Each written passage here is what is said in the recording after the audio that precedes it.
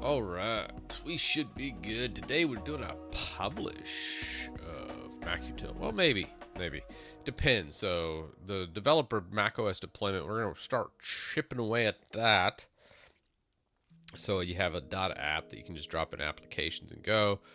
I was looking at the app permissions and developer licensing.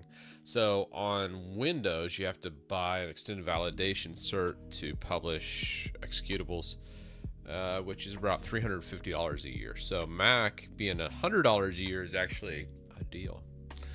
The cool thing is, since I've already done have an independent company registered through a bunch of legal entities, you have to have Dun & Bradstreet registration, some other stuff to actually publish as a company. I've already done all that legwork for the EV cert, so technically the Mac cert should be considerably easier. I went ahead and filled out my application, sent it in for macOS development. To do the binds. I imagine that'll be pretty easy. Yes, thanks for the sub, man. 21 months. My goodness. 21 months. That's crazy. So yeah, it'll be interesting to see on the coding signatures and those types of things, what happens on the Mac side. Technically, I think it should be more streamlined though. Like the Windows counterpart, it's pretty and gross in comparison. Like I hate the EV certs, but the EV certs you can't even do signatures for Mac using that, which is weird because I paid so much money. I think it's around $1,300 all said and done for the EV cert for the Windows counterpart. Linux doesn't do anything, so you just hit publish. So that's the beauty of it. So Mac looks like a good middle ground, I guess, for this, but time will tell. Time will tell. I'll probably do a video at the end of that once I figure it all out. Morning, Dan. Yeah, Linux doesn't do anything. I think you can do code signing in Linux, but for the most part, nobody really cares or watches it. The EV certification for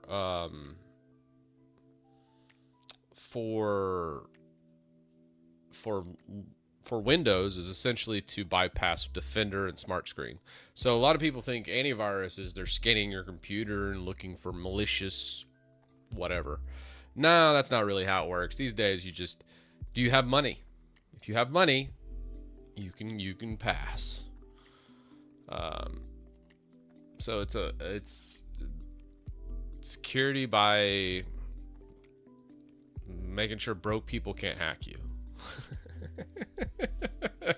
That's Windows in a nutshell. You don't have to worry about broke people hacking you. How about that? I'm not kidding either. Like, that is straight up how it works. Smart Screen essentially is, are you a registered business? Did you buy the extended validation for $1,300 for 3 years? I guess you could go month to month or year to year for $500 a year. So save $200 by going 3 years. What a deal. But that's how you bypass Defender and all of them, is you just pay money. It's extortion. And that's just how it works. I will say, a lot of people are always saying Mac's the most expensive, but from the look of it, the extortion fees over here on Apple's side is only $100 a year. So cheers, Apple. You're not the most expensive.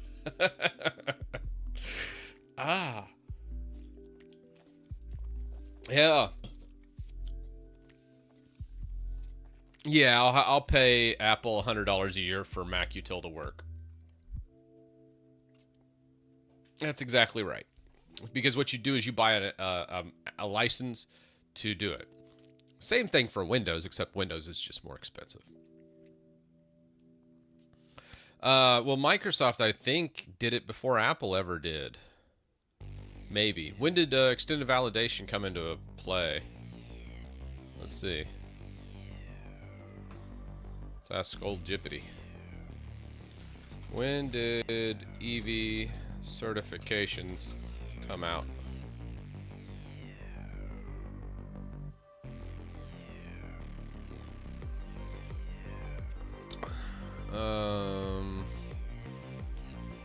Code signing certs.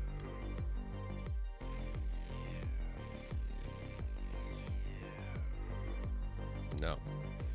Code signing EV certifications came out when?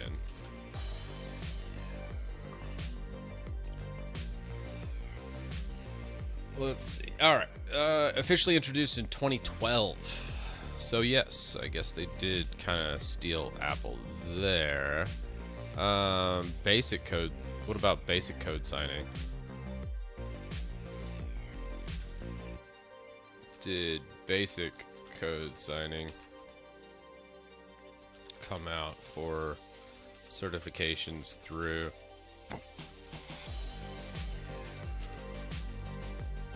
Typically, it always goes through Komodo or Sectigo, or however the hell you say it. When did those come out? And they came out in 2008. Okay. Basic code signing certs are kind of OV certs, otherwise known as. They're basically worthless now. So they used to be pretty affordable. I bought one in 2008. No, 2020 actually.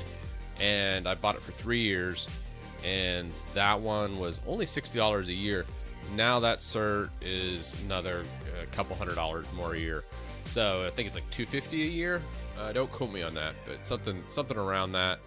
This is when all this happened, and it requires all code signing to now have a hardware-backed storage security, and they raised the rates just to stupid levels.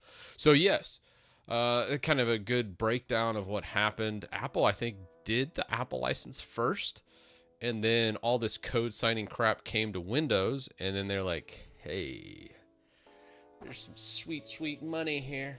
Let's go. And then they started charging more and more money, and now it's at $350 a year. So essentially, it's cheaper for developers to develop for Mac now. That's crazy. That is absolute bonkers, is it not? Sasha, how you doing? Started playing with the codeine is fun. What's codeine? Oh, someone from YouTube chiming in. I never see YouTube visitors. Let's see. Or sometimes YouTube's probably like, dude, I just sent a message to you last stream and you just missed it. This is true. What is codeine? Is a prescription opioid? Oh no, codeine. I started playing with codeine. Oh.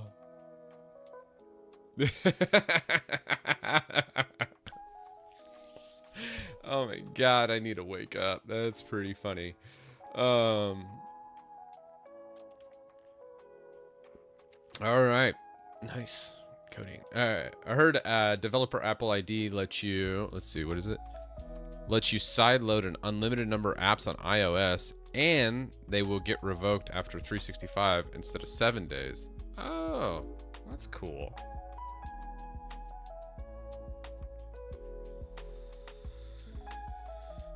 It's a Go code med. Oh, okay. Chris, are you codeine dreaming? I don't know what that means. I just know anytime I've ever tried codeine in the hospital or something like that, I throw up. I'm real nauseous to opioids for some odd reason. Anyways. Autocorrect sucks. I meant to say I started learning how to code scripts. That's awesome. See, that's scripts are so much fun. Like automation is just a blast. That's like the thing that is great. Let's see. Did this refresh? Fresh. God bless YouTube's live streaming. Your chat, bro. Google. Like, why? I don't even know. Sometimes I'm like, why does Google even try anymore? Sweet. There we go. I see it now. That's funny. It's like, one of these days, Google will get their live streaming stuff fixed. But until then, Twitch is a first-class citizen. Wait, Coding Wonders was in chat? Where's Coding Wonders? Oh, Coding Wonders. saw that you made macUtil in F sharp. Why that instead of C sharp? This is a great question. Why did I do that? I think when we were looking at it yesterday, Coding Wonders, this is kind of funny. Yeah. I was looking and I was like, what else can we possibly get to #1 rank on GitHub? We got PowerShell taken care of as a language, as the #1 project. How can we get macUtil to a #1 in a language? So we looked at the language popularity, and all the way at the bottom was F sharp. I was like, sold. All right, we're making a GUI with F sharp. All right, let's go. So yeah. So that's, I think, why we did it in F sharp. So we can just be like, possibly get another one. How cool would it be to be like, I have the #1 project in 2 languages on GitHub?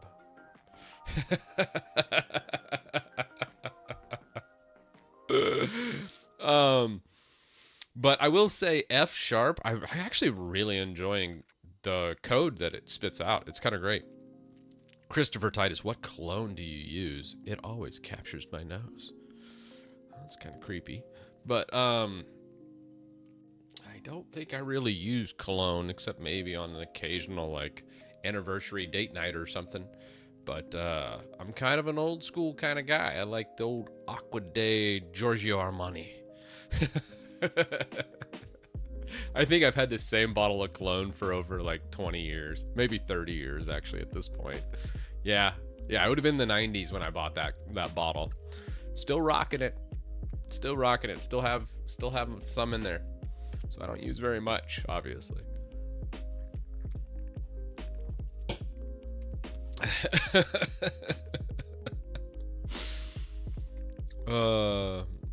Yeah. It's forever ago, man. Yeah, I don't like a lot of, like, I mean, honestly, shoot, if I remember to put on deodorant, it's one of those things. But I do shower every day, so there is that. It's not like I've gone full like Asmongold or something and gone troll. Well, my wife wouldn't let that happen. She'd be like, no, you need to go shower. You stink. I love her to death. She'll tell me the truth. Gotta have someone like that in your life, I gotta tell you. All right. Where do we want to start today? Thought sysadmins only use deodorant. Well, most days. Let's go number 3. Open us a folder. Actually, pinwheel of death there. Go macUtil. All right, a couple things that I kind of want to do.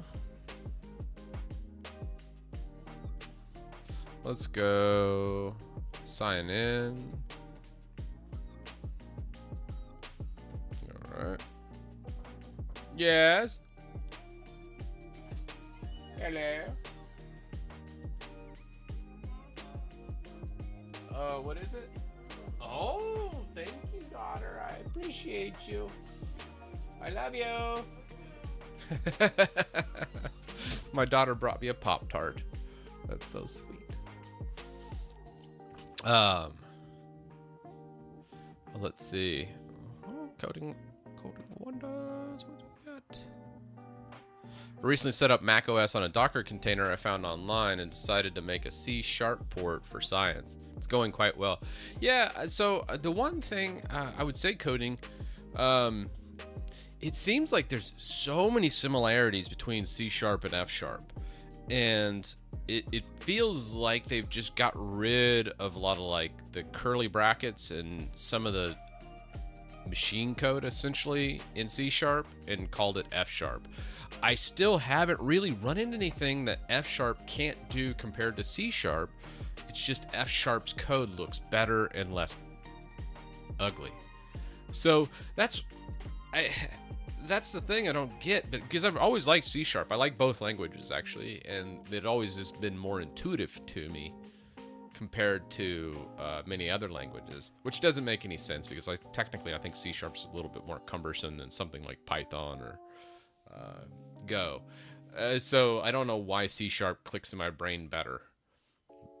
F# though seems even better. So I don't know. I think I really love F#.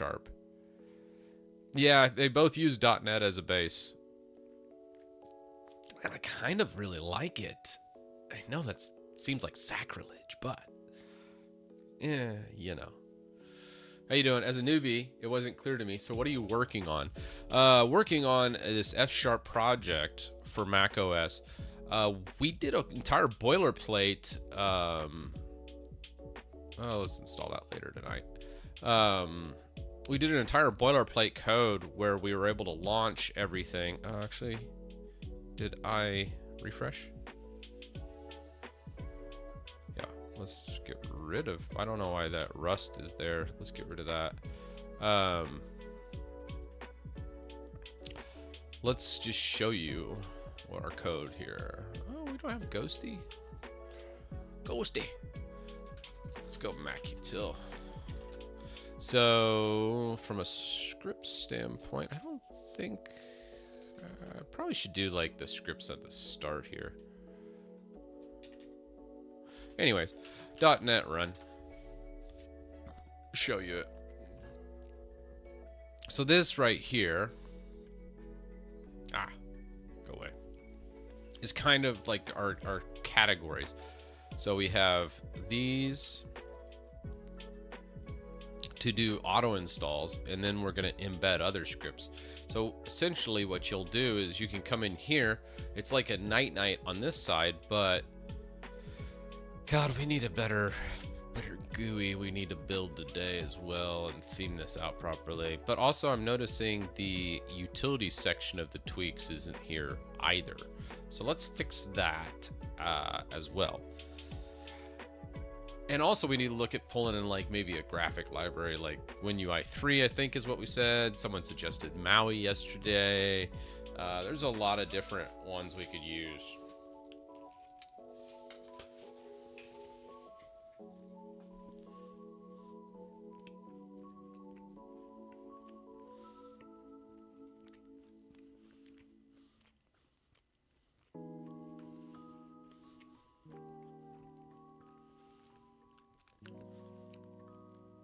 Ahmed, you're not wrong here.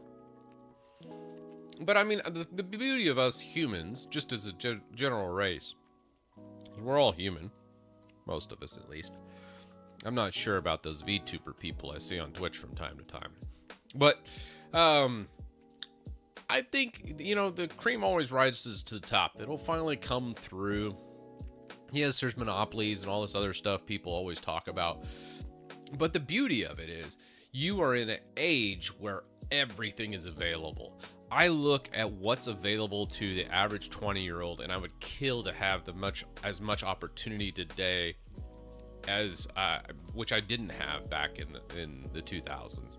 So there's such an easier way to break through now, both with you have an entire marketing arm through social media that you can use to promote your own independent projects, and you also now have just a whole array of operating systems that are actually pretty mainstream: Linux, Mac, Windows, and you have an infinite amount of knowledge at your fingertips for free, which is kind of insane. So, like, I mean, it's kind of crazy. It's amazing how much you can do today. Like, if there's anything from this last stream where we created the project using freaking Sonnet, you know, Claude 4 or whatever, it's like, holy crap. It's insane. We built that in 2 hours. And technically, shoot, you could almost distribute it. It'd probably be better than most Mac applications. I mean, maybe only charge a couple bucks because it halfway doesn't work. But we may fix that today.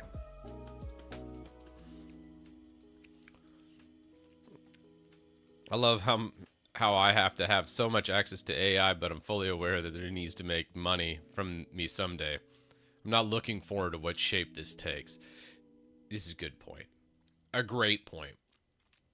It's free right now, but it's very much following the Walmart model. Get everybody hooked, get everybody high on the supply, and then charge money.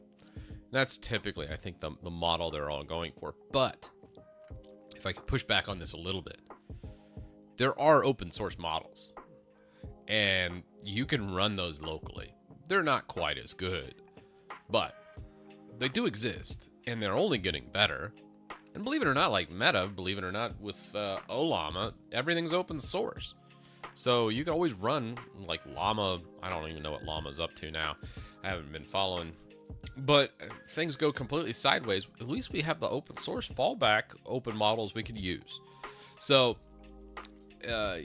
they're maybe not as good, and there is a hardware investment there, but you can run everything local. So it's not like it's just going to disappear one day or get charged $100 a month, or God, isn't Grok like $500 a month? Or what's the other one? Devon? Isn't Devon's like hundreds and hundreds of dollars a month? That's crazy. But I'm just kind of excited. I think it's cool. I mean, and most of it's hype too, so it's like, who cares? I do need to add like a bot to chat. One of these days. One of these days we got to do the bot to chat.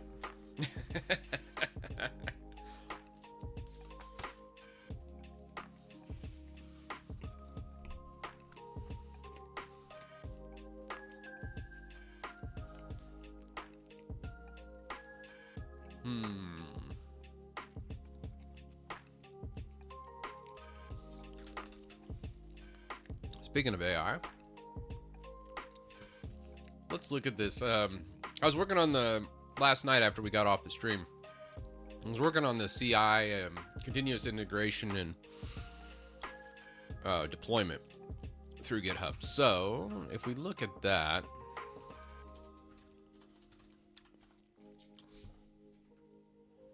let's go actions.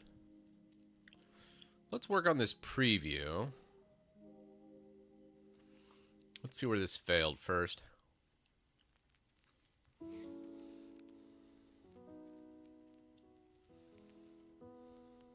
Oh, wow.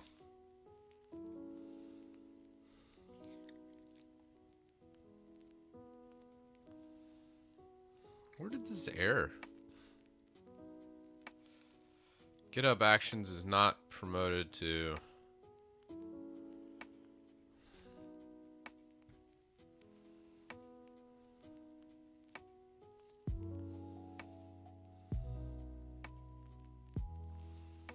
All right, so steps for GitHub Actions to create a pull request. We need to add that in.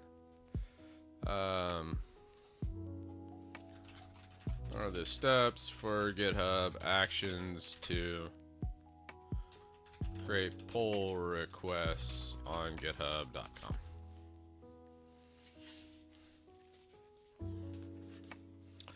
Yeah. So, Dork, actually, I ended up this morning before I jumped on, I went ahead and submitted for a developer license and got all that going. I also read through the documentation for the building of the .app. It looks pretty good, so it should be pretty nice. Once we get all that going, I don't know how long it's going to take because they do need to authorize my business, and I have to pay them the $100.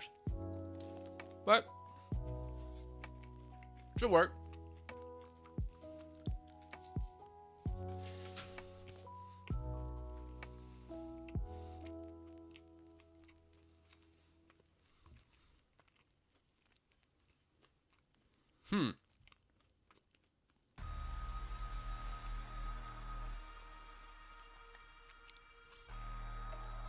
Actually,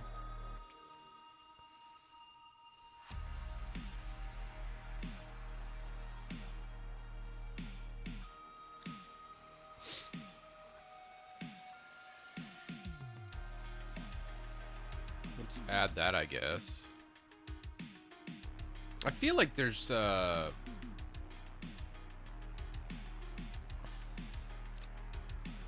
I don't know why that didn't take. Oh well. Let's go. Workflow run, workflow dispatch.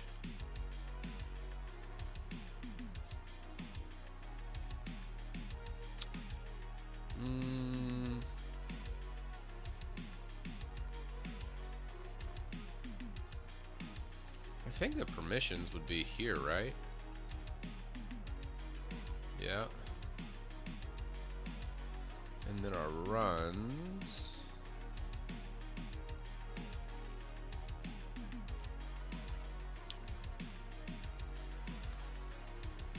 Okay, nope. Need that permissions. I don't know why like Mac is alert delete button.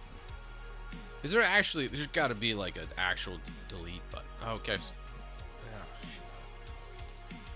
Permissions. Description not allowed.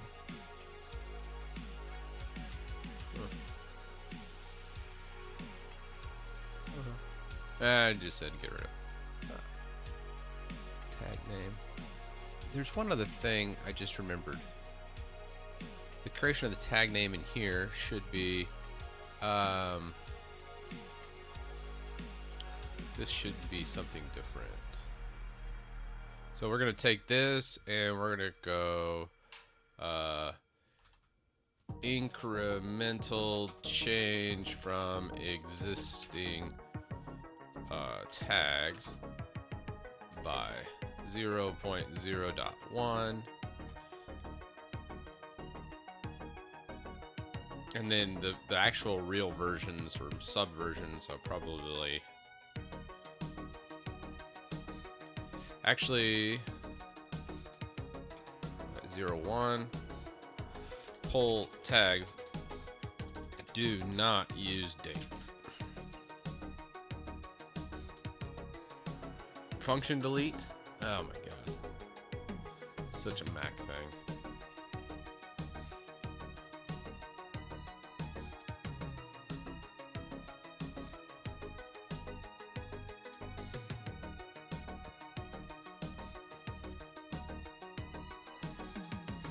Whoa, that seems like a lot of code.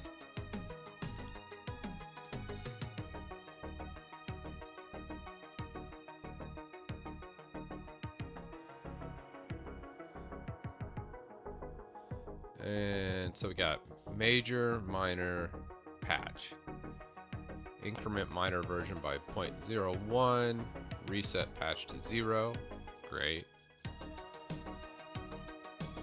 Alright, yeah. That looks good. Keep. Cool. So that fixes that. For the preview over here, I think there was something else.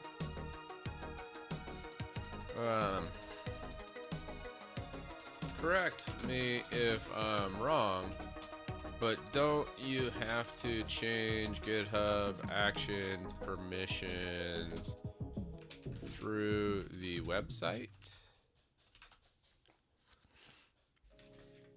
I can't remember.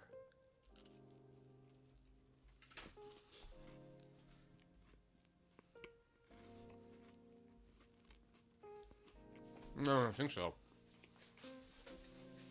Yeah, I'm becoming a full-time streamer.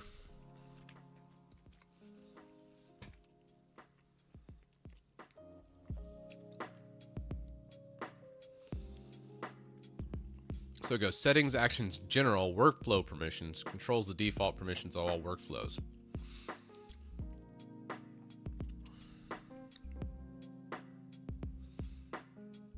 So the YAML can restrict or specify the permissions for the particular workflow, but they cannot exceed what's allowed at the repository level.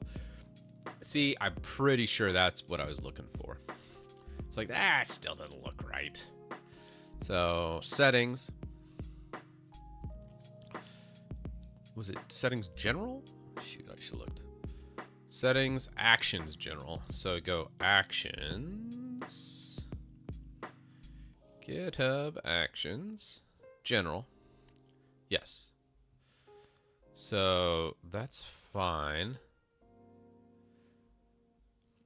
Require only for first time. Workflow. Permissions. Read and write. Yes.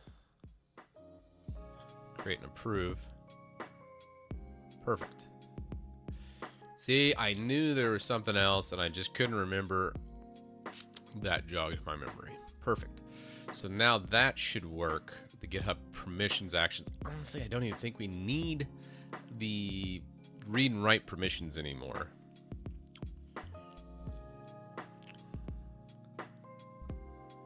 Yeah.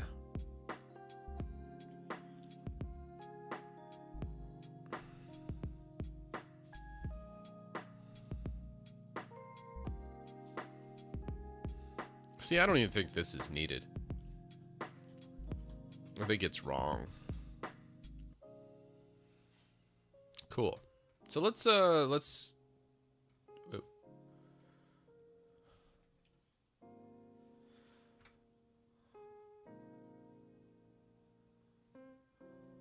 Well, actually, hell with it. It's fine. We're just gonna leave it.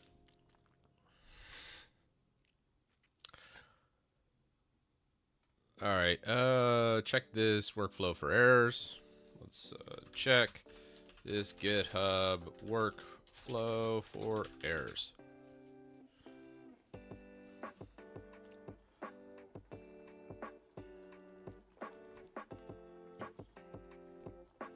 MacBook is targeted for kids, which make no sense on how good it is for a dev environment. That's true. A lot of people asked me today on my video. The video didn't do great, but it didn't do terrible either. Why Mac? And I was thinking about this. I think there's a couple different reasons. First, battery life and portability of the laptop. Amazing. World class, #1 by a mile. I think that's pretty self-explanatory. Software packages that I couldn't do in Linux. Specifically, Final Cut Pro and Affinity Photo. 2 world-class pieces of software that are essentially Mac only. Affinity Photo can work in Windows pretty well, but I just really, really hate the development workflow for Windows. Like, I don't even know how you could be a professional developer and use Windows. It's to that point. Like, Windows is just an objective. And take this with a grain of salt, too. Like, Windows is the one operating system I know the most about. I literally have an entire alphabet behind my name from certifications dating back to the 2000s. And I got my start with Windows Server 2000. So for me to say this, it's pretty damning of Microsoft, but it is a terrible development environment when it comes to developing anything. Yeah, there's WSL, but it's not great. It still feels awful compared to using Linux, actual Linux. Like, if you don't know Linux, WSL is great. But if you know Linux and you're in WSL, you're going to get aggravated pretty damn fast. And you're going to go, I should have just used Linux. That's what you're going to say that. So I really think between the two, and to add a third feature here, sorry, I had to go on a Windows tangent there. When I go to my job, my day job, I plug into a dock, and the portability and flexibility of Linux going to multiple different docks and hardware compatibility list, it's much smaller than the Mac and Windows counterpart. They just don't work as well because things are just not tested for Linux in mind. And you have to make sure, hey, this dock will work with Linux and have that replicated across other places. Linux can work very well in a lot of dev environments, but or in a lot of environments, just period. But you need to make sure that the hardware is compatible where Mac and Windows just has an easier time because everything's developed with those in mind. So for that, it would make my work life a lot easier when I go into my day job. So that's kind of my thought process there. What is going on here? All right, so release is found. Curl downloading binary for tag. It looks like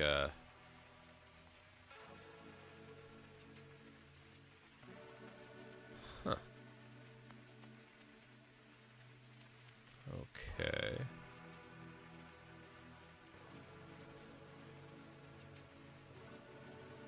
Oh.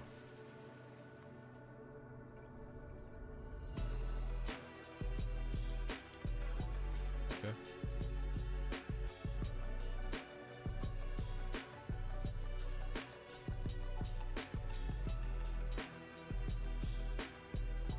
Let's try that out.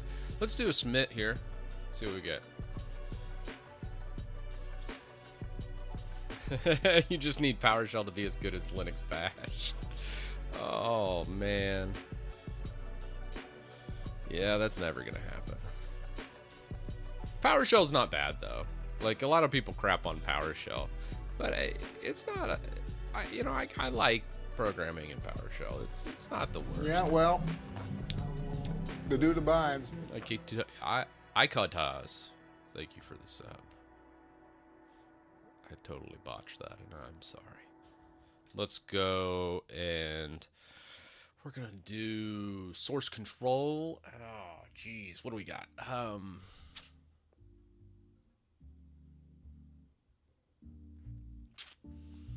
just say update workflows. GitHub workflows, I swear, it's always just a matter of, okay, let's update this and let's see how it does. And then it's like, nope, that didn't work. I wish there was a better way. I'm sure there is, I just don't know it.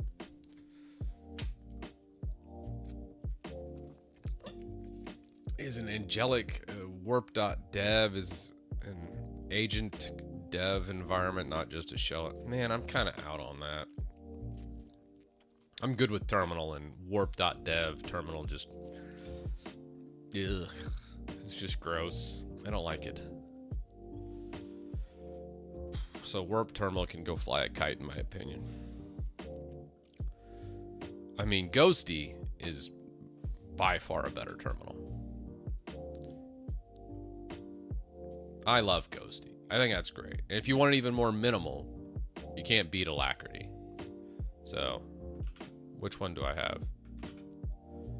Yeah, Ghosty's my default right now for Mac, but Alacrity, also very good. I love Alacrity. Unable to load the specific LGS nerd font, fall back to Minlo. Alacrity's not working for that. Huh, really? 1 second.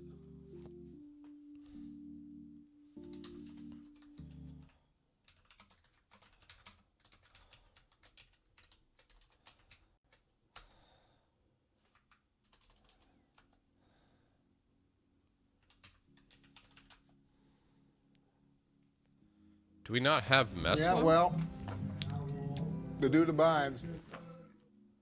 3R, thanks for the sub. Where the hell's our Meslo? Whoa.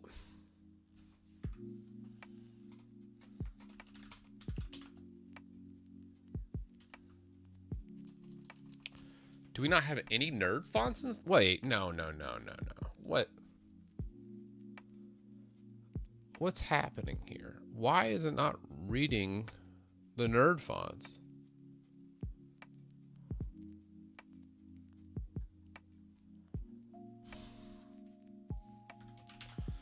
What?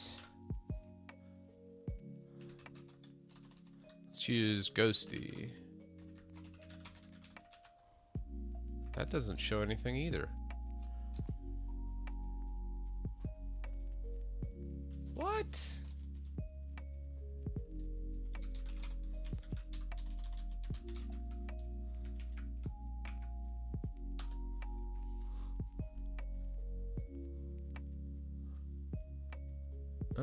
Normal, regular, Meslo, LGS. Yeah, that should work.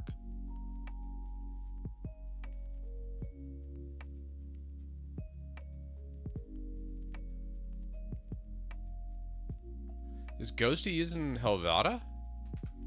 What the hell's Font Book app?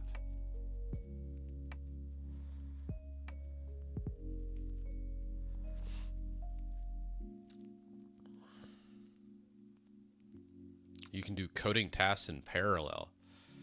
Like I don't know. I'm a simpleton. I like to just have my one thing. You know? Oh man. Yeah. So please try it if you use Claude Code. I don't know. I'm a very much like a single, like, put me on one thing and go. I've used JetBrains. We have nerd fonts installed. Somebody said Font Book app. Check that out. There's a built-in Mac app that shows what fonts you have installed. That's so strange. JetBrains nerd, don't by default. Remove don't.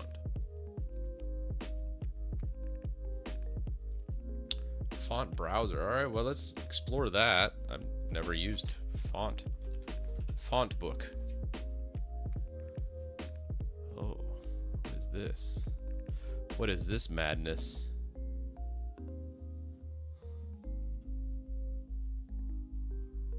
All right, there we go.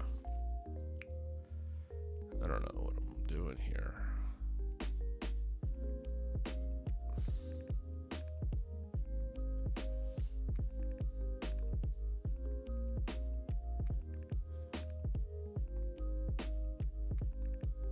What?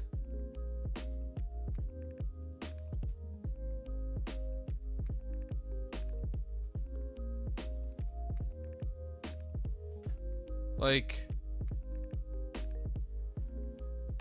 where's my Meslo? It's not there.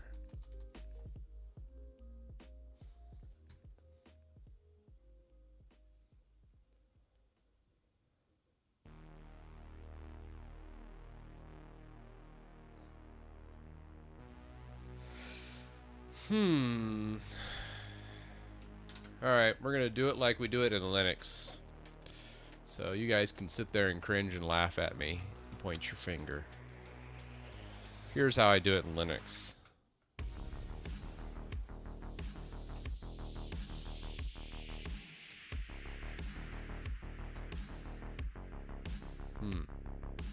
Okay. 1 second. Highlight. Seems to be whatever. We're just gonna copy it.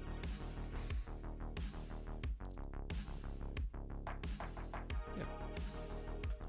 1 second. Alright. Copy. So if I was in Linux, how I would do it, because it's the right way. Show some hidden files here. I go into .local, and then there'd be share, and there'd be a fonts folder in here. There is no fonts folder. Where the hell does Mac put its fonts? Oh, let's see that FC list again. System library fonts. Okay, well, fine. We'll go there. So we'll go Mac, System, Library, Fonts. That looks like a good spot to drop a crap ton of fonts, does it not? Let's go. Paste.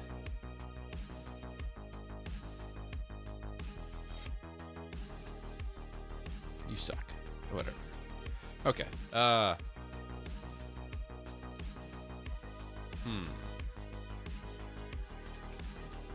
Where the hell is those, where does it mount the stupid network folders? User library fonts? Yeah. Well, we can just CD into it.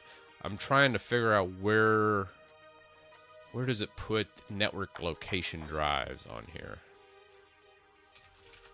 No, damn, there's no USB. Okay, man. Where to mount those?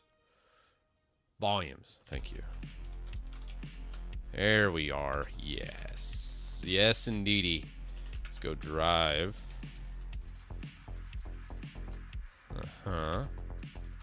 Video.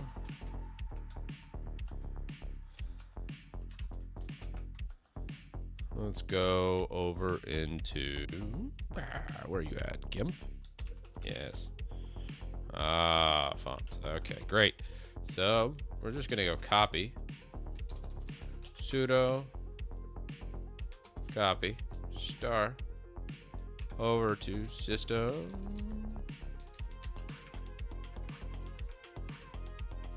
Why is that autocomplete? System. Libri. Fonts. Nope. Eh.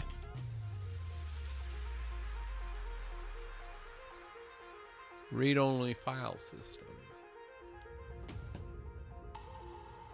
Okay, we'll put them in library user fonts, right? Yeah, we'll have to use the user font folder. So from here, we should be able to go library fonts and then just paste. Okay, that seemed to work. So then on Linux, we just go fc cache verbose full and go bloom. Now, if you go fc list grep meslo.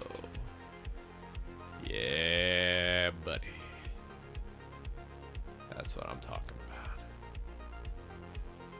Now, I still don't think that's gonna grab the font style exactly. It looks like it reformatted the fonts to be NF instead of nerd font spelled out. So just Meslo LGS NF. Huh. Okay. So if we launch Alacrity now, yeah, still no love. That's okay. We'll go nvim.config alacrity toml. So what we'll probably do is just like a substitute here. Let's go substitute Meslo LGS nerd font mono with Meslo LGS NF. Based on the FC cache, I'm thinking that's probably the right way to go. So we'll do a global replace of that. And the only reason I'm saying that is if you look at oh, oops. If you look at the Meslo here, it shows the colon after the TTF file being Meslo LGS space NF, and that's it. So it ingests the font differently than how Linux ingests it. It's kind of weird, but let's see if that actually fixes it.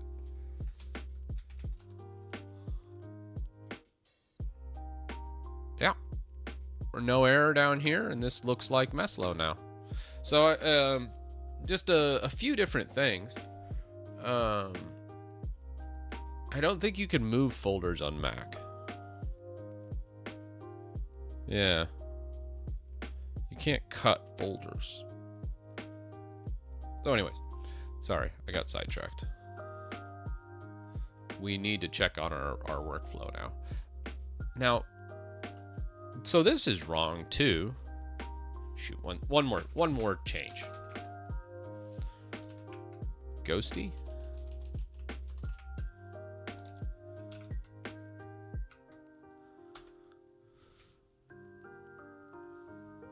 Huh, okay. Let's just fix that real fast. Let's see if Ghosty changes. What do you think? I can't tell a difference. I think I changed it here under the settings. Oh, no, maybe not. Whatever. Anywho, it's fixed-ish. This is get JetBrains?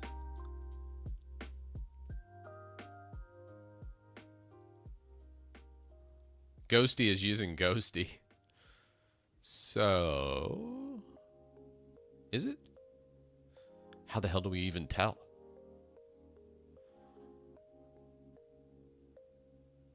It says terminal font LGS 16 point.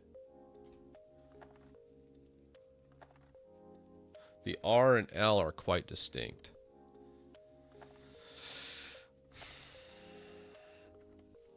All right. Well, anyways, it's good enough. It looks fine. I think we're gonna just roll with that. All right. So we got our preview. Let's see how this run went, shall we? Yeah, you can move files in Mac only by using the move command in terminal. There is no cut command in Finder. I forgot to mention that in today's video. Like, what the fuck? Come on, Mac.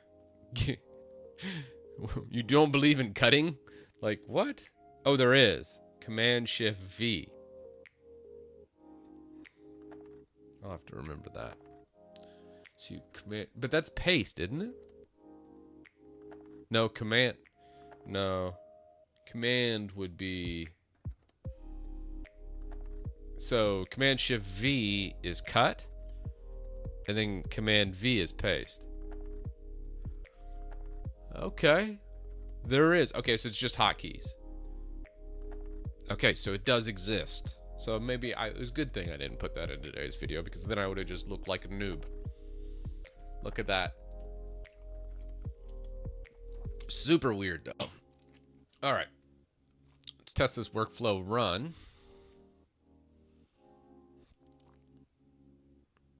15 minutes ago. Update workflows.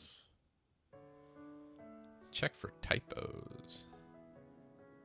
App manifest embedded. Should be embedded. Really? Embedded should be embedded. And this is app manifest. Let's see. Let's go back to our files. And then embedded.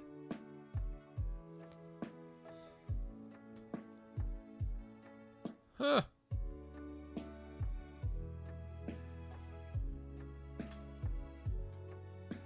Let's save that. Spell check. Fix. Push that out. Just so we don't have that workflow fail. Okay, it looks like that workflow just failed from embedded. Everything else looks fine. Let's go to other actions. We're going to run that. I wanted to try this preview command again. Oh, before we try the preview command, though, I need to update the preview command because I think it was using some old stuffs. Let's see. So we got the checkout. We got the workflow run for the tag. Okay. Set branch environment. What environment are we running on here? Ubuntu. Okay. This isn't going to work on Ubuntu. Does... Shit. I'm glad I checked this. Does GitHub Actions have a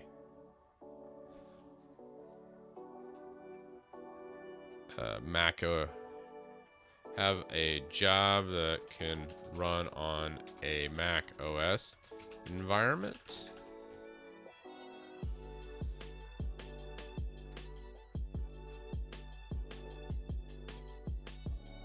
Why do we need workflows? Workflows are good for minute details. This specific workflow creates a GIF,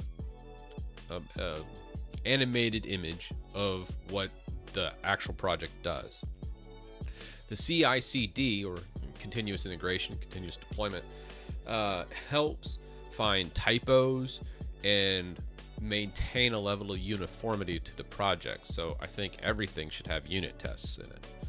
And there's also linting and many other aspects of it where we clean it up.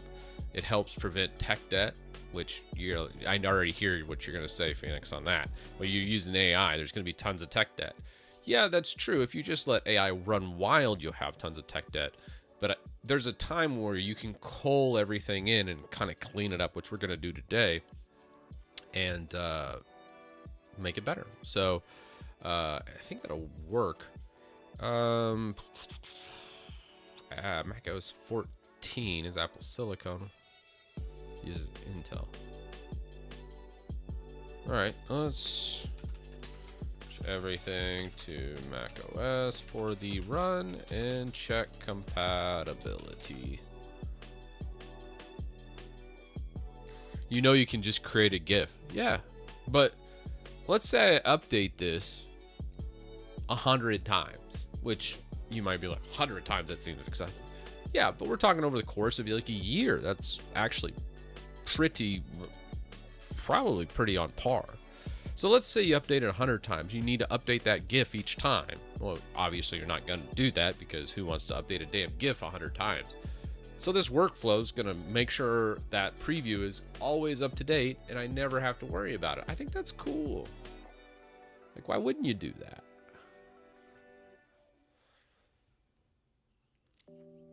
You know what I'm saying?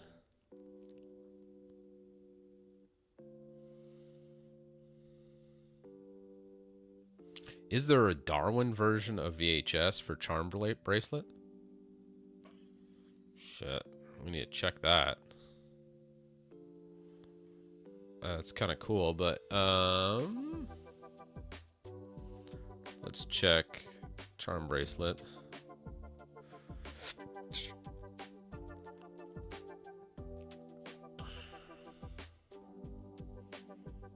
Let's check our releases. What versions? Do they have a Darwin?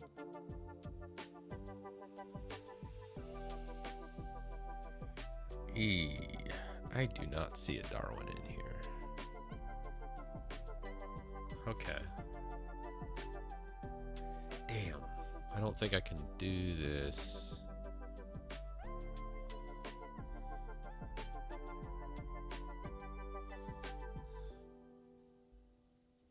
Oh no, it does.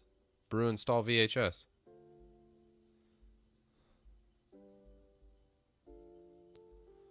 The release is wrong, but it does have VHS on here. Okay. Let's clean that up.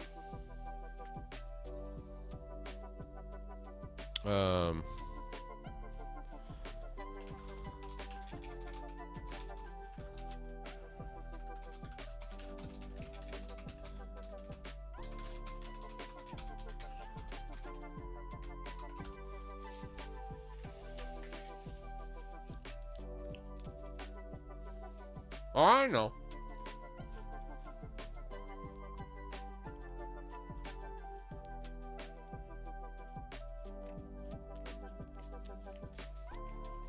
Yeah, I agree, Breeze. Let's go macOS latest.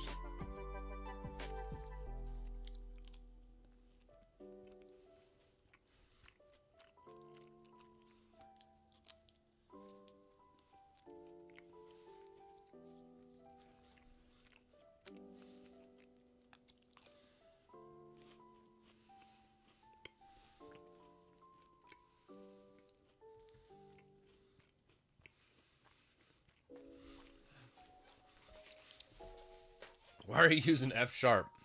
Why not? I think AI is amazing. It's just so much fun. But I can't wait to see what kind of trouble I get in. That's the even better thing. change that. I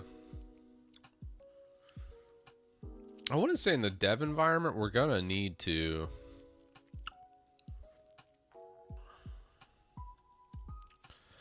We are going to need to change a few things here. Instead of 14, I agree with you. Let's go latest. The other thing I kind of want to see. Got dependencies. So it's trying to use Homebrew here, but I don't see where does the Mac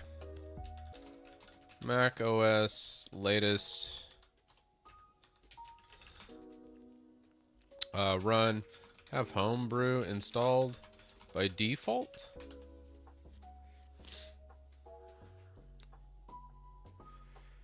Oh, dude, I've seen a lot of AI slop PRs on all my public repos. Agreed. There's definitely a ton of slop out there. But I think it's important if you can review the code, you can actually get some really great ideas from it. You kind of have to clean them up. And that's what we're doing today, is kind of cleaning it up so it's not slop.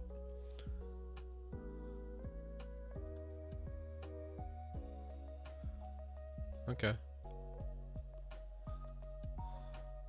Both have Homebrew pre-installed. Okay, great. All right, great. I think all that's good. Let's run this workflow. We're gonna update to macOS. Commit. Actually, before we do that,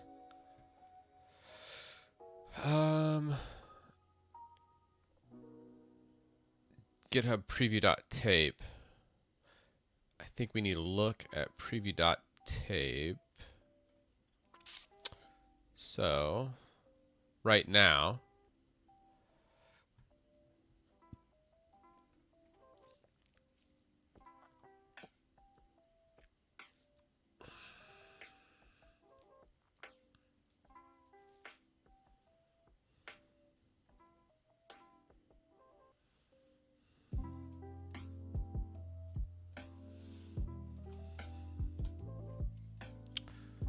we're not going to do that. There's no search command.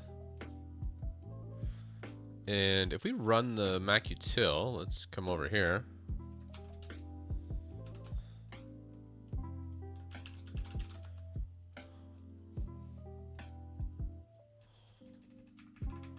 Arrow keys do not go. We don't have anything there. Okay. So we're going to change this tape just a hair. So these left, right, all this business, no bueno. Sleep 2, sleep 4, enter, should be fine. I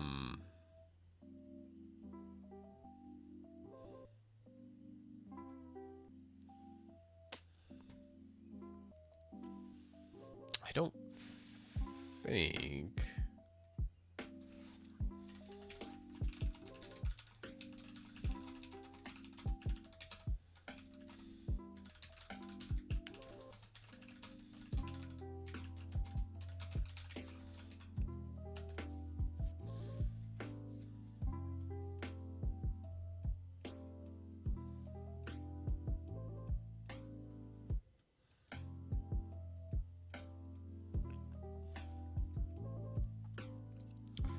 okay, screenshot based documentation.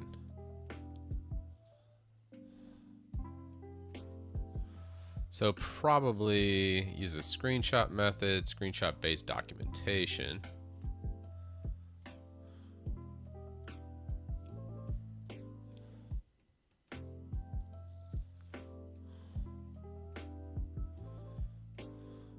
Oh, it's not gonna. CLI mode doesn't work.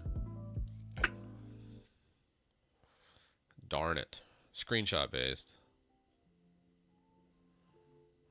Yeah, this whole preview is not going to work. Because we're going from a CLI to a... And it's not going to have a graphic interface. So this whole point of me doing all this is just pointless. Oh, dang. All right. Well, that was fun. Delete. And this is why you should have more coffee before starting a stream. Oh, sad face. Oh, well. Were we using the preview anywhere? I don't think we were.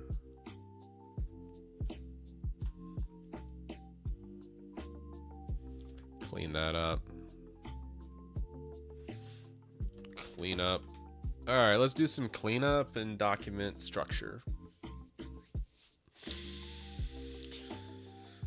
All right. That's fine.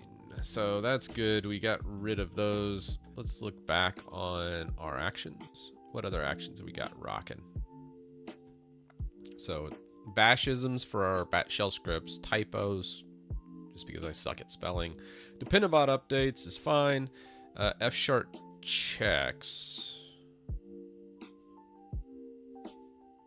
Let's run that. I don't think it's ever been run. Oh, we don't even have a manual trigger. This is broken. All right, well, F#. All right, that's fine. Triggers. Add triggers. And manual run.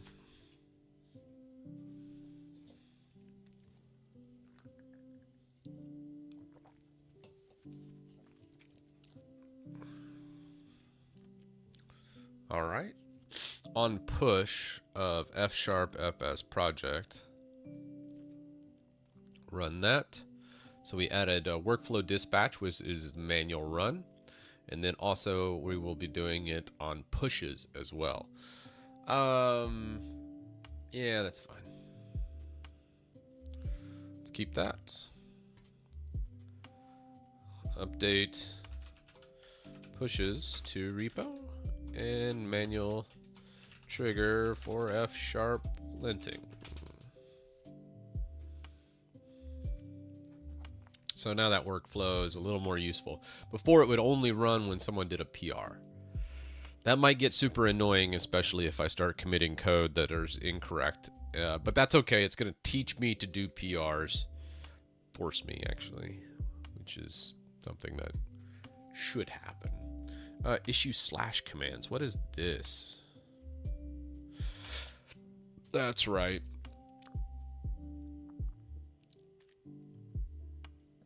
/ commands were for mods that are listed. The release does the release, which we've already tested.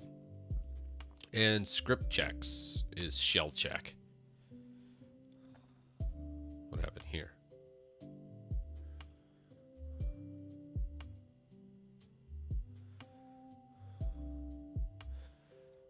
If not directly, not indirectly with raw output. Check exit code directly.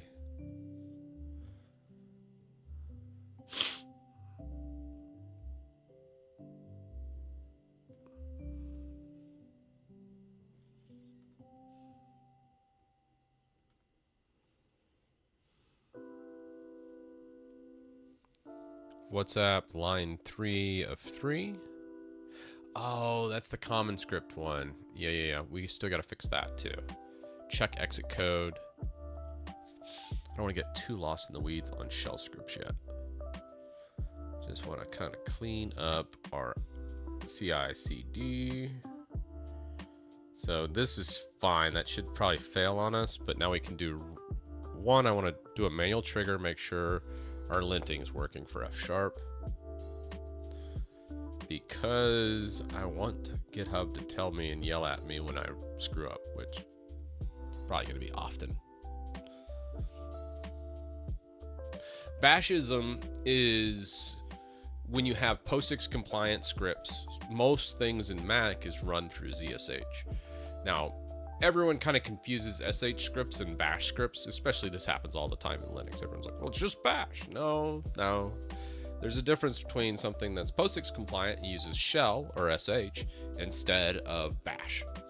And bash has a different syntax. You can see this through if statements. You can see it how it sources. When you go source and then the file name, well, that's a bashism, where that should actually be a dot space and then the actual file name to source it.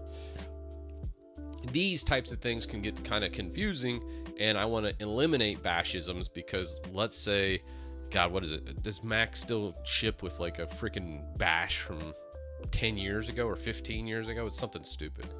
So I think it's even more important in Mac OS to not have bashisms and make sure everything's shell compliant and POSIX compliant, that can just run on a basic SH. And this just shit didn't work either. All right, great. What is this? .NET Phantomas.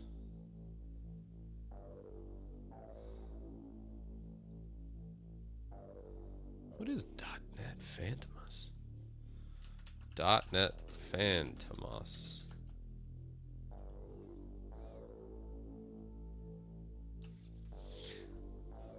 How do you do formatting checks? Like, Cargo Clippy that does the formatting, or Cargo FMT? These are all great things. Explain how to check formatting in F# using .NET from the CLI. Okay, so you use the F formatter tool, but first you must install the F formatter tool. So you do .NET tool space install space -g Phantomas, or install it locally on the project. Oh, let's just do globally so future .NET projects will get it like that. So I've never used this before. It's kind of cool.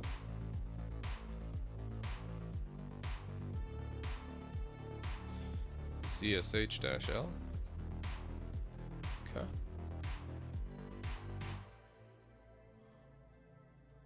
You can add it to the current session by running the following command. Okay, yeah.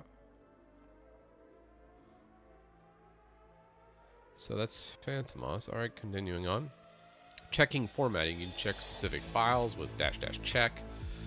Checking an entire directory with -- check and then that. Check all F# files recursively. -- check command will return 0 if everything's formatted, or return Xcode 1 if any files need formatting. Oh, that's cool. So I'd probably just take this.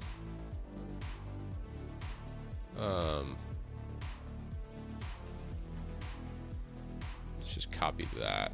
Let's try it from the directory. I don't know if it'll work from the root directory because the root of the .NET project is the GUI. So that'd be kind of interesting. Could I execute the specific because the file was not found? Yeah. So, let's go back a directory. Dir. Okay, cool. So instead of that, let's just try this recursive check for F# files. I feel like that's sufficient.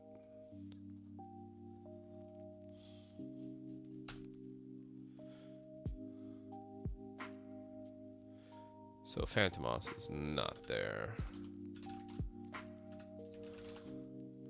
And it's not there either.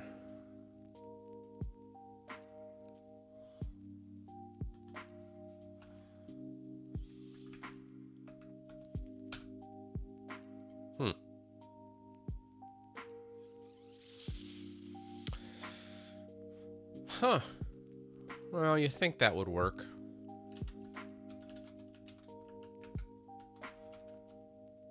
Yeah.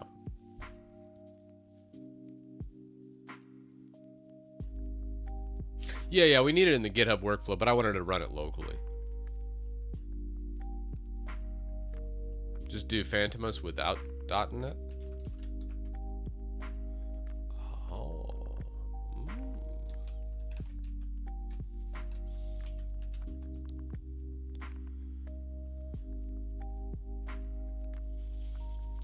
Yes.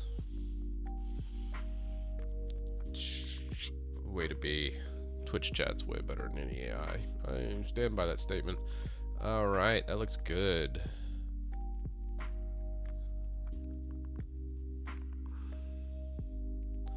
So for this,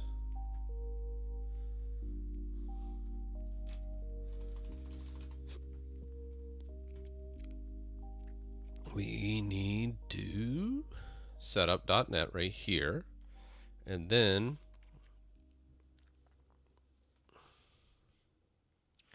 we need to install .NET Phantomus. Nope. But we'll just do this right here. And grab it. Yes. Oh no, I actually did. I had an actual sandwich. But I will take this naked with me. I love you. So believe it or not, I actually did today. I was good. So true. I love you. Alright, so let's set up the Phantomus install here. We're going to add this step right in here. Add Phantomus to a step. And we definitely need to source that. Instead of SSH, let's just do the export path, which should update our path. And export path after install. Then I think that should be fine.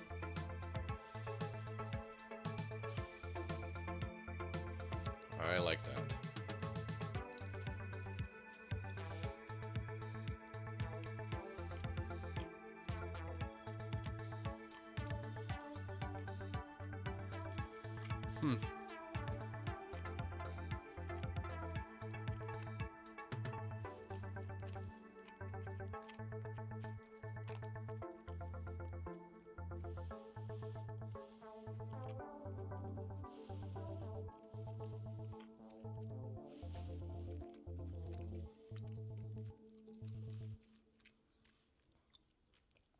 All right, let's try it. Update formatting. Let's just make sure when F# code gets submitted, it immediately runs a linting and checks to make sure, hey, is this crap even formatted correctly? Is it good code? Just a sanity check, really. It helps a lot on PRs because then some people don't even run this crap and then submit like things that just break. And that's just no fun. That's just no fun for anybody. All right, so let's go back here. Go into our actions. So this is the update format. It looks like it already ran. That was pretty fast. Oh, that's just typos. Okay. Typos. Let's come back to actions. We're going to go to F# checks. That did run.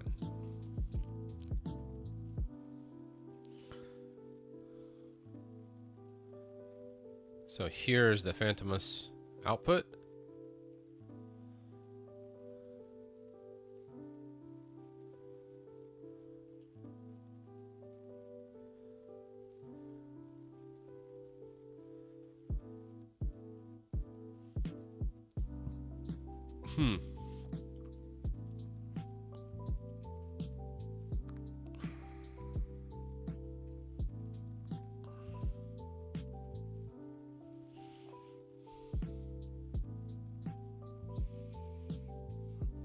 Build succeeded. Check formatting. Boom. Phantomus check. Okay. So we have the build looking for errors and warnings, and then we'll also have the formatting checks. I feel like that's good. So I think that's going to be a good guardrail for us as we go. Speaking of the C# port, I kept wondering on it and made a draft PR. I think it'd be interesting to look at. Yeah, sure. Dan. Good code. I thought this was a Chris Titus stream.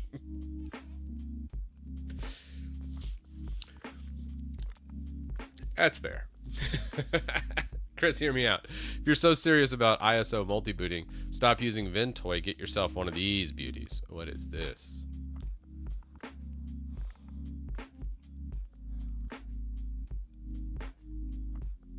Made in Korea. USB 3, HD, solid state drive, virtual. That's kind of cool.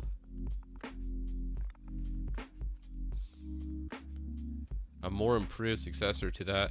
Just carry that around in my wallet. It's pretty neat.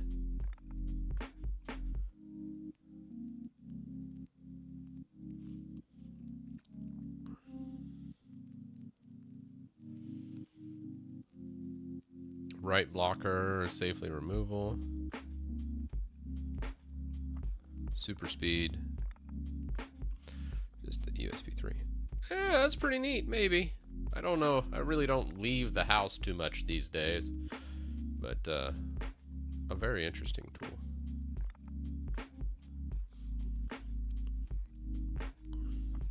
I don't think I can handle going back and forth between a Mac keyboard and a normal one. I'm old. Man, Prof, I feel that. I actually used one of those little fancy... you see all the programmers use them, like all the fancy, like, 2-button thing. And I think I'm just an old man. Just give me a regular keyboard at this point. Like, the dual... one, I have too many setups everywhere. And I don't know, man. I think somewhere in my brain, I just hard-coded QWERTY standard keyboards. Just standard, 105 key, ANSI, layout, keyboard, offset. I understand the benefits of ortholinear and the concave and the tactile feel and then going super fast. But I'm a simple man. Just give me a regular old keyboard and I'm fine.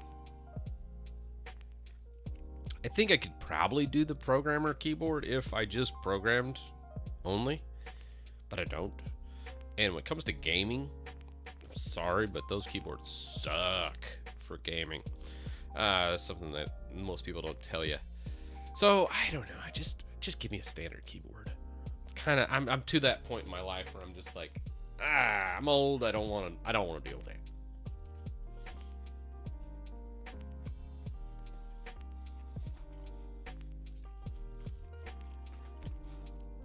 We need to bring back the pull-up redemptions for sure.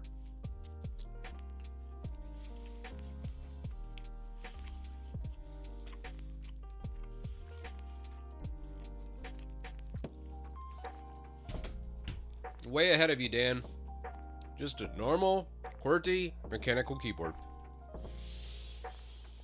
Now, I don't like the clicky switches just because they're so damn loud. So I go with tactile. I think it's like tactile quiet or some crap. I forget what color it is.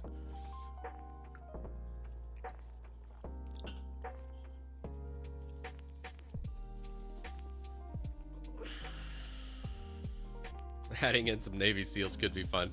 Agreed. I can do a crap ton of pull-ups now. Last month I did Murph and all that, so I can probably do...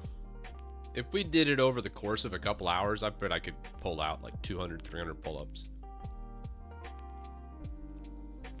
Oh, yeah, let's check it out, Coding Wonders. Yeah, you know, membrane keyboards get a lot of hate, but I'm with you, man. I feel it.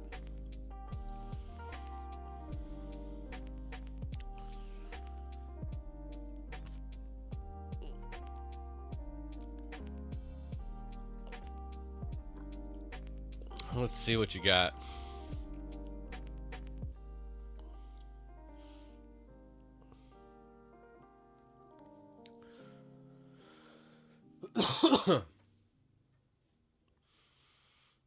So you just ported it over directly to CS.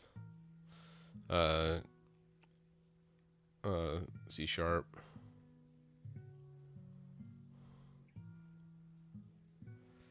Look how much uglier C sharp is, though. Like, just take, let's go to the services. Script services right here. So look at how this is.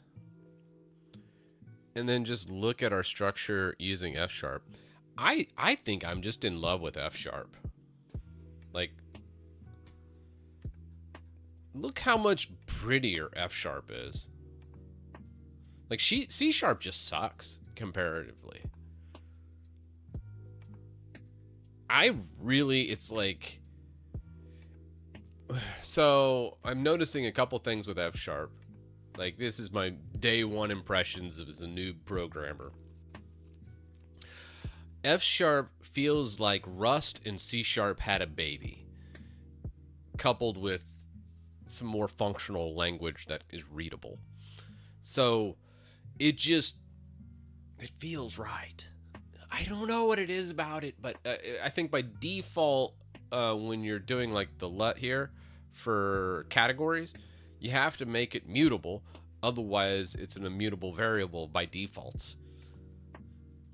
And there's no stupid curly brackets everywhere.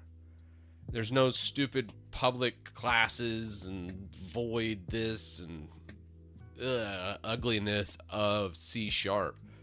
I think F sharp is probably one of the best languages that just flies under the radar and no one uses. But look at this. That's super readable. Now, look at the C sharp counterpart. Look at it. Look at it. It's gross. Just brackets everywhere. Public static void. Like, ugh. God, it's just hideous. Or when you look at the F sharp counterpart, and it's like, let's see, how many more lines is C sharp? Because I know it's more. 262. Now, come over to F sharp. It is 208. So there's like 60 lines of just machine code BS blown in here that just makes it way less readable. And that's just not as fun. So screw C sharp. I think I'm going to rewrite everything in F sharp going forward.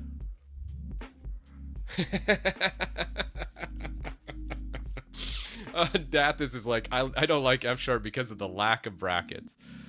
This right here, Titus, this is Stockholm syndrome. That's just, you've been held captive and held back for so long that you just have to have that. To me, I think F sharp is the best language in the world based on my rudimentary understanding and using it for a couple hours. I don't know. I really, really like the no brackets, the more just streamlined nature of F sharp. It feels right. I can't tell you any more than that. Is it a better language? Yes. Yes, it is. You should use it. Is it a popular language? Absolutely not. And it's .NET based, and no one uses it. And if you probably GPT it, it'll probably say it's some kind of functional used for blockchain BS or some crap, or financial models or whatever. We can use it for everything, though. F sharp is the future, even though it's 20 years old and no one uses it even still.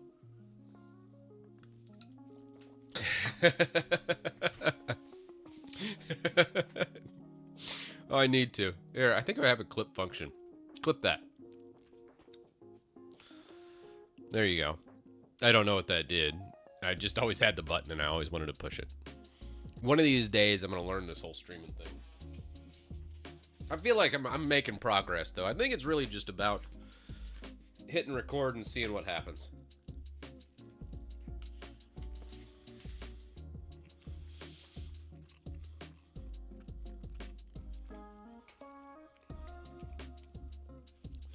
Have you used Golang or Rust? Yeah, so Linux utility was built in Rust. Rust is kind of a wild name. It's very much like when I said it was like F sharp or C sharp and Rust had a baby for F sharp. The reason why I said that was there's a couple things that I saw that were like Rust. First, everything's immutable by defaults. So you have to make variables mutable if you're going to change the value. That's very Rust-like. And the second thing is, as I was reviewing some of the code, which most of this code is just boilerplate from AI, there's a couple things that kind of stuck out to me that was very much like Rust. Like the pointers, which I'm probably using the wrong terminology. Please correct me. This is very Rust-like at the end here. This in Rust usually is like returning a value or dealing with some kind of pointer. And again, I'm a noob, so this is just my basic rudimentary understanding of it. And that's why I kind of said that. And I really, really like this syntax. So for me, it's just like, I think any programming language can work for whatever you're trying to do, but find one you actually like using and then go. So I really like aspects of C Sharp, but I never really liked the how you do namespaces and the classes and all the brackets everywhere. There's a little bit too much machine code. It feels like F Sharp strips out some of the things I didn't like about C Sharp, but while keeping a lot of things I did love about it. Rust, there wasn't very much I liked. I gotta be honest. When I was using Rust, or trying to use Rust, I should say, most of it was just public PRs that I was like, okay, well, this works. The thing about Rust I absolutely adored was Cargo.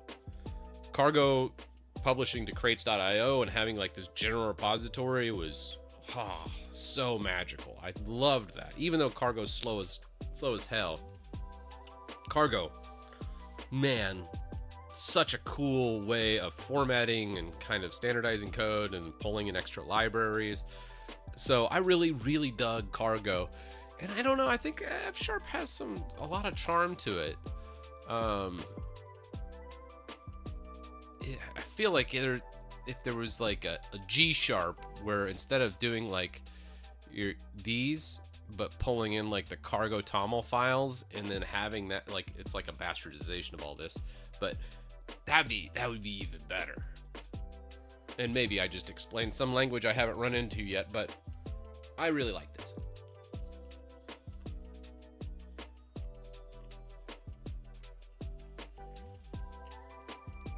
I don't think it's indentation sensitive. I could be wrong though.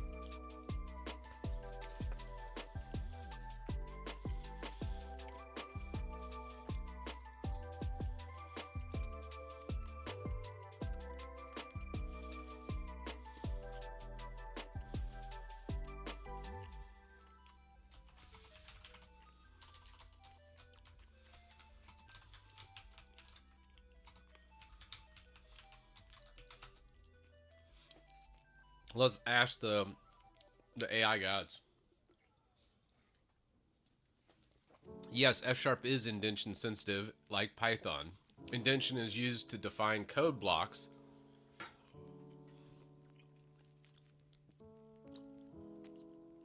Is used to this shows you how much I know. Structural indentation. F Sharp uses indentation to determine code structure instead of braces. Okay. Consistent indentation is required. All code at the same logic level must be indented the same amount.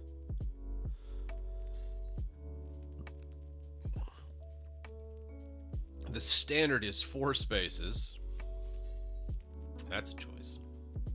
So the community standard is 4 spaces, but you can choose your indentation level based on project. Phantomus enforces this. So how we set up Phantomus, unknowingly, we have that in the workflow. This ensures consistent indentation across your code base, proper spacing and formatting, community standards of formatting rules. I know I hate YAML, but I don't mind this. I don't know why. I feel like I'm just such a hypocrite right now because I like to shit all over YAML every time, but I still like this. I still like it. All right, looking at your script, I see it follows the F# indentation, blah, blah, blah. Why it matters for your CI. Yeah, we already know. Okay, cool. That's very cool. Alrighty. So, without brackets, how would you define the code paths of an application with indentation? We did that already. And the answer to that question is, how did AI do it? Let's see.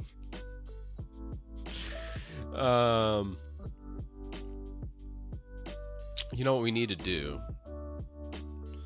Someone was talking about this earlier, but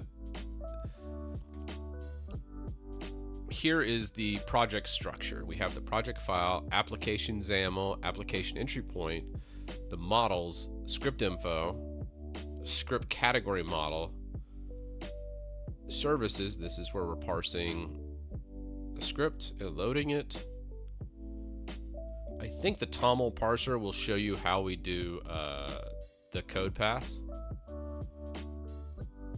because we'll have to parse that, although we embed all our scripts in this project. So we use an embedded, if you look at the FS project file, you'll see exactly how we do it in the embeds, because we switched from loose files to embeds after we figured out real quick that, hey, that's going to be problematic on Mac for distribution. So let's check TOML parser real fast and go into services, and oh, TOML parser's not even there. Crap. All right, maybe it's in models then. No, that what am I thinking? No. So that's not it. Script service.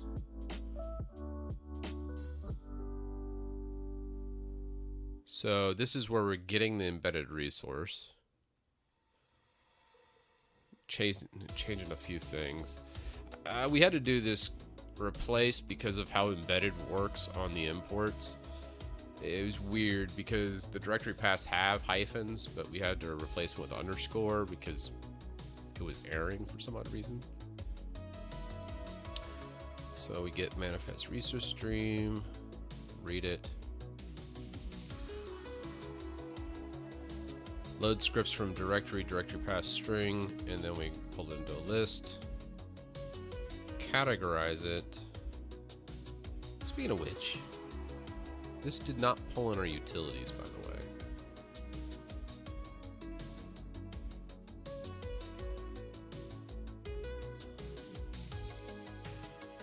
Then load all scripts, directories, run script. We need to clean that up just a hair. What's our view models look like too? So we just kind of hacked this together.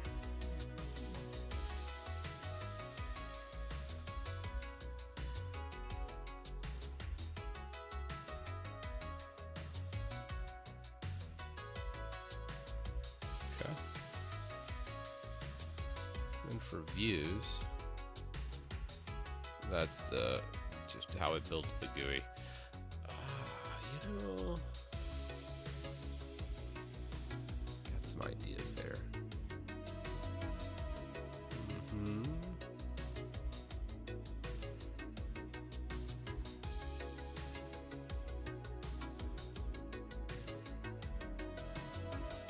And then I manifest the rest. What's the program FS look like?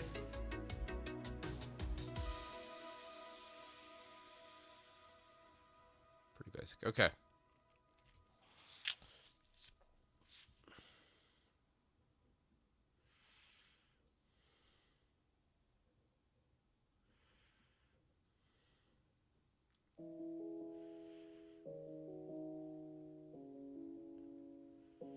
What do you think of Swift since you're on Mac? I don't know. I haven't messed with Swift at all. I think I'm gonna stick on. I think I'm gonna stick on F# for a bit because I'm really enjoying it right now.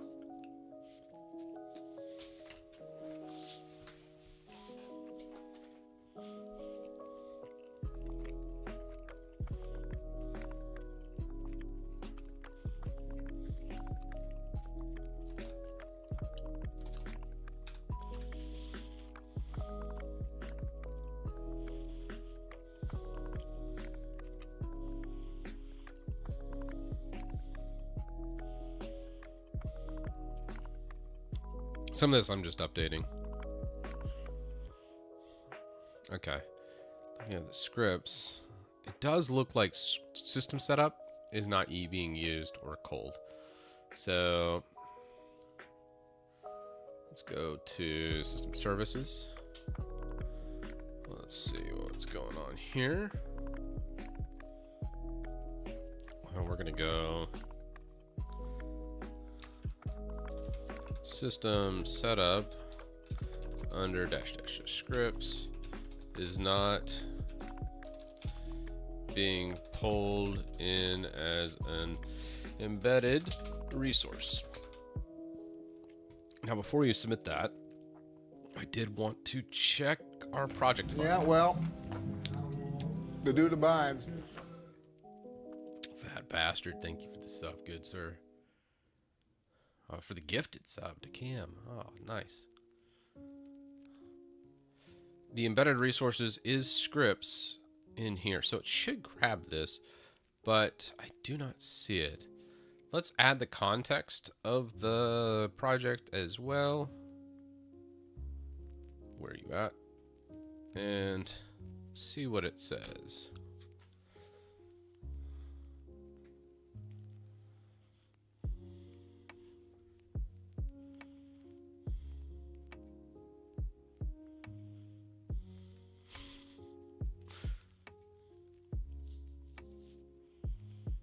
Okay.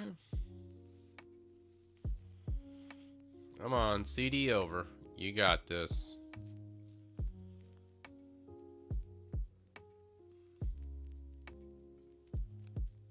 That's still gonna work. All right, great.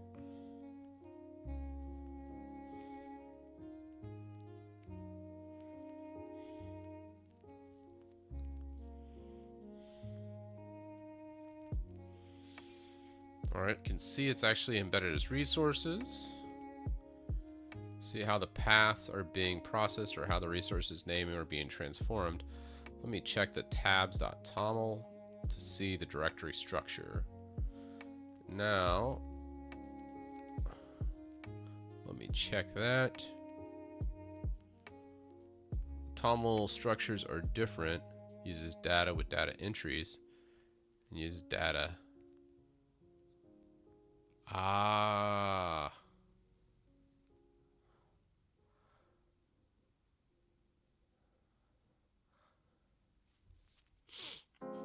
So if we look at the applications, TOML data. Oh, okay. Data with data entries here. So just a little bit different. System tools. Perfect. Keep. Then if we build it again, it was just a TOML. It wasn't actually a coding issue. It was just a TOML was a little off. So now we should have system tools. Perfect. Let's look at a couple things. First off, we got our formatting, we got that going.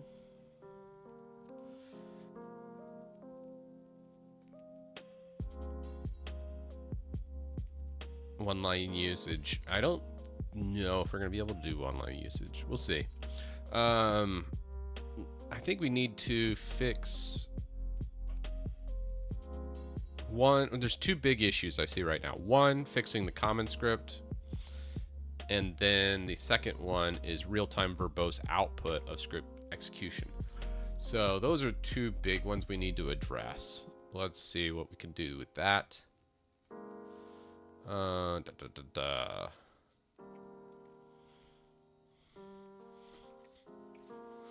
Probably the best way I can think of for the common script. Let's just grab Alacrity setup.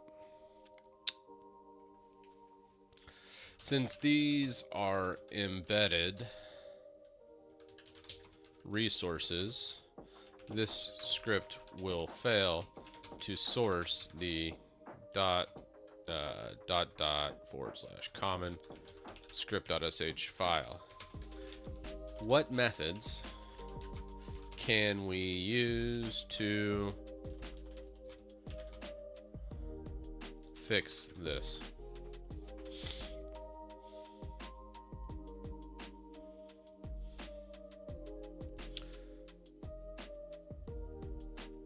I can see that you're trying to source the common script, but this will fail because of an embedded resource. Yes, that's what I said. Let me examine the common script and the overall structure and understand the dependencies better.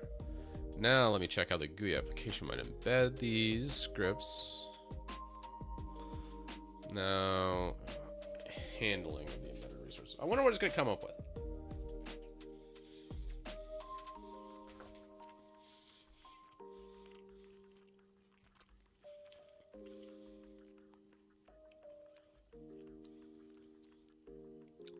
Ah, gross. No.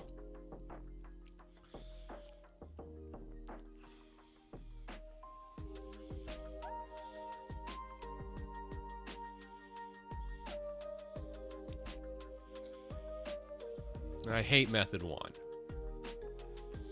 You could create a build script that automatically combines common script with each individual script. Modify the GUI to inject common script. Okay. Obviously, I don't want method 1. Method 2 might be okay. Or maybe do method 3. Let's see. So the script generation would change each script, but it would automatically build them independently. Kind of like that. Modify the GUI to inject the common script.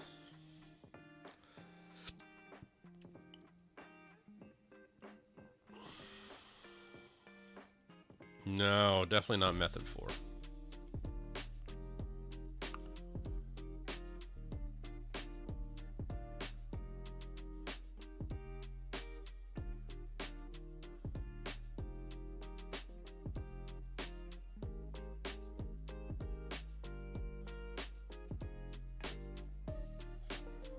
Yeah, so... Well, 1, let's undo that. Yeah, undo. Yes. It's absolutely silliness.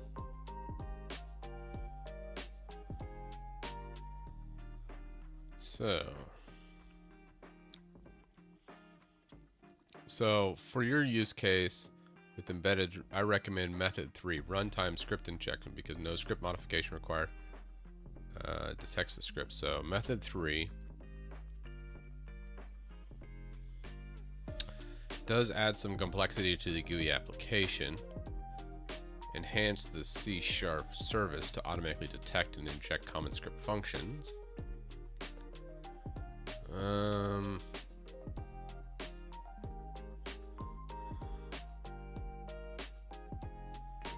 Yeah. Okay. So method 3, it automatically prepends the common script content when executing scripts. Okay, let's do method 3 and see what that looks like. I think I undid method 3. Reapply method 3. The dude abides. Jack, thanks for the sub, man.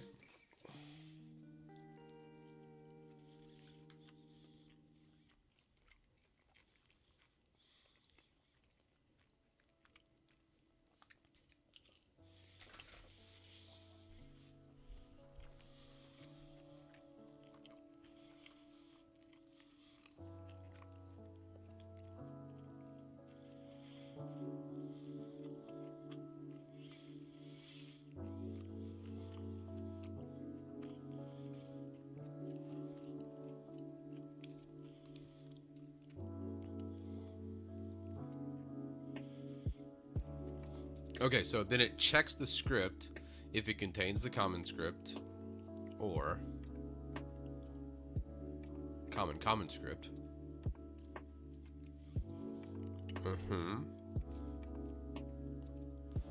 Then it needs to strip out common script, replace, trim,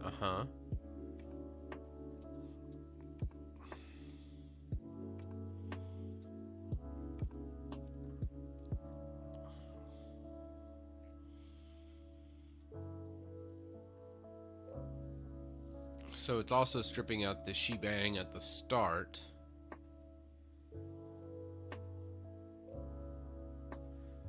And then embedding common script functions.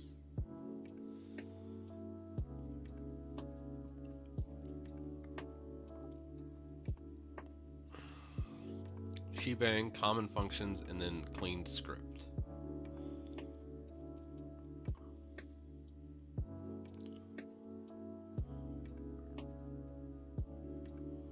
Kind of cool how it's grabbing those. Let's see what the next one is.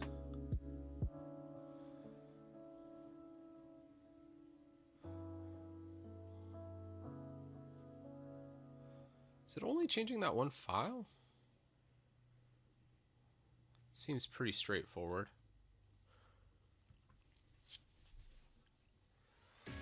That's not too bad. Now let's run it and see what we get.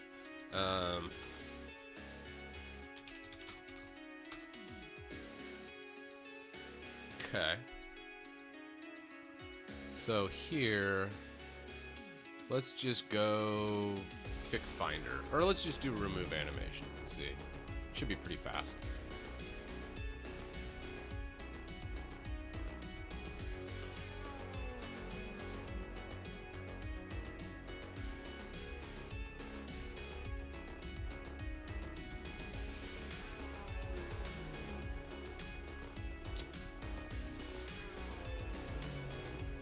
Did not find that, so...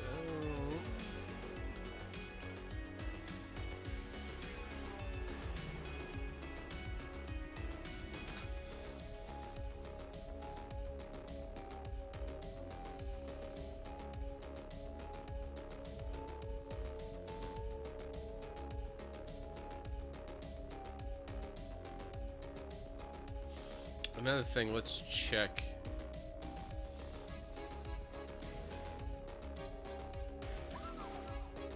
That's weird. Install the SDK. I didn't realize we didn't have the SDK.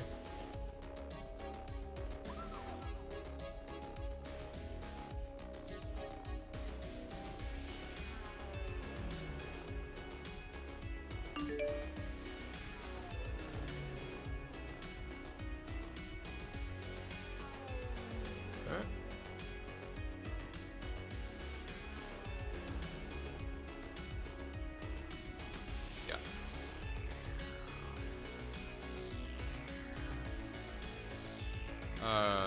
We'll rerun that 1 second.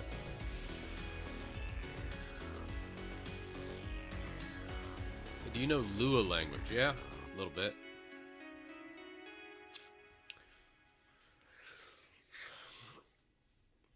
Call myself a jack of all trades, master of none.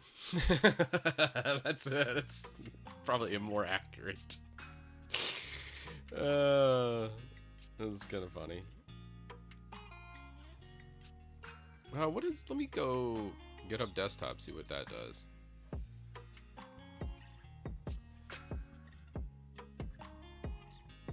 Common script not found in embedded resources there. Interesting. Okay. Let's also grab that too. Let's close this. I think it might have been running in the background and causing issues. Let's try to rerun.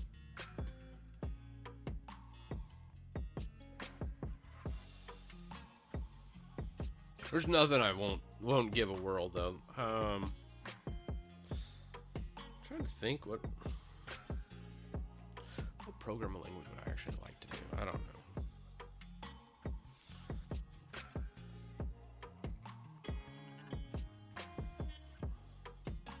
I need to buckle down and actually just build my own. Alright, let's close this. What is happening? Trash. Just trash it all.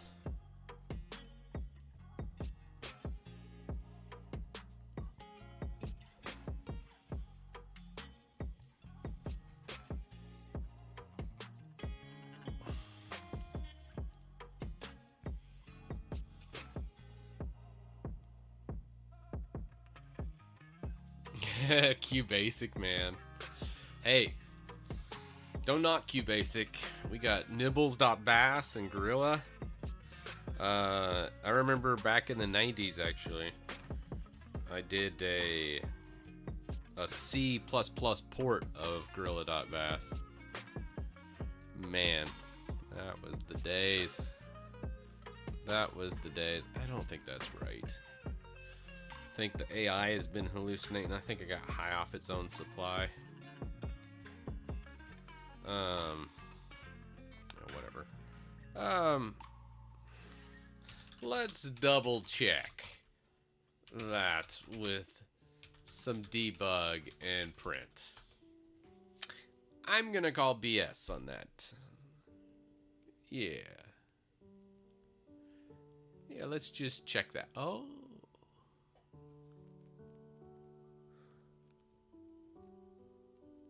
Yes.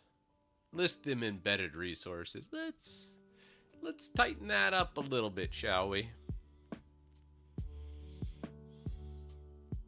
Now, you're going a little overboard. I really just wanted a list.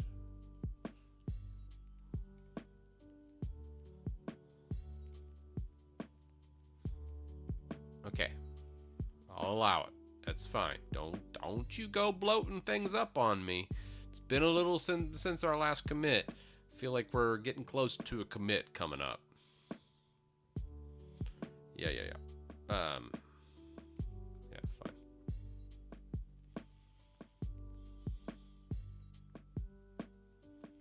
Okay. Now let's see that output. No. You still got a CD, or you can do a .NET and just specify the project file. Whatever. It's never gonna fix it, but whatever. Alright. I noticed that CommonScript is available through that. Okay. Yep. Let's see. I knew that was wrong. What else did you find?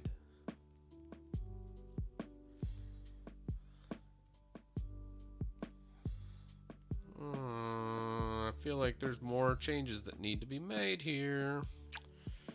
As that was the old one. It might be bouncing back and forth.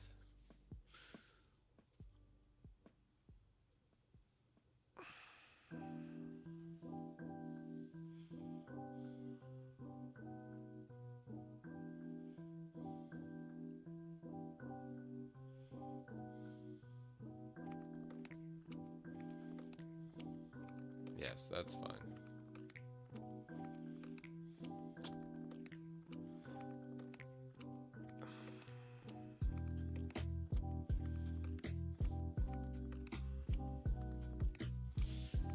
Let's keep the list.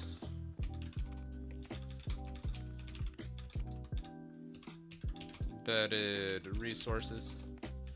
Just to make sure we are referencing these files correctly each time. See the location if they change on different script runs. I don't know if that made any sense.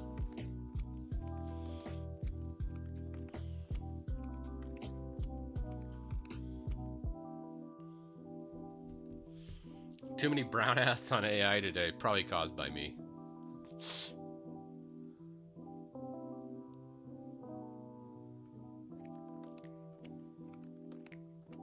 Okay. That's fine right there. I like that. So let's do the build. I just feel like when we're doing these runs,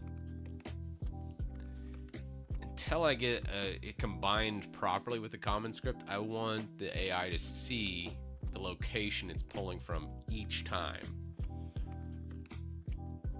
Because I have my doubts about this solution. So.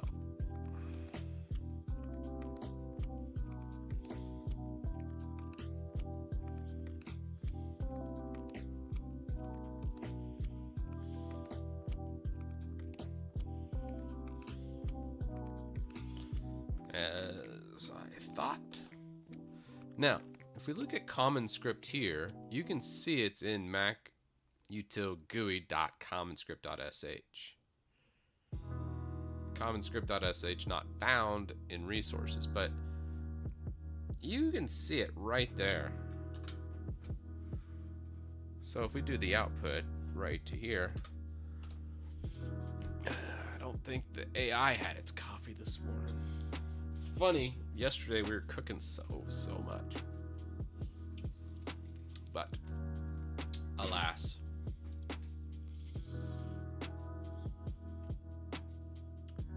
Now, I remember that hyphen getting changed to an underscore for a good reason. Don't remember what the reason was at the time, but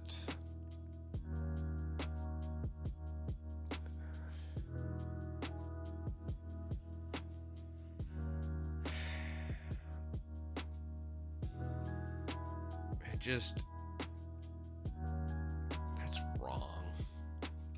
That's not gonna do anything. I think it's just delusional. So the weird thing is underscore hyphen underscore hyphen underscore underscore hyphen. If we look at this, the scripts have hyphens and the directories have underscores. Underscores are specific to the spaces. Let's just explain that to this before it does a crazy build or anything. Looking at embedded resources, I notice that the directories have underscores and the scripts have hyphen. Does this change impact this logic?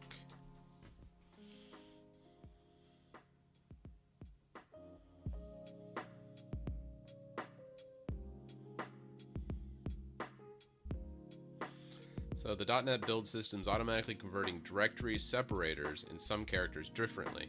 Let me examine the embedded resources more carefully to understand the pattern. From your output, there's that. So this pattern appears to be directory names, hyphens become underscores. Yep. This means our current logic is incorrect. The issue is when I do a get embed resource, the pass, like application setup and tab underscore data, the directory part needs to be hyphen to underscore, but the file name part should be kept as hyphens. Let me check this by creating a more sophisticated resource conversion. Yes. So we could see that logic here, and we fed it to old AI here.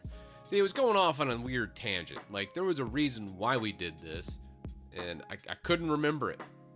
Now maybe I don't. I think we just prompt engineered the hell out of that, and then it wasn't until we observed that we actually can get a good fix.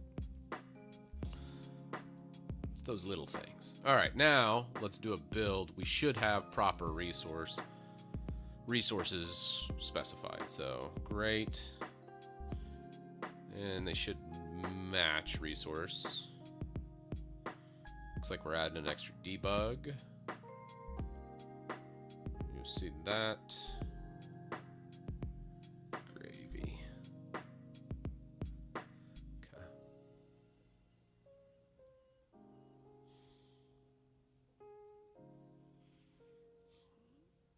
Okay. I feel like we probably should put this in a comment.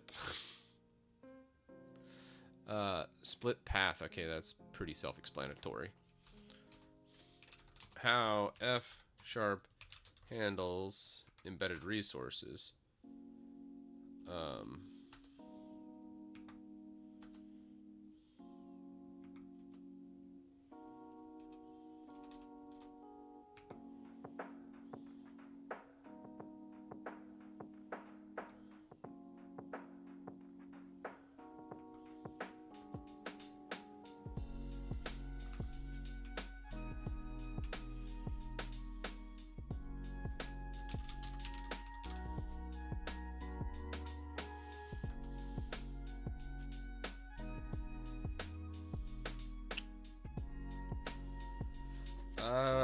Damn it. Stupid AI, no. For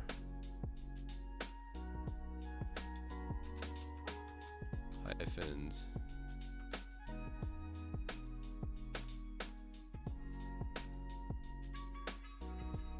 That's not correct, for example. No.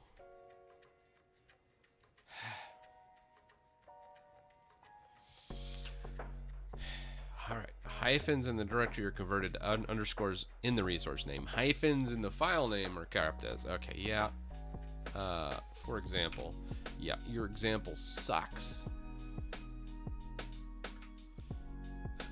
Scripts.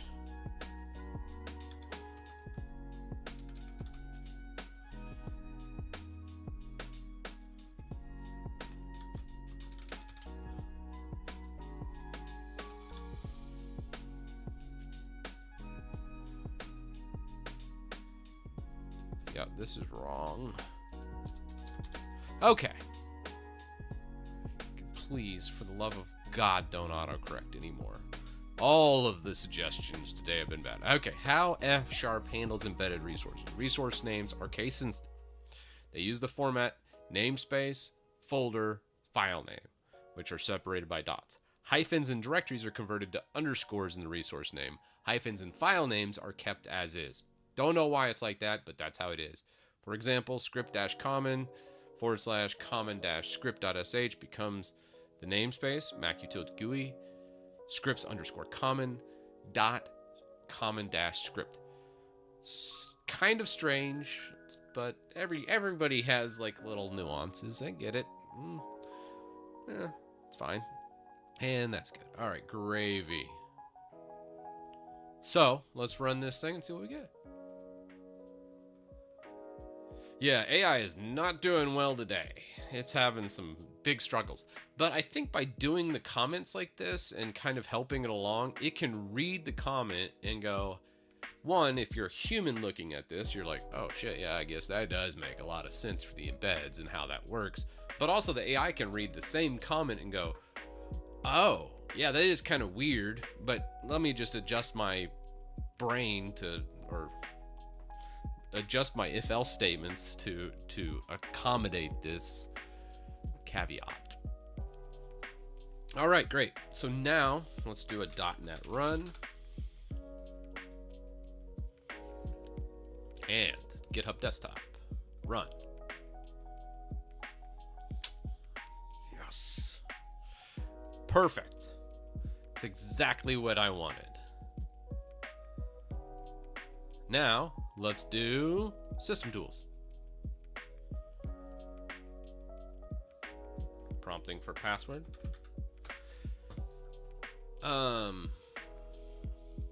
Slight problem here. When the terminal prompts for a password, I need that emulated. Can we like embed the terminal like right here instead of having it over there? There's a usage example there for the system tools. What can we do for that? You know what? That's tomorrow's problem. We'll fix that at another time. It's not a showstopper. All that looks great. I don't see any problems. We're properly referencing all embedded resources. That's beautiful. Let's just worry about real-time output now. Okay. What kind of thing? A good time to continue coding by hand, ain't it? Yeah, you know. Sonnet, man. Jippity can suck my nuts, man. They always have terrible suggestions. Although we might switch to Jippity. Sonnet has been missing. It's been missing a lot today. It gets there. It's just requiring a lot more documentation, which is fine. Like, the cleanup of all this and documenting it is great.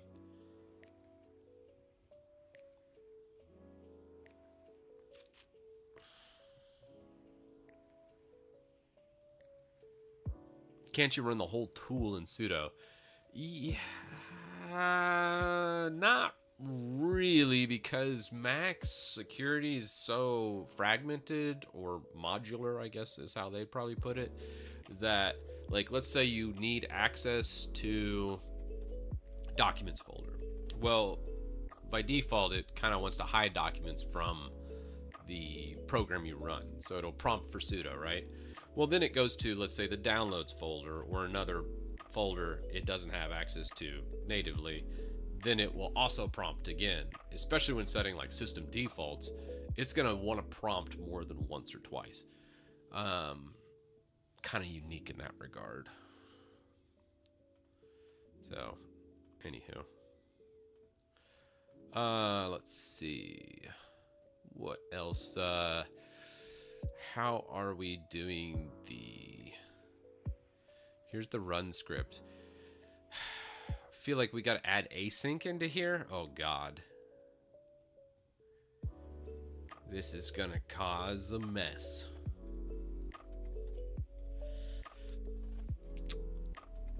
Oh, I don't want to do it, but we got to do it. God bless it. All right, let's go. Async time. All right.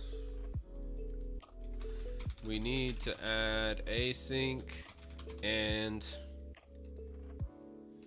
real-time output where the terminal output right now is only getting to the GUI after the entire script. Let's just script after the entire sh script is run. Oh lordy. Oh wait. Cancel. Stop. Pause. Okay. Before we get any crazier, let's do a commit. Like we're at a good state.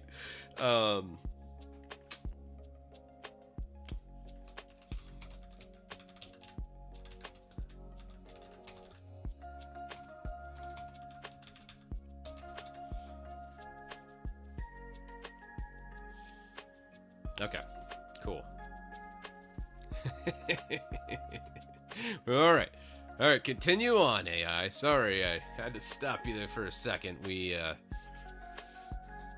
know you're about to do something really silly and probably screw everything up, so that's why we need the checkpoint. GitHub can save anyone. I absolutely adore GitHub. It's the best thing ever created. You've never changed my mind on that. Okay, now we'll modify to add async functionality with real-time output streaming. I'll add async versions to the functions and use event-driven output handling. Now I'll add the async version to the run script with real-time output. All right. In Git we trust. Git is amazing, yes. Git is absolutely the best. That's like, you know, it's kind of funny on a lot of game devs I see. Like sometimes I'll pop over on Twitch and I'll check. I never see any of them use Git. I'm sure most of them do, but I remember, I think it was like Pal World, where they didn't even use Git and they were just like sharing thumb drives or some crap, or not even a network folder. It was some wacky versioning that they were doing with that game, which they got sued by Nintendo. I wonder whatever happened with that lawsuit. Anyhow, just some shower thoughts of mine. That's crazy though. Like, before you learn any language, like, people always are like, what computer language should I learn? And I'm like, no, you need to learn Git. Do you know Git? Do you understand Git? Can you do Git commits? Do you understand the comment system? Do you understand pushes, pulls? Do you understand how to cherry pick? Do you understand all the things you need to know about Git? If you don't understand Git, that's what you need to learn. If you don't know Git, you should not even code. I mean, it's kind of a wild statement to say, but it's true. Git is, I can't tell you how many times it saved my ass. So many. Daily. At the very least, weekly. It's just that good. All right, what are we doing?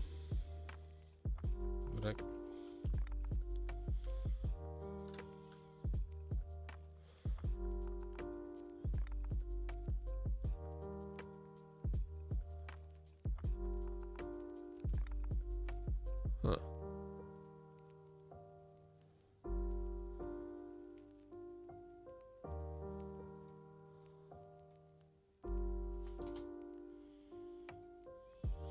Let's just dump it. What are you doing? God bless.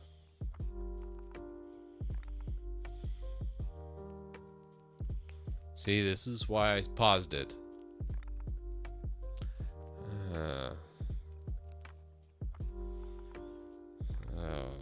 Alright. Try the build.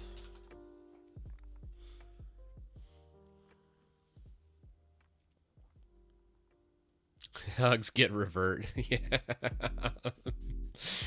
Oh, man. Does anyone have a recommendation on a self-hosted Git project? Oh, God, what is the best way? We're having problems with that. Why are you not dot?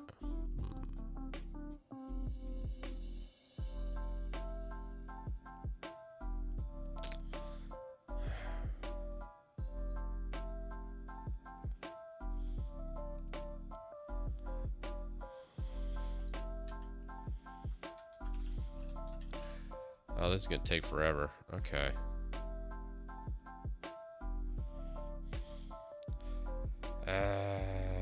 Goodness. All right.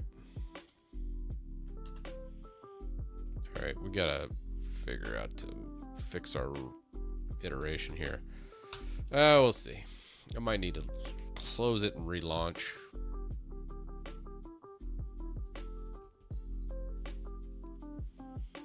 Oh, Synthwave 84 is what I'm using. PH1.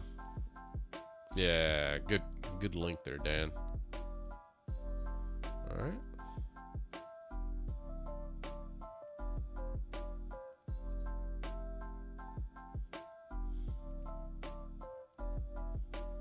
All right, we're back in business.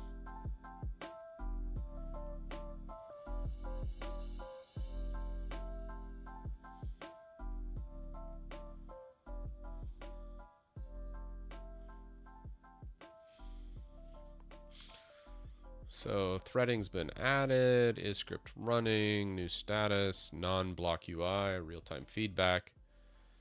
Okay.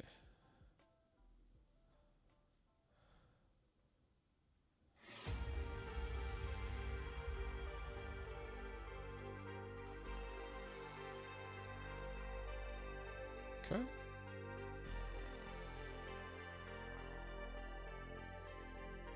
Really?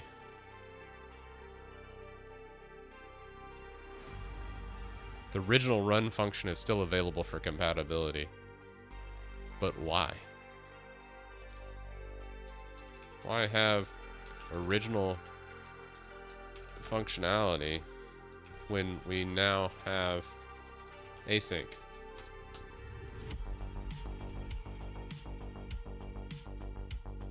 Yeah. Why?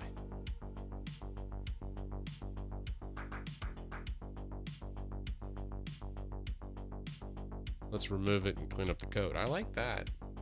It's also a little bit of a scary statement when it says, let's clean up the code. But I'm like, typical AI.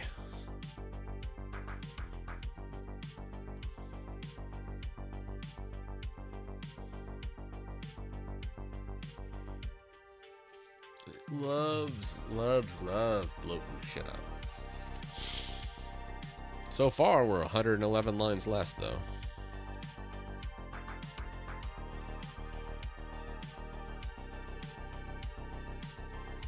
Okay. So let's look at the changes. Run script. So this is both the reference, and then it's getting rid of this entire run script function. So all of this is going goodbye. Then the async version, we got the task run. And then we have all of that.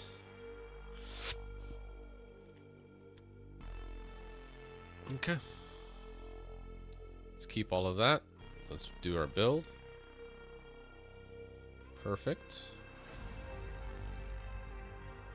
Also check for errors.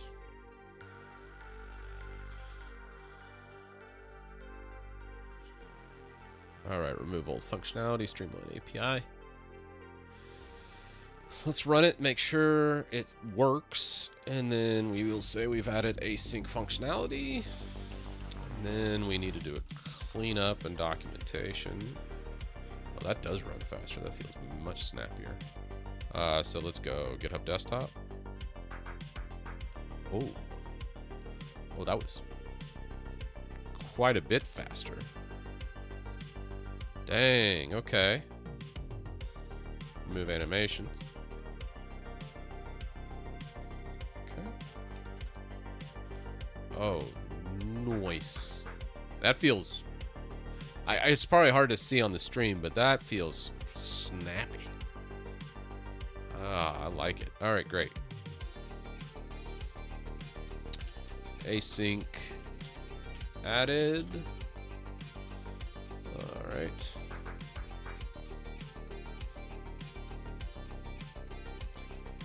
So now let's close all.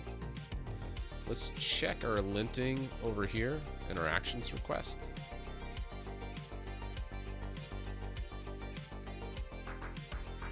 I want to check to see, it looks like F sharp checks was failing 9 minutes ago. Let's see if that's still the case. Let's clean up Chris's code. Yeah, let's clean up the mess we've made. It's so true.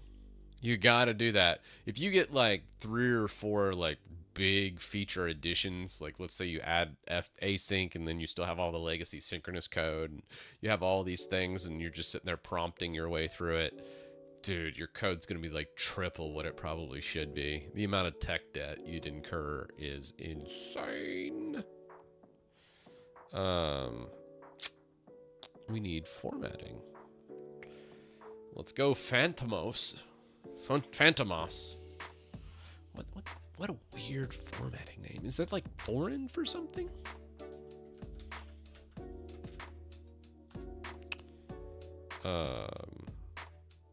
Phantomos. What was the syntax? I can't remember. Phantomos dash check.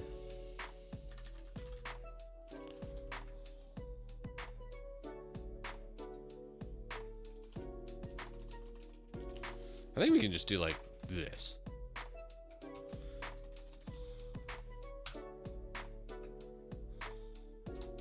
V. Okay. So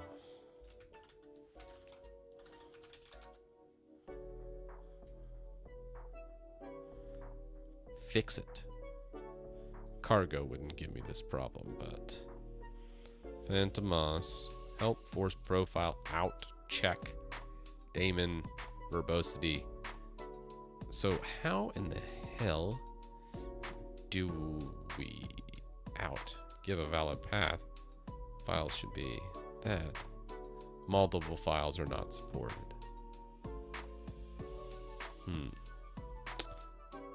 So if we go,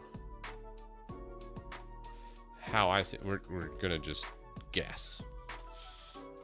Phantomos, and then we're gonna go, the input of Phantomos would be this one right here. It says it doesn't support multiple files, which kind of strange, but can we just feed it that?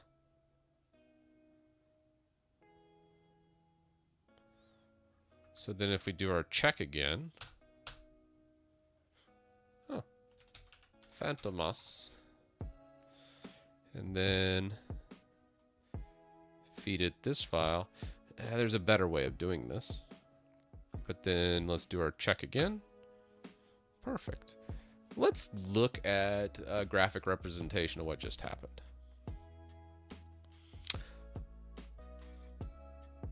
Looks like it's just removing empty white space. This formatting's a little different for the print function.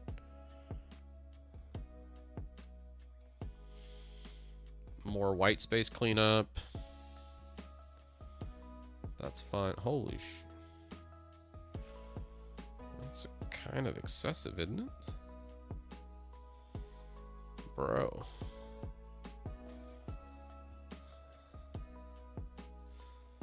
Wow. That's a lot of formatting changes, huh? Touche. Damn. Let's run this just to make sure. Because I'm sure it's fine. Just feels weird is all. And that's clean. Alright, good.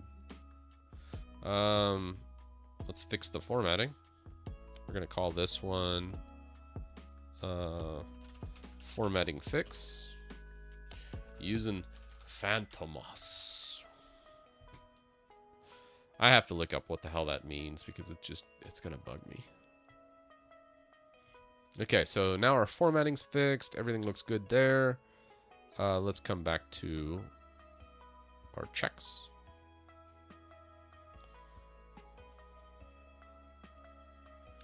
And this should be a green checkbox after. God, my stupid inbox is going to just be full with failed runs.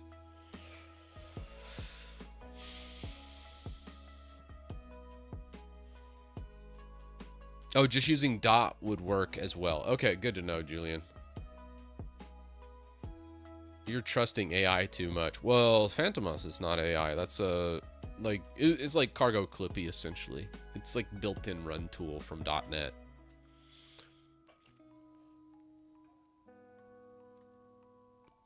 The only reason I did each independent line was when I was looking at it on the out string. It says files should have this. Extensions only. Multiple files and folders are not supported. However, I think we could probably just do a Phantomos dot and then have it done. On the next formatting issue, we'll clean that up a little bit. So, all right, everything's coming up green check marks. That's what I like to see. It makes me feel good. What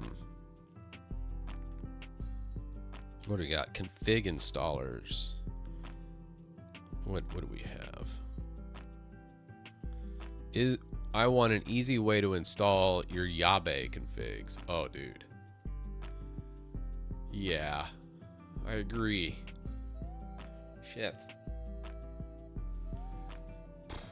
Yabe is a little tricky, especially since you gotta change system integrity protection for the extensions. Yeah, I could probably write something to do it though. Like there's checks you can do from the CLI to say, hey, system integrity protection isn't enabled for this and this. and then it will stop. So I'd make a checkpoint, essentially say, hey, you still haven't disabled these versions of SIP. Until that happens, this shit ain't gonna work. And then it forces them to do that step. And then once that is disabled, then we could proceed and change and do the configuration. There's ways to code this. There's ways to code anything, though. That's gonna suck. Should have done aerospace. Mistakes were made.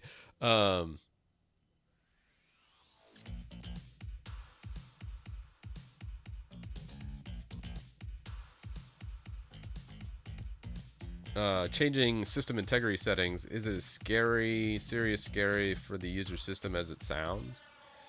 No, it's just annoying. So like system integrity protection prevents like you from loading a driver or a secondary unsupported piece of software. Let's say someone hadn't paid their $100 a year for a developer license and is registered at Apple. You're not going to run their system without disabling a few things. You're not going to be able to run that app without bypassing it one way or another, but it's going to be a pain. So, like, there's certain things Apple does, whether you want to buy what they're selling or not. It's a way of kind of holding everything with kid gloves. So disabling parts of SIP makes sense, especially for someone that's a Linux or a Mac or Windows user. You're going to be like, yeah, dude, we don't need all this protection. That's crazy. However, having said that, I would say Mac definitely has a very closed garden ecosystem. It is very protective over pretty much any system setting changes. So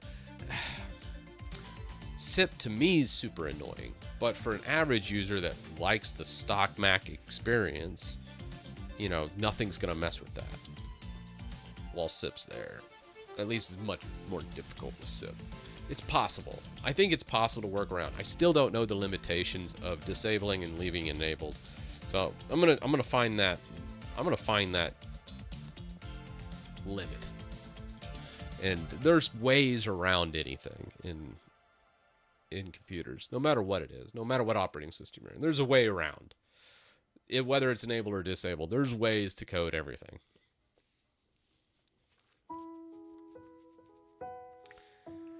But yes, as far as it's being scary or whatnot, no, it's annoying.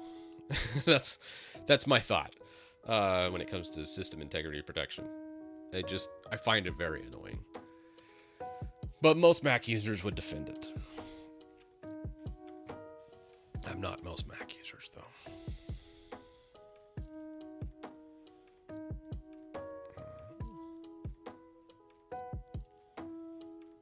Sign in with Microsoft. Let's not say we did. You think remove rm-rf-/* would work on macOS? Well, what happens if we try it?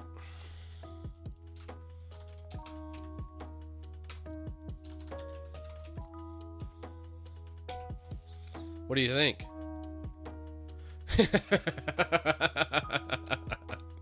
I'm kidding. Good. I don't think it would work. But at the same time, it might work recursively in the home folder where it wouldn't work on the system level. Obviously, because we didn't even give it sudo access. But even still, I'm pretty sure it wouldn't. Like 90% sure. But I would also like to do a time machine backup thingy to this Mac before I've spent way too much time on configuring it. I'm not about to blow it out on purpose.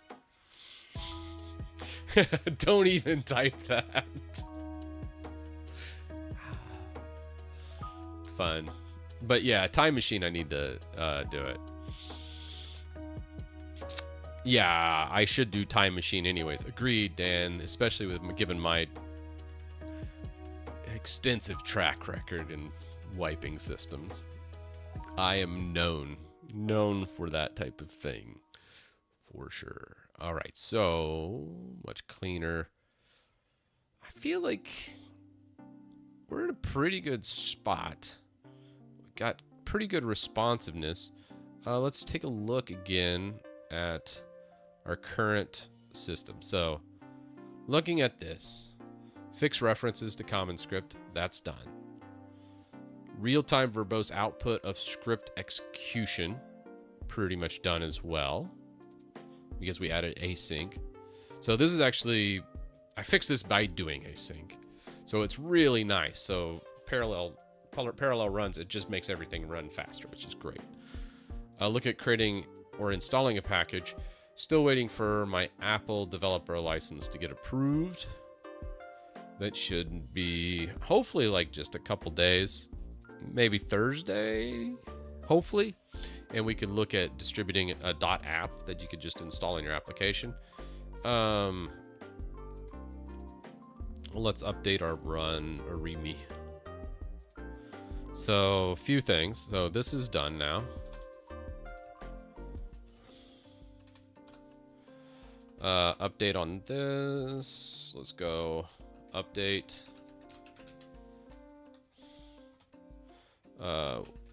Waiting on Apple developer license approval.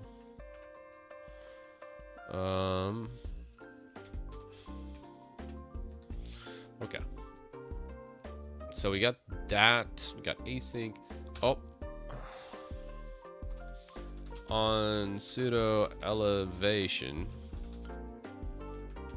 make so the user can see password prompt outside terminal. Okay. I feel like that's probably the next thing. Anything chat can think of on this? Should we go to the theme or do we want to do pseudo elevation? What are you all feeling?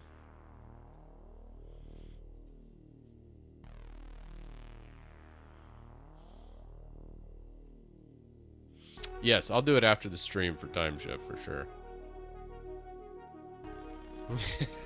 Be honest, Chris blowing up his machine. Hey, gotta have fun. Alright, let's do pseudo. Alright, pseudo is what we gotta do. It's only a matter of time before I break it. Nothing lasts forever. I've broken atomic systems. I've broken immutable systems. I've broken, shoot, anything and everything. Nix OS. I mean, that's pretty much impossible to break yet. I've done a pretty good job. Now, mind you, Nix is pretty easy to roll back. Like, some of these things were relatively easy fixes.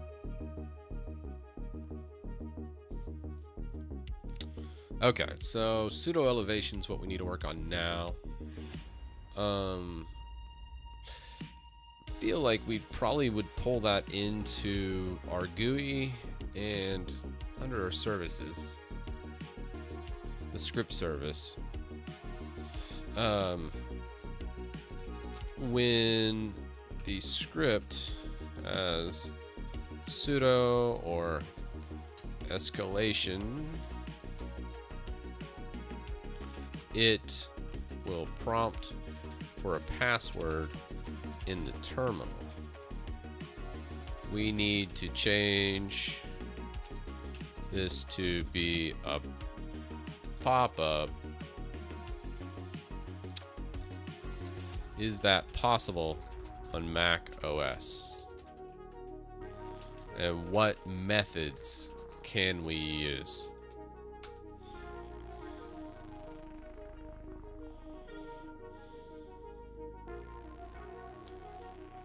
All right.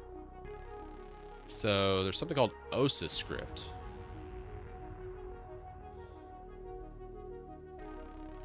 Oh shit. Okay. OSA script with Apple script. The most native approach is this. Default answer will be hidden with the title Mac GUI. Okay. With the ask pass environment variable, show the GUI prompt. PK exec is Linux toolkit, less common for Mac OS.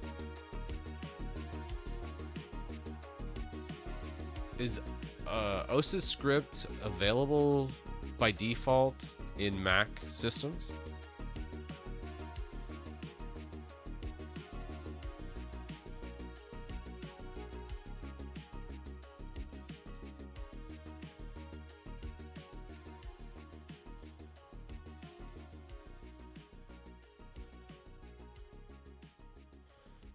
One second here.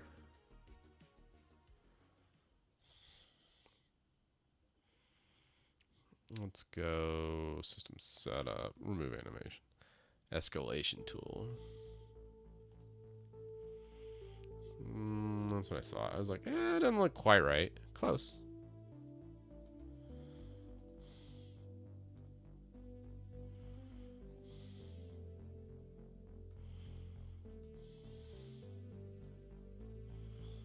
Okay. That's fine.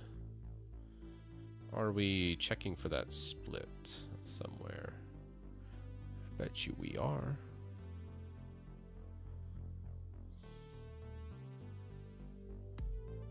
Uh-huh.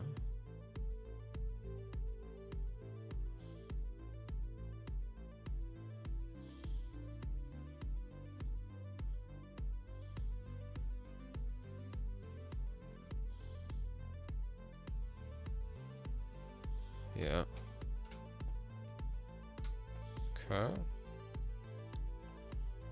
Wait for execution. Just slightly massaging this just a bit more. It has been a little bit of a miss today, but that's okay. Still appreciate it. The one question I have, OSA script available by default on all Mac OS systems.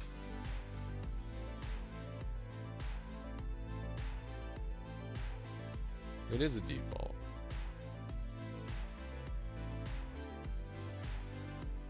So the built-in tool is a system utility that comes pre-installed on Mac OS. Apple Script Engine is a command line interface to AppleScript, which is Apple's native scripting language, always available. No dependencies, cross-version compatible, so it works on both Intel and ARM. Okay.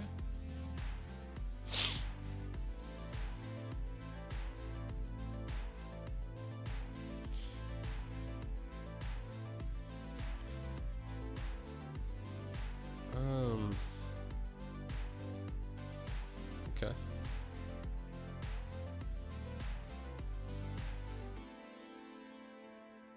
Looking at this.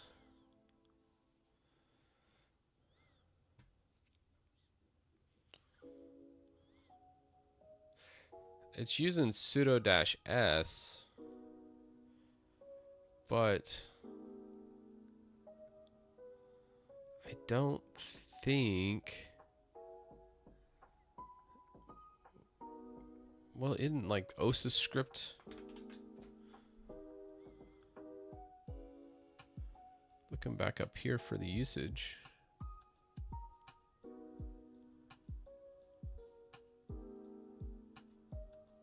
Where are you at?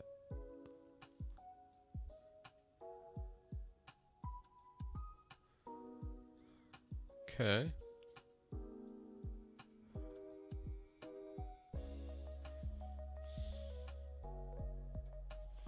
Okay, let's use say script.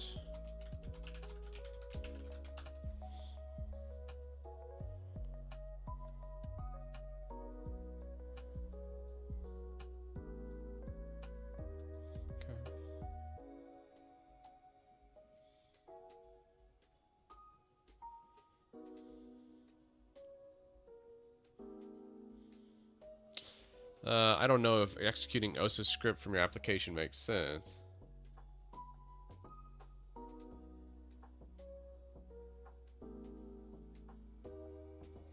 Should have leaned harder on the top bar and finder really sucks. I'm pretty sure. I mean, I got the point across. I do believe.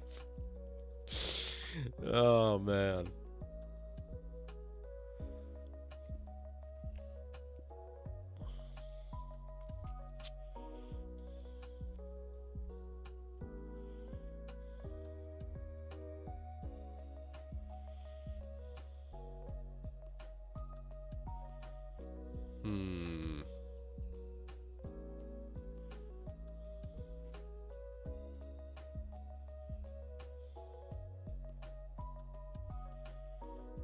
Okay.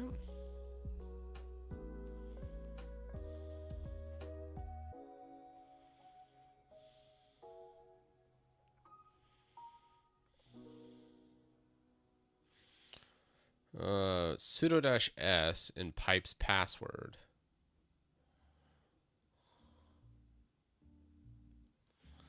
I don't know if that would work, but I guess we're going to find out. So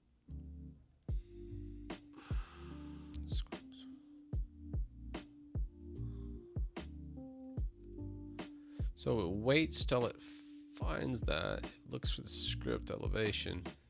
Sudo-s apparently will send it to a pop-up prompt. Add password echo at the beginning for sudo-s. Trim it.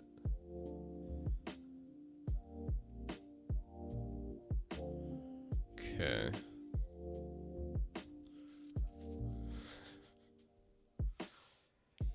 Probably the thing I'm a little bit iffy about is make sure it obfuscates the password properly, huh? Well, let's see if it works first.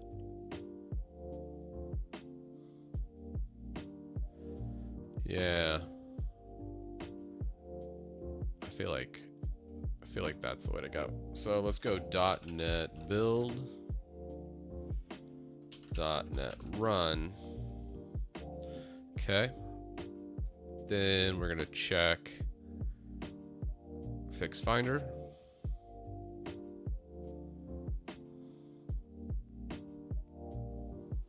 No pop-up.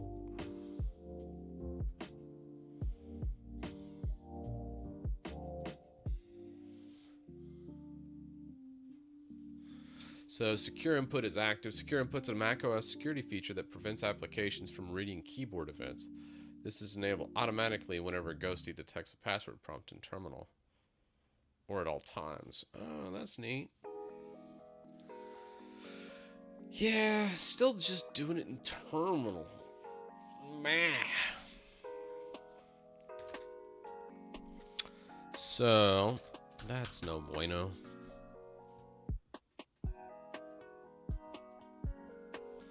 Yeah, I think what we're gonna do is come back. Yeah, that's not gonna work. This just prompts for the password in terminal. Yeah, I ditched cursor. Just VS coding it up, man.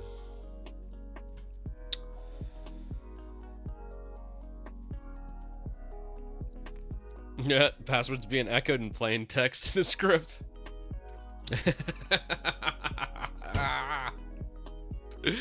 AI and security, bro.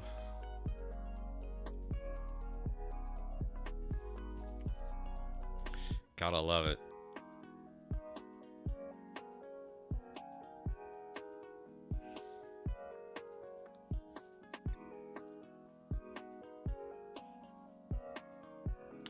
Yeah, all the config files are on my GitHub for my current setup. Still not 100% sold. I feel like we're like 90% of the way there. I like it. It feels like it could be a little better. You know what I'm saying? All right, that did succeed.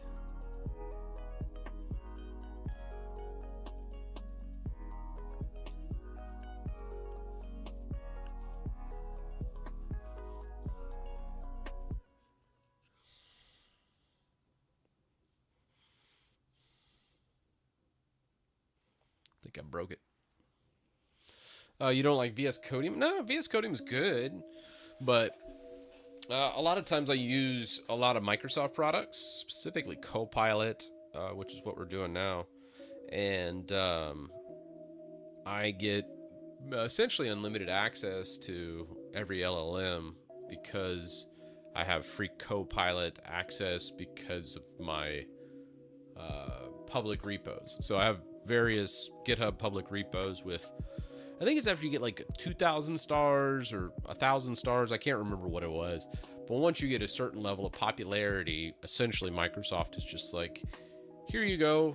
you can just use Copilot as much as you like. Have fun, knock yourself out, and essentially you can use Sonnet, you can use Jippity, you can use, well, shoot, what are all of the agents loaded here?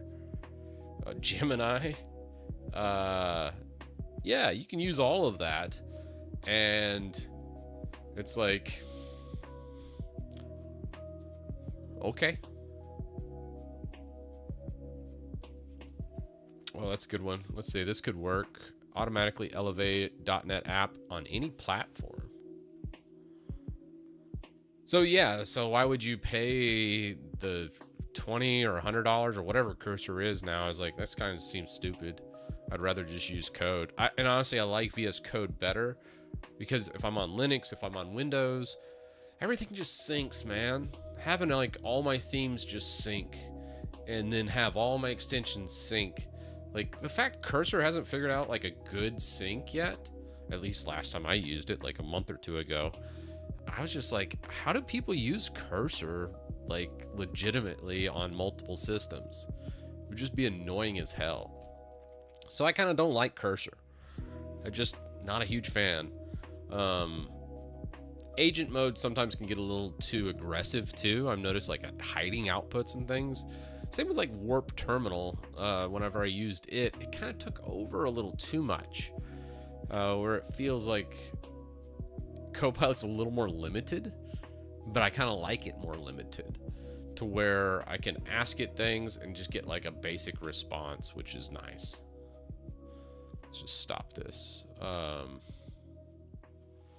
Let's do, I think the .NET, did the build work? Shoot, I wasn't even paying attention. Yes, the build did work. All right, we're gonna check that link for the elevation on any platform I saw in chat. Nope, still didn't work. Okay. Okay. So that's good.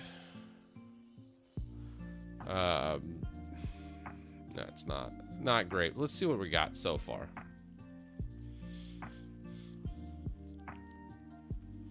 Just trying to do the elevation. Good night. It's a mess.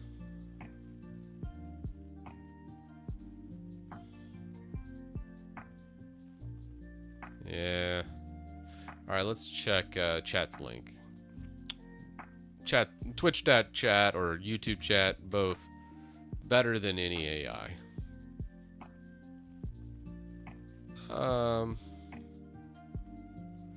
All right. Programmatically elevate .NET from any application. Sometimes .NET needs to perform a requirement and okay, different ways process depending on the platform. On Windows, it's this. On Linux, it's that. On Mac, it's this one. Different again. You need to ask the user for their password, but this time using OSAScript. Okay.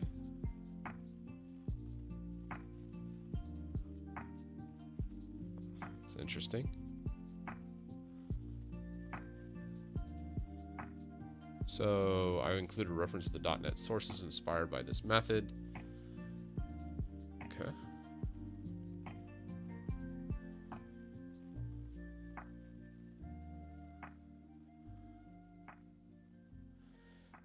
So for the OSA script, here's the static void.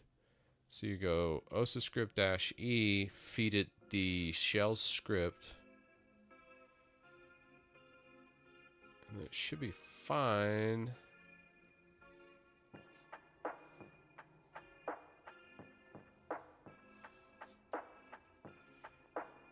Yeah.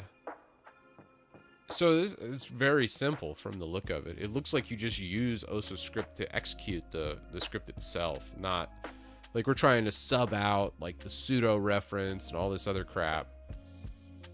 And I don't think we need to do any of that. I think we can just launch the script as OSA script and it should fix it. So looking at all this,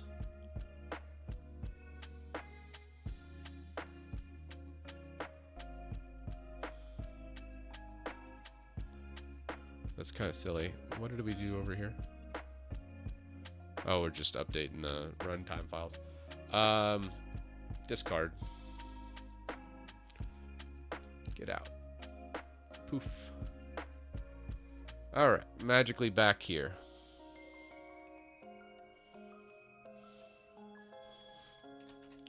This is dumb. Just execute the script with OSA script -e. Check official Apple documentation for a reference. Or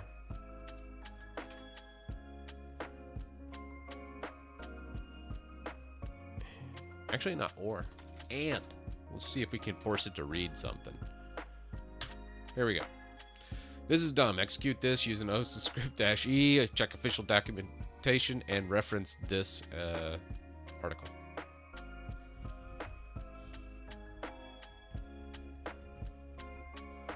It does offer some C, but I think it would be fine.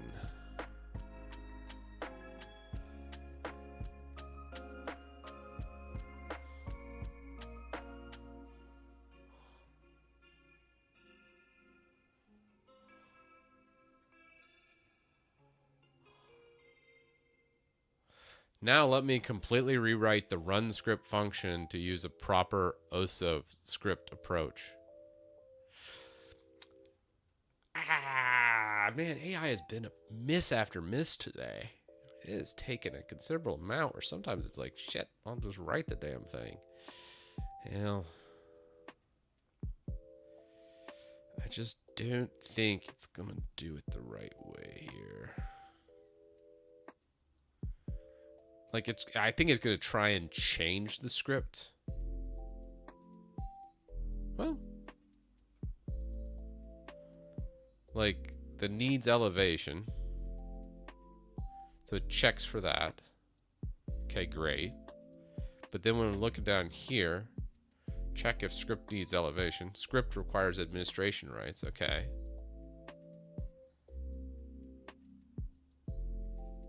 Yeah.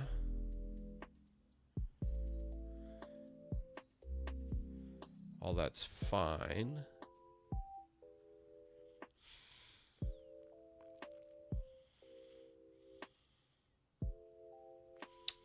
So we do check to see if we need to do OSA script or not, depending on what's happening. Then move forward. Actually, so far so good.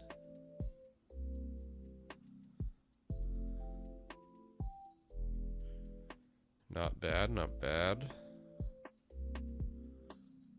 And wait for exit.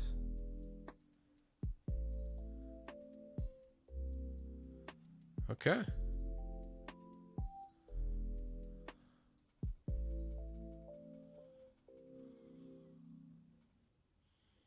That looks good. Well, fix a couple errors, it'll be fine. You're absolutely right. Oh. God bless. Alright, let's see what the fixes of it. It looks like some syntaxing problems. We'll probably need to do a format as well. Before we do a commit, if we get this to a functional state, we'll do a Tomas. Whatever the hell that word was. I can't remember it. The formatting tool for .NET. That's funny. The file structures to correct it. Okay. So what are we doing? Okay. Okay. Okay.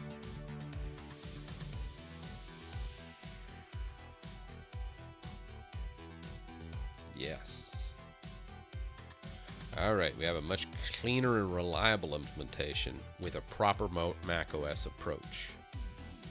So, native macOS implementation using OSA script -e and we will only run that when it reads the scripts have a sudo or an escalation tool prompt.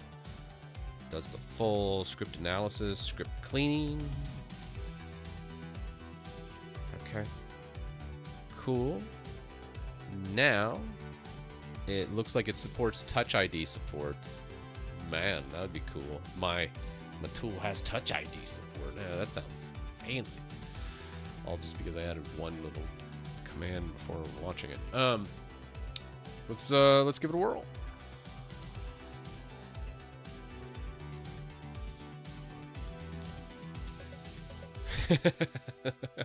I don't even know how to code either, Blackened. Well, I can understand. Like, I think I was explaining. God, I forget who has. I think I was talking to my wife, and there's a lot of really, like, when you're looking for people that really understand code and they're good programmers. There's actually quite a few on Twitch that are quite good. Like Primogen, dude, genius, right? But where that skill happens, one thing I've always been pretty good at is project management. And it seems like a kind of a BS skill, right? Oh, project management, how hard is that? Believe it or not, like being able to look at code and going, that's not really structured the way I want it to be. I think it should be cleaner, or I want to be able to read it. So my Neanderthal brain looks at it and goes, you know what, I can't really read that or understand it. Explain it to me. And then a lot of that prompting goes into, yeah, that just looks wrong. I think we should do it this way. And then can you give me some methods or ideas on this? And then it kind of spits them out, where some, like maybe a really skilled programmer would just be like, well, obviously I've coded 1,000 apps for this. You just use the OSIS script right away. I didn't even know that was a thing. So it's really kind of cool for the exploration aspect of it, but also like the project management side of things, when you're using that in culmination with Git and Twitch chat, and then you have everybody kind of double checking. So just using AI, I don't think honestly is doable for somebody that's just working alone. Yeah, you might be able to get something out, but typically there's going to be like a lot of tech debt and just nastiness to it. Where when you have Twitch chat and Git in a public GitHub repository that many like people will look at, like thousands of people will look at, you'll start to get these peer-reviewed open source power combined with AI. I think it's going to be like a whole new era of software development, and one that I can actually participate in without having to necessarily learn a ton about coding. I don't know how true that statement is, and I guess we're going to find out pretty damn quick. But it's not like I don't want to learn about the coding either. Like F#, I'm really liking from a language perspective. I'm already bought a book. I'm going to go buy more books. And I'm going to read more about F# because I really like the language a lot. Just dealing with it, I'm just like, I really enjoy this.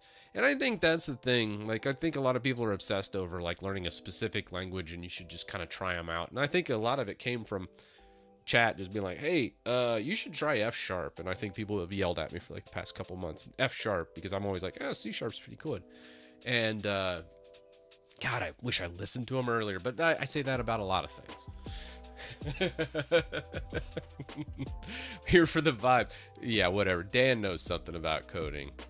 Dan, yeah, I'm sorry. I'm not buying that for 1 minute, sir. You probably know more than me. You know what I'm saying? All right, so here is this. So let's go, and we're going to change the system with FixFinder. Run. Fuck.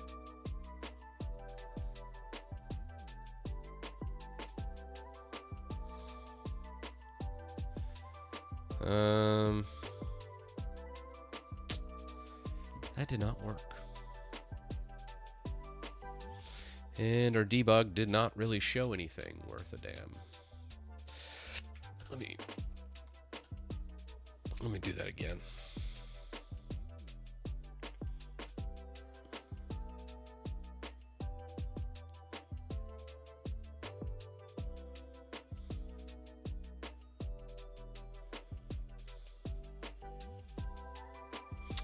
We've got some issues. Ah, damn it.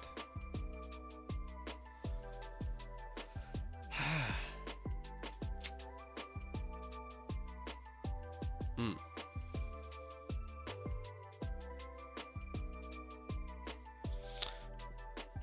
Let's, I'm gonna leave that error up for a second.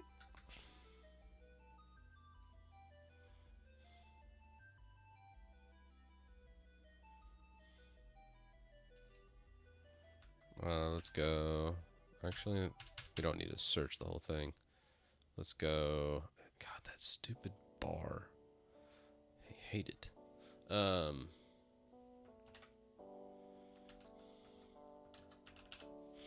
Okay. So we got 3. Why? What is... We have the inception of quotes here. What the hell's going on?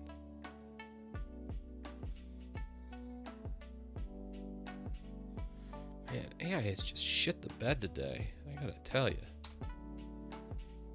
Like, what are you doing, bro?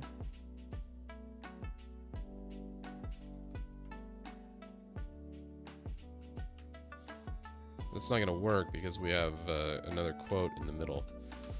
Let me think about this for a second.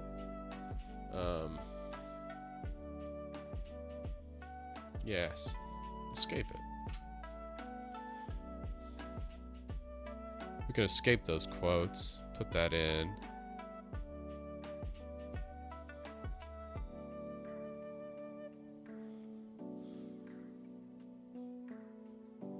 Right? Where else we see an OSA script being used? So it's just these 5 spots. I feel like that's fine. I think it just got confused with all the quotes.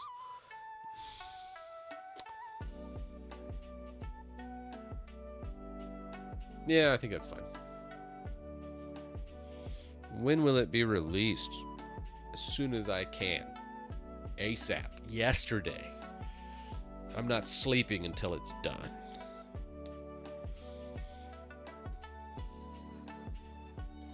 And we already have like an initial release. Man, that version 0.1's pretty rough though, I'm gonna say right now. Shit does not work that well. Would not recommend running that. Today's we've made a lot of progress today. It's just required so much more brain power today, where yesterday was just like, do it for me, AI, and it was actually churning out some good results. As with everything, though, you know, it just requires a little bit more forethought. All right, I feel like that change might have impacted it. Let's see what we got. -E, -in. We might have a substitute going awry there as well, looking at the syntax error. Let's run this again.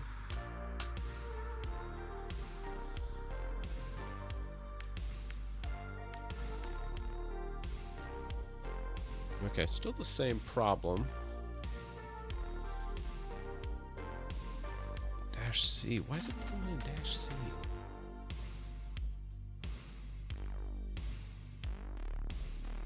And I wish I could copy from this damn thing. Script output.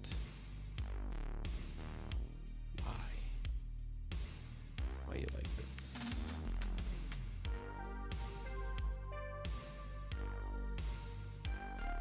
-C. Where the hell's -C? Oh, here it is. Start arguments. Okay.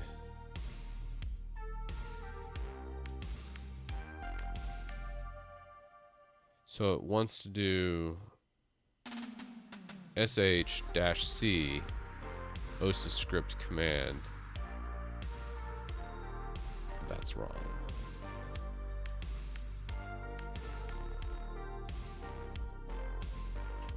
So you got the -e and then the -c command. Oh shit. Let me pull this in.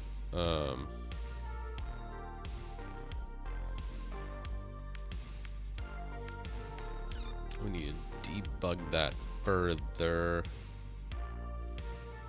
Let's go. Debug output only showing in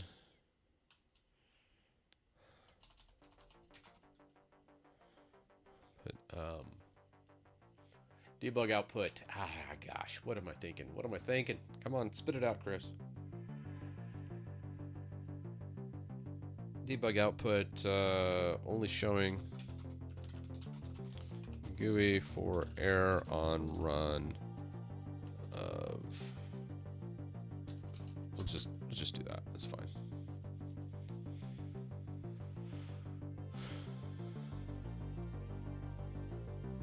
Yesterday you did the easy part. Agreed, Bill. I think we're discovering that. Now it's takes a little bit. Polishing is much harder. Although we're doing a good job. We're getting through some really good stuff. We've added async today. The pseudo elevation is going to be a little more tricky, I think. So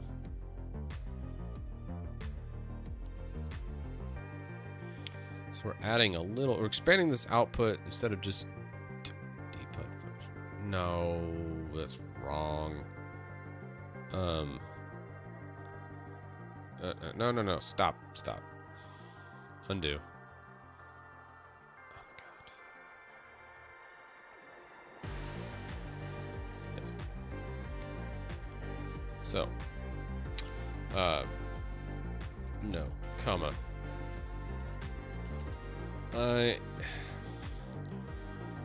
I was referencing the script output.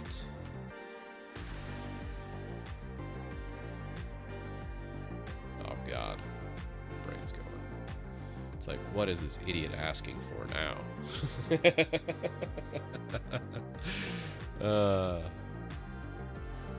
Okay, it's like an OSIS script might not work properly stream the output in real time. There's issue on how it's capturing STD out versus STD error. Let me check current implementation and fix output streaming. Okay, yes, that's what I need. It did understand me.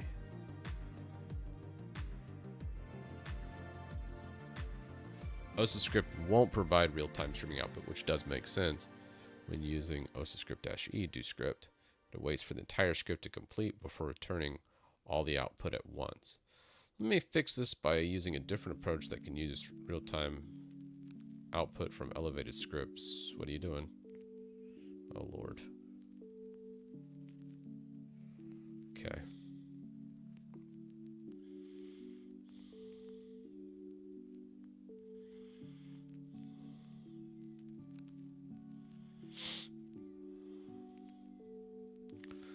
Okay, it's adding that.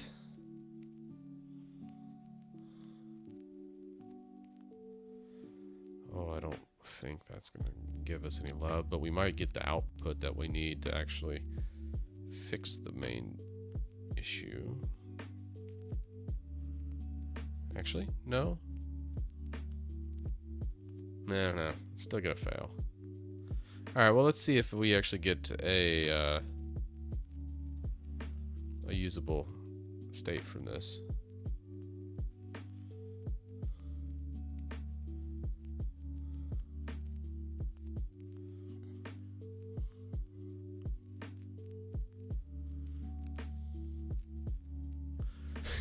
Putting the turd out is easy. Polishing it is harder. So, true words have never been spoken. I like that, I tell you. Absolutely 1000% correct.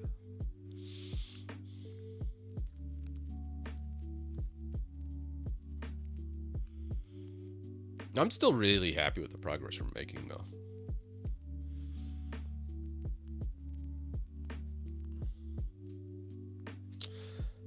Let's see. I'll let that summarize. Let's work a little bit more on the back end here. Let's just do a run. Got that. Let's do our fix finder. See the failure. Boom. We still don't have the redirect here. error 2931, syntax error. Identifier can't go after this number.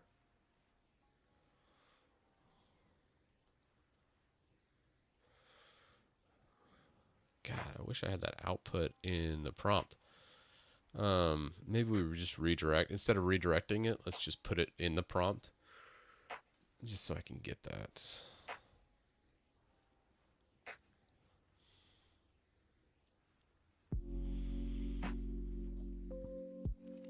I don't think it can read from the GUI, but let's just give it a whirl real fast. Okay. Let's kill that and see what it says. Probably be like, great success. But no, it's not. Why F sharp though? Man, you're like the 50th person to ask that. F sharp's pretty fun, man. Let me know how it works if you're not seeing output. Getting error on fix finder option, which requires elevation. Error on 2931. Was that the exact location? Can't remember. Should just leave it up, but you know me. I just love closing stuff. 8931. Yeah. Syntax error. Syntax error.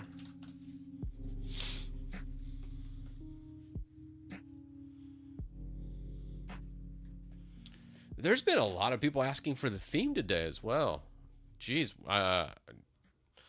Dan's been linking it all day in chat. Synthwave 84. It's actually been great. The whole reason why we picked Synthwave was because we kept getting issues with. I think we're gonna switch to 01 actually, because we're just having problems. Probably should just link that or pin it. I actually started using it inside as well. It syncs all the way over.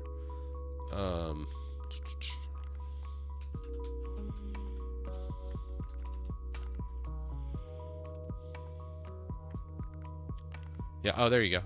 Dan's got it. Sweet. Appreciate it, Dan.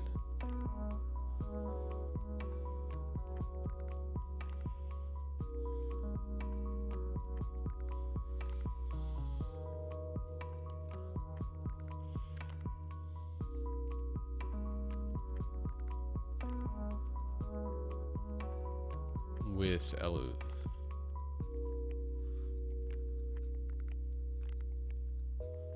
So that should work. That's what we're doing right here with the OSA script. I think it's just something with how it's elevating.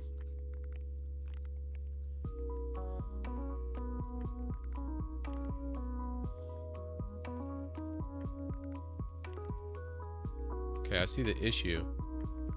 Looking, oh god, they're starting to rate limit me.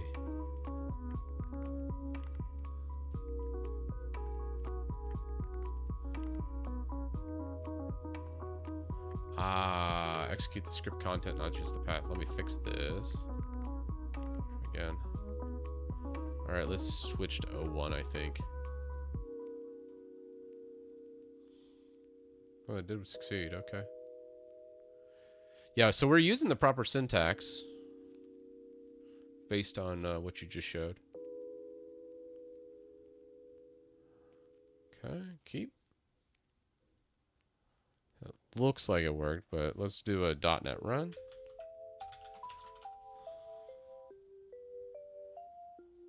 And then let's do fix finder, run script.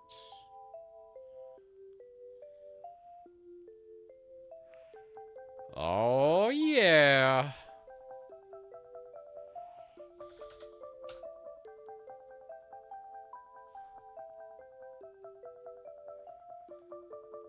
Okay. It work? Seemed to work. Remove animations. Hot damn. Yes.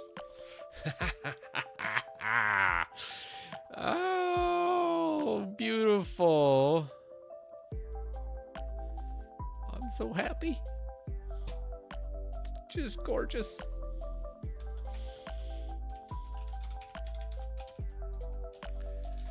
Elevation is happening in the GUI. God bless. If anybody ever looks at my commits, they're gonna be like, this guy's special.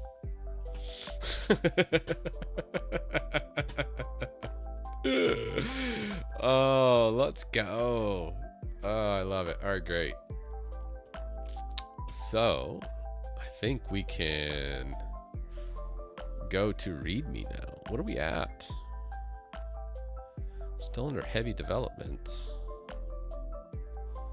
We don't need this README. Get rid of that. Perfect. Let's go here. All right. Now, I think we're getting to the point where we may need to make this look good. It's actually somewhat functional now. So,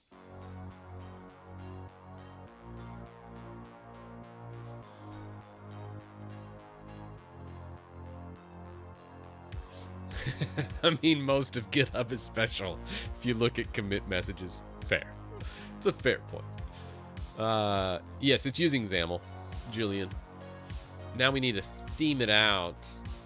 Oh, let's see. Why stop here? I think we're gonna switch to Jippity though. Sonnet has been good, but it's starting to kind of bomb out a little bit on me. So I think we're gonna go.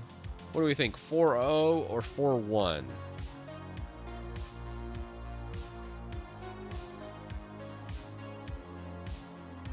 What do y'all think? What have you used more from Jippity? 4.1 or 4.0? I think we go 4.1 and try it out, right? All right, let's go new.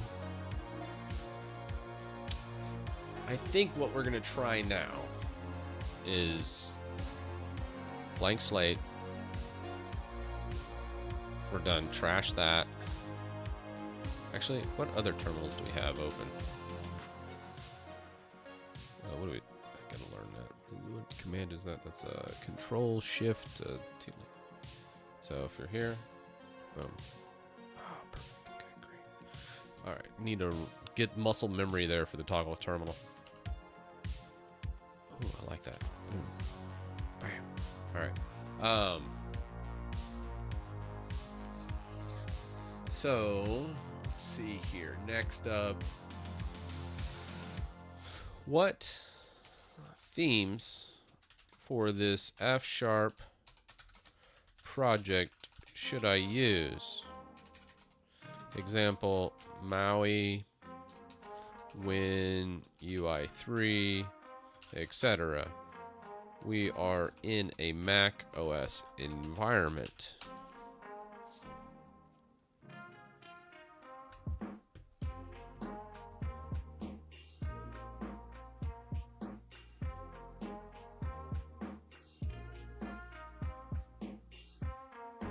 Yeah, I'm pretty sure the Maui team got canned. All right, for F# targeting a cross-platform GUI on macOS, you should use Avala UI as your theme and UI framework. Avala has, okay, that's what we're using. It is the best alternative to Maui and Win3 because on macOS. Okay, we're in there, so we're already using it. Yeah. Okay. Okay, let's switch it to a fluent and pretty UI.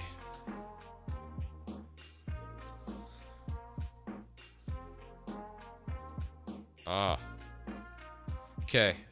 Need more prompts here.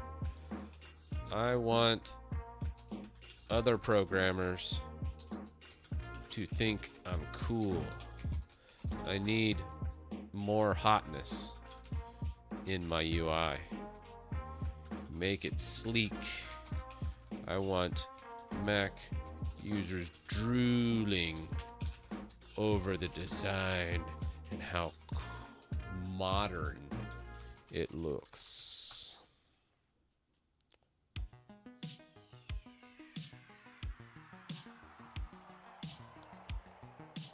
I think that was the prompt.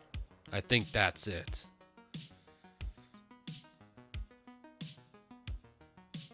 All right. Make it happen.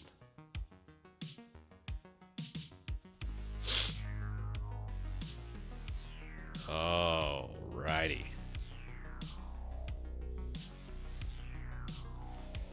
Got some sleek glass going on. Liquid ass. There we go. All up in here. Your UI is now upgraded for maximum sleekness and modern appeal. A fluent dark theme is enforced. Glassy, semi-transparent panels with drop shadows and rounded corners. Accent color highlights and modern fonts. Sleek animated buttons and improved output styling. Build and run your app to see the new look. If you want more custom touches, icon animations, gradients, sorry, I got excited. Just let me know. So, that's actually not that much of a change on this side. But on this side, yes. Oh, all right.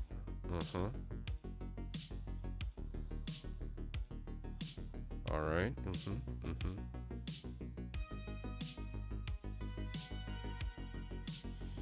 Yeah, well, Guys, I think this is the dude abides. This is amazing. Soft as weed, thanks for the sub. All right, here we go. AI marketing here. All right, peak AI marketing right here. We're keeping it. Are we ready to see if it even launches? This was a switch to, let's see if it builds. Yeah. That shit don't build. All right. Yeah,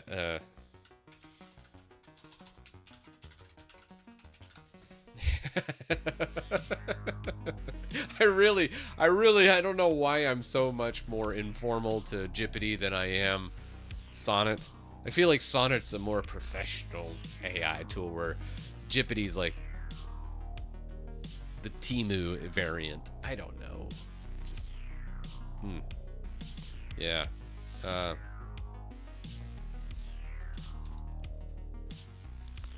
God, come on.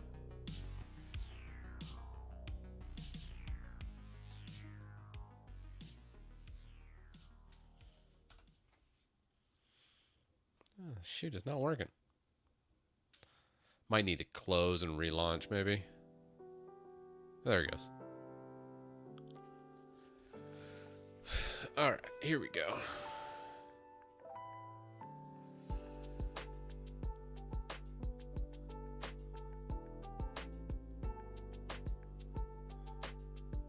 Okay. Theme switching is invalid. Vlona's Fluent theme does not have the mode property. Theme switching is controlled by the request theme variant property of application, which you have already set to dark. To fix, simply remove the dark, and there we go. All right.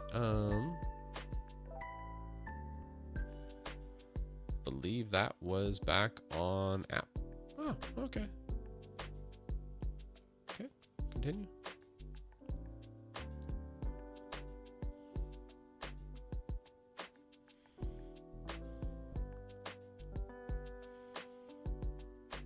Okay, this time it looks like font family from your grid and main window, and keep the rest.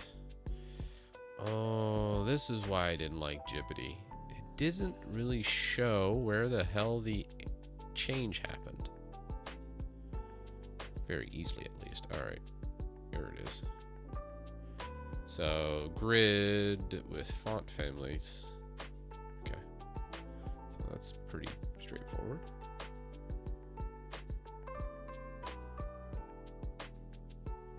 Feel like it's just slowly one by one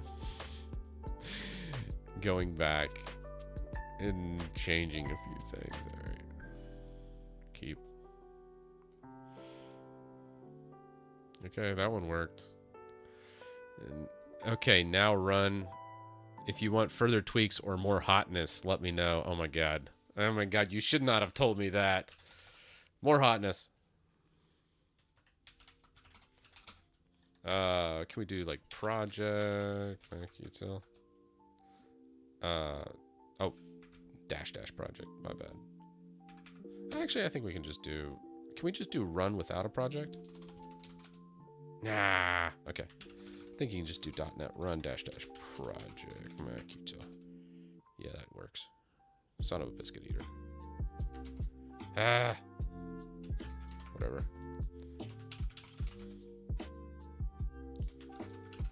What?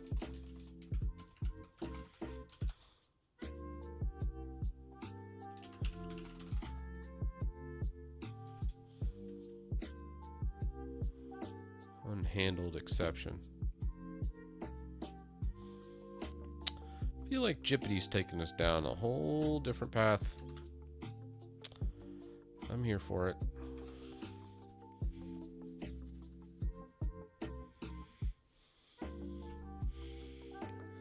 I have not tested Catchy. I've had a lot of people ask me about it, though.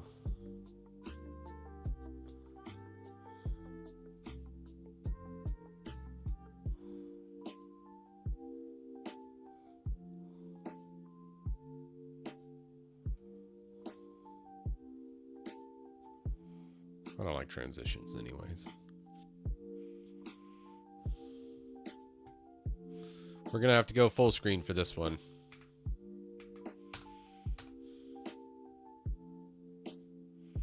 Uh-oh. Good night. Alright, I think we're gonna actually have to do some usage of our brain here. Darn it. Let's see if we can't prompt it through.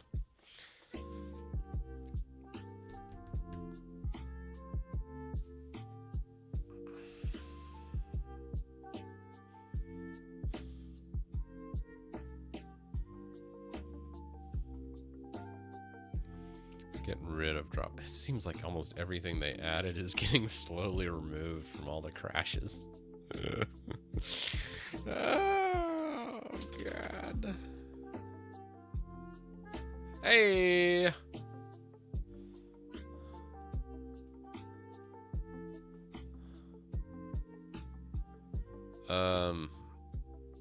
I need more hotness. This is ugly. More hotness is needed. This is ugly. I'm a Mac user, not a Linux user. Damn it. I can't help myself. I just can't. I shouldn't.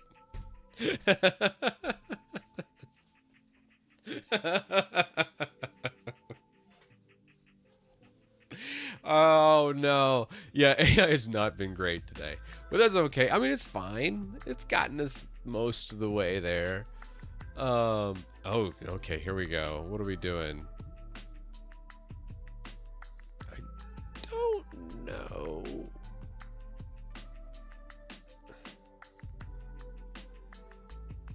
I feel like that background shouldn't be black either. Oh god, I think they're changing it to an off-white. But the foreground, like a gray, it's not awful. Oh geez, what else you changing here? There's a lot it's changing. Look at this.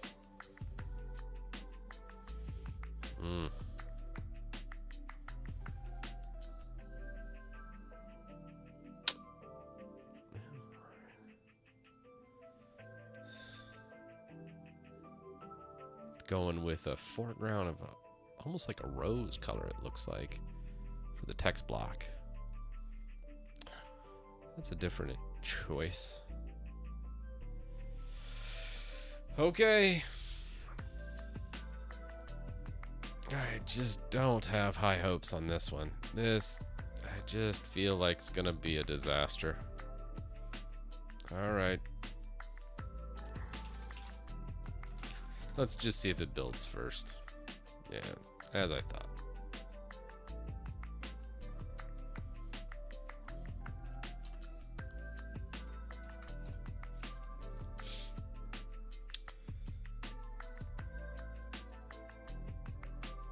I feel like I kind of want to pull this in. I know I said I wouldn't do this, but I feel like Visual Studio, it just makes sense here. God, I need like a preview video kind of thing going on. And it's just like, yeah, can't really do it. You know what I'm saying?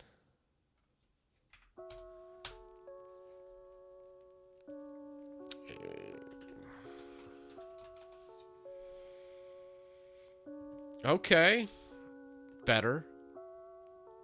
I think. I mean, let's see what, okay, yeah, I'm feeling it. I mean, better than I thought it would do. Oh my God. That's hilarious. I mean, I do like the blue with the dark background. Wow. It's pretty good. Perfection. Okay.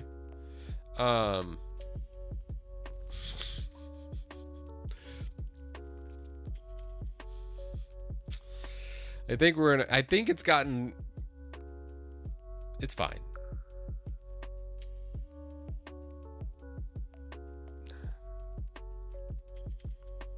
It's fine. Yeah, this is totally great.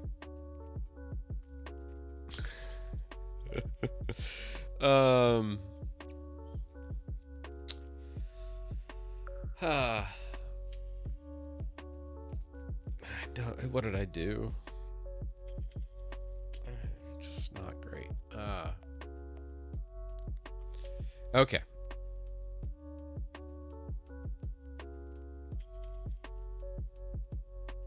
I think we got to go Visual Studio. There's just no way. And we're not trying to compete with Apple's liquid glass look. Damn. All right.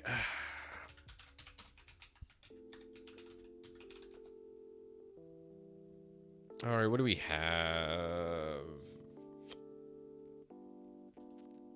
I think brew install Visual Studio.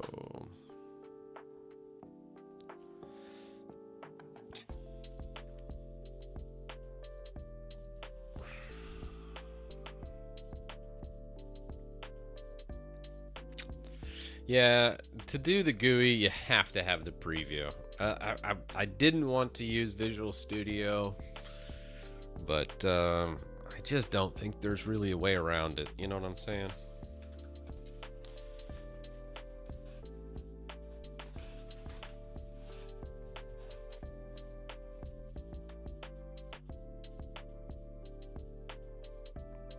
Because, like, yes, we could do it all from code, but the problem with that is it's very difficult when you're just trying to change like one asset, or oh, how's this button look, and you can see in real time without having to constantly be recompiling and running the project.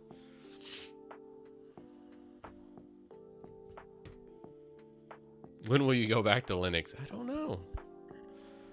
I might just be a Mac user now, Ahmed. I might have switched forever.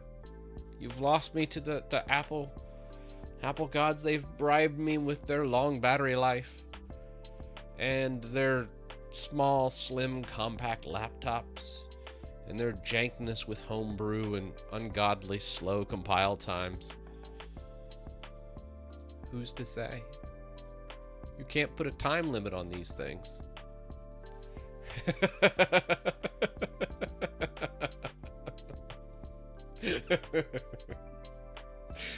I don't know, when I stop having fun.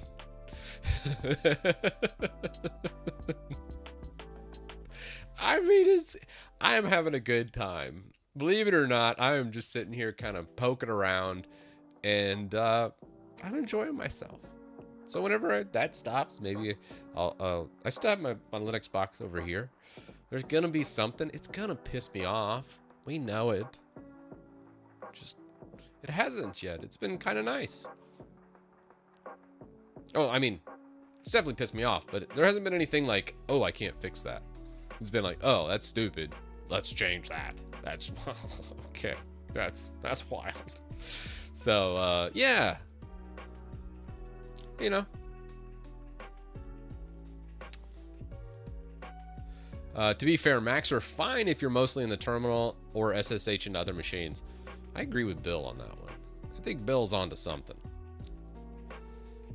When you're just in the terminal and like here's my biggest annoyance. Here is my biggest annoyance with Mac. You want to see what it is? The stupid sidebar. Can I get rid of this damn thing? Like, just chuck it into the ether. Like, I never want to see it again. Like, can I just make it? The only way I can think of it kind of working is maybe if I set the delay to like an hour or something stupid. So when I go over, you know how there's this slight delay when the mouse hits it? What if I increase the delay to like an ungodly amount of time so that it just never shows? Essentially, it's there, but it's not there. Because there's times when I'm like flipping back and forth on like a build and I notice the stupid sidebar pops up and it's just like, hey, I'm here. I'm ugly. You want to get rid of me, but now you got to move your mouse over to the side. You just got to take your mouse, move it over to the side, and then move it out. And then I'm going to disappear. But sometimes I just like to show up and I'm just like, hey, I know you thought I was gone, but I'm still here. And I'm like, no, leave. And then it's gone for a while until sure enough, it pops back up because my mouse like brushed it or it just felt like popping up out of nowhere and then never leaving. So there is that gripe, but I feel like there's a workaround I just haven't quite found yet for it. Because like, why do you even need it? Like, I want to launch an application. I either hotkey it or I just pull up Raycast. Like, why would you ever use this? And I know somebody's in chat's like, well, Titus, I use that. You're a Neanderthal. You are uncivilized peasant is what you are if you use a dock. That's what I think of you. Uncivilized.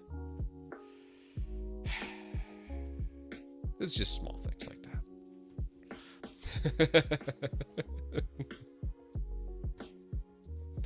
that. Anyways, while that goes, let's pull up chat. I'm probably missing a bunch of people yelling at me right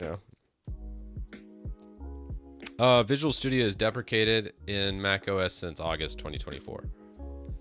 Oh. Shit. Don't insult Neanderthals. I saw the Geico commercial. That's good. Would it bother you less on the right of the screen?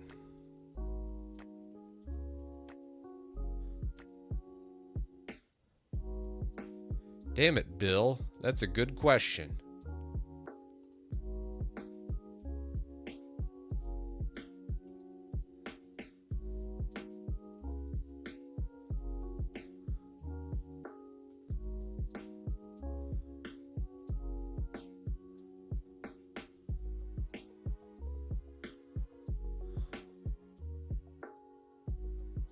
Bill just solved it. Okay. Well, that whole rant was worthwhile. Just needed one person to go, you should just put it on the right hand of the screen. And the answer to that is absolutely. Even if it pops up, guess what? It's on the rightmost screen, and my second monitor, or well, my laptop that's popped open right now is on the right hand side. So I can just put it over there. Boom. The replacement is a suite from JetBrains IDE. Oh.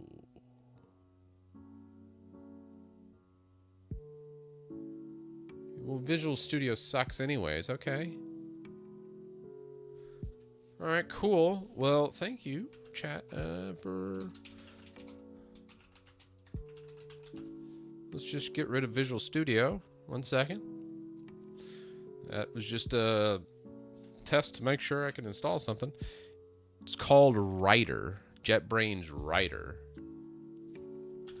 JetBrains Writer.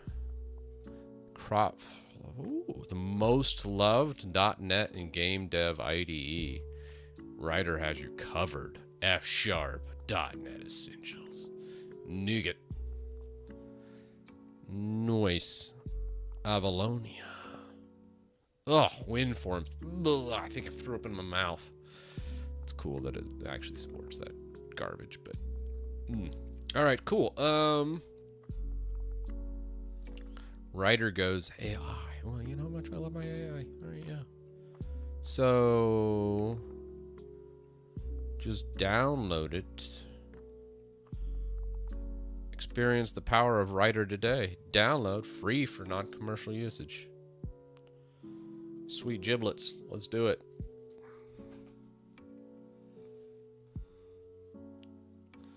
Going JetBrains. Full circle. WinForms is awful. Absolutely. Anybody that's dealt with WinForms is just like, oh my god. Never again. You know, I don't think I've ever used JetBrains. This is going to be a very, very first look for me. Damn, that's a big app. 5.3 gigs. Bro. It ain't messing around. Alright, cool.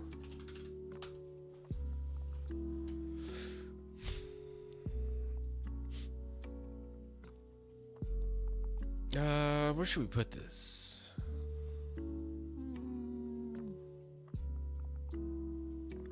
Let's drop it over.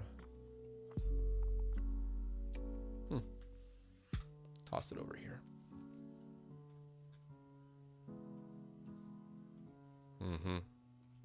Totally read all that. Data sharing. Don't send. Free. Non-commercial. I like that. Log in.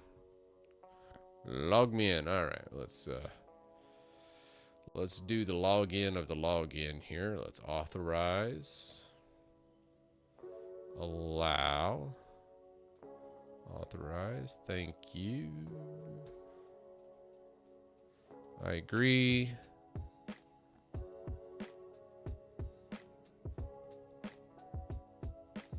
Import. Okay. Here we go. Import settings. Let's go.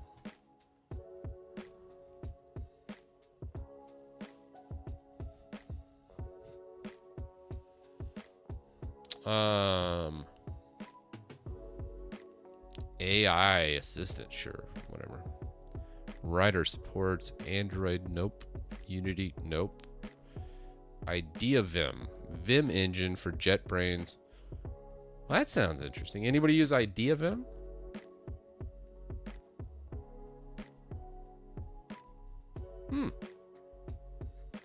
Oh, Idea Vim sounds cool. Let's do it.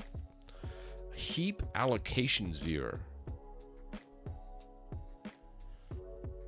I don't know. I personally a big fan of the stack instead of the heap. I'm going to go ahead and not install that. Azure Toolkit. I don't use Azure ever. And if I do see Azure, I try to remove it and try something else. And AWS is a hell no. I'm not a millionaire. Let's go.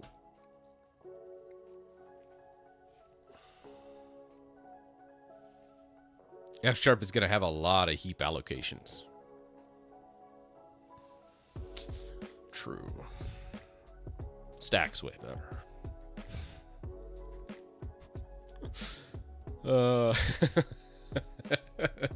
I remember when I was reading my Rust book and they got talking about like the stack and the heap and memory allocation. And I was like,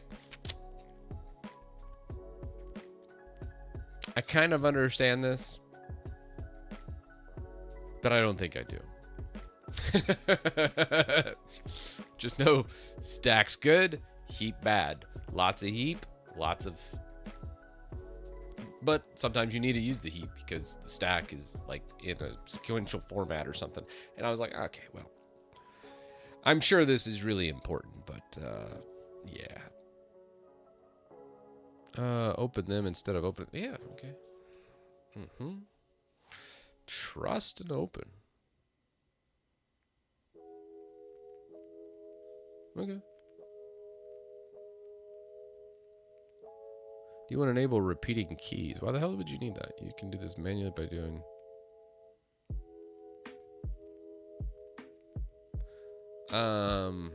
do you want to enable repeating keys in macOS on press and hold?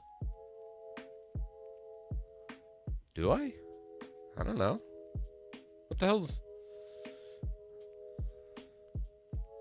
Yeah. I think I do. We're going to say yes.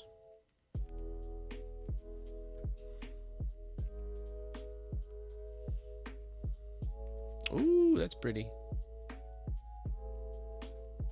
Oh, I like it.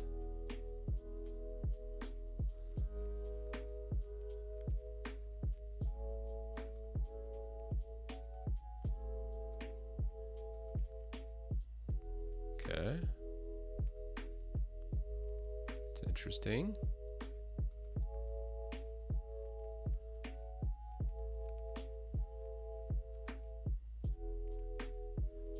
So here's the basic.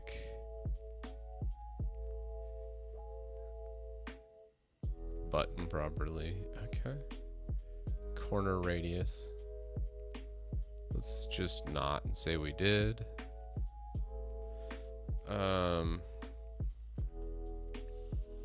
So if this is using... Ooh. Daddy like. Oh, that's actually kind of cool. Yeah. It's Vim, but it looks good. Cool. And I can use my mouse. Well, everyone should do this. I know. Primogen somewhere just died. You just like, oh God, no, what did he say? Blasphemy, burn him at the stake. Yeah, it's fast as Vim. Like, what do you want to do? Like, let's go, like, let's say we need to go down 30 lines. Yeah. Probably one of the things I would change is I still like the, when you're messing around in Vim bindings, I like relative line movement to where this is not relative. So I probably would change that.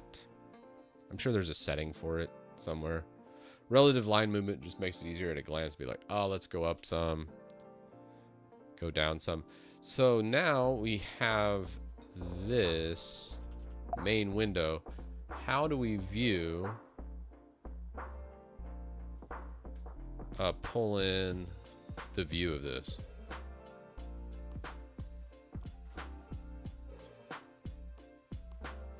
So can we go preview? Preview? Preview isn't supported for this project.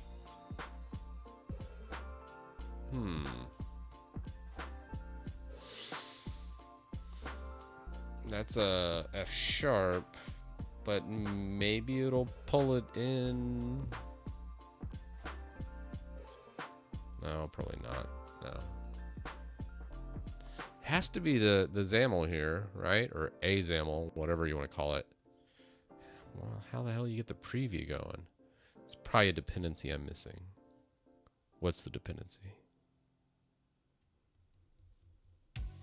What dependency am I missing? Where are you at? Fish out of water here. Let's go. Settings. Theme.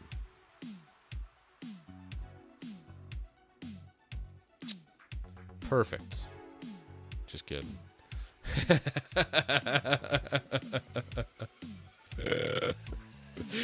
I'm sorry, I can't help but flashbang you, chat. Synthwave. Oh, they don't have synthwave. Oh, I really like that. Man. Lame.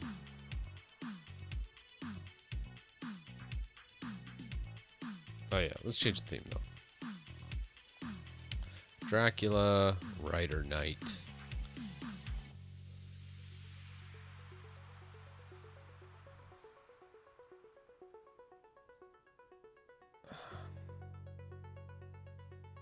Let's get more themes.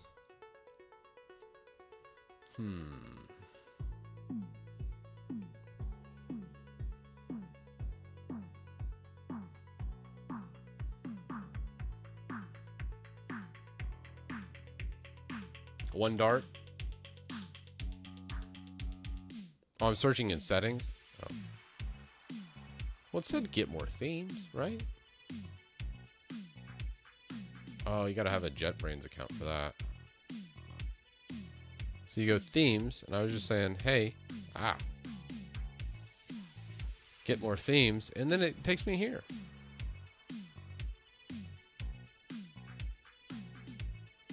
So it should do marketplace, plugins, tag, theme, and then it should show a bunch of themes. And no. Let's try it again.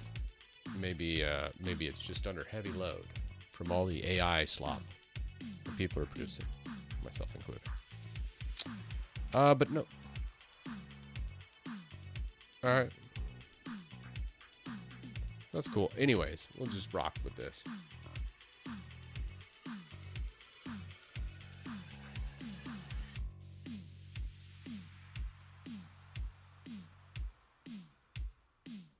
Oh, take out the tag and then you'll be able to search. Okay. Let's go theme. Get more themes. Oh, there it goes. Well, One Dark's pretty good. I like One Dark. Material. Material's not bad. Nord. Well, it's always a solid. I like Nord. It's got that cool, crisp feel to it. What's Material look like? Material's got 17 million downloads. Oh, dude, you gotta restart the whole IDE. That's how good this is.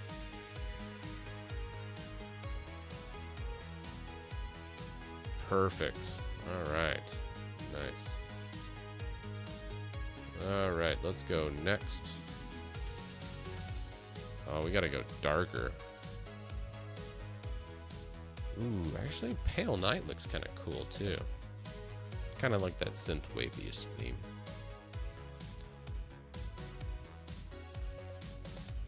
Yeah. Actually, I kind of like the contrast of the dark better.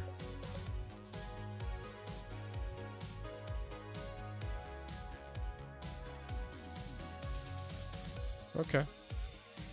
Contrast. High contrast. Accent color.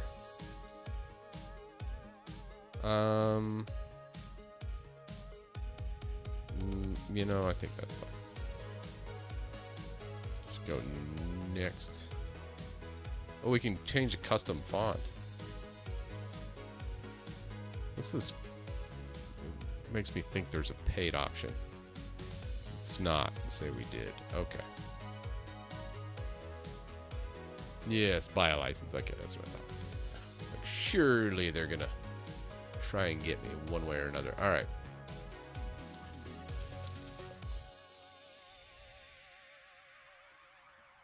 Yeah, that's a little bit better. Maybe.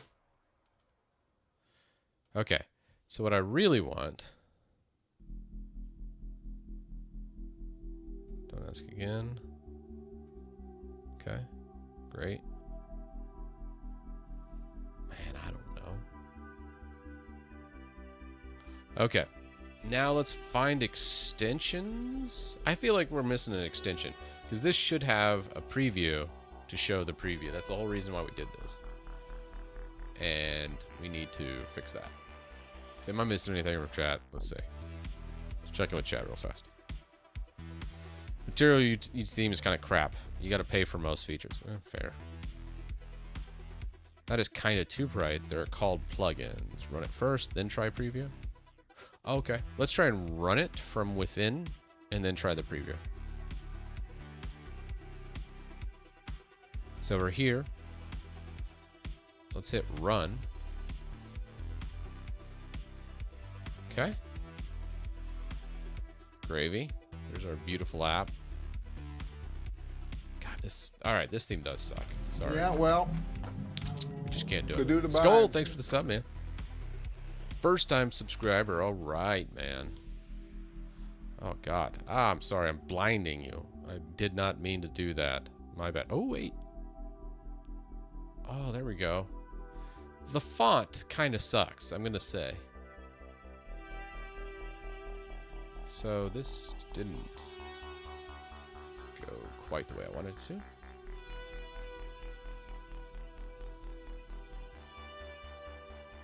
Okay. All right. Let's go view. So you go Control Shift dot. Control Shift dot. All right. There we go. It's better. Okay. That's fine.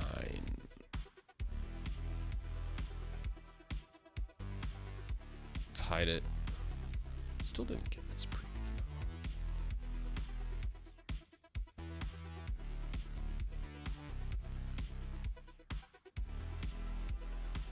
I still think what we need to do here is, I swear there's, everyone says JetBrains is good. And I'm sure they are. So let's go plugins. Let's go Visual Code or Visual Studio. Okay.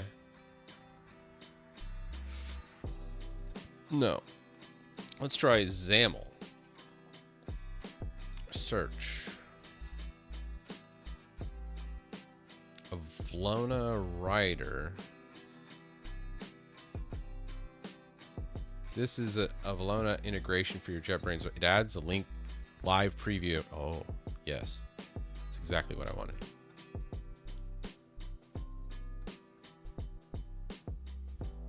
Maybe.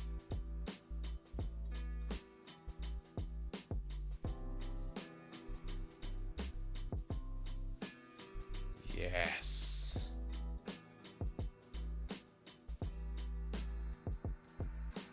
Perfect. Now, give me love. Okay. I see you now. All right, great. Now, let's fix it. First off, corner radius, absolutely stupid.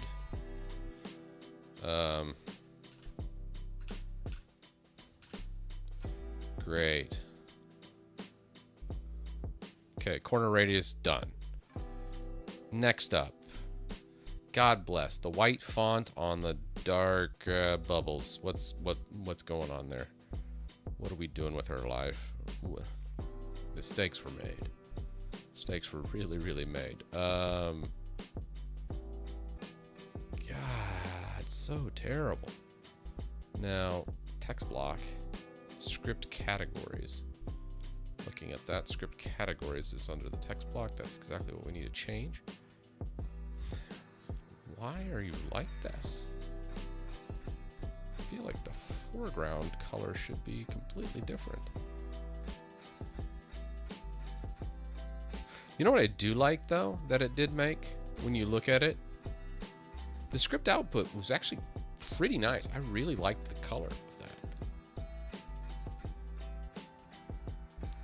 Maybe we just change the background. That would just be the easiest. Now, is there a hotkey to change that?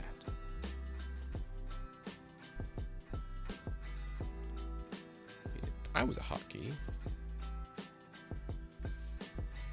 I don't know. Anywho. Whatever.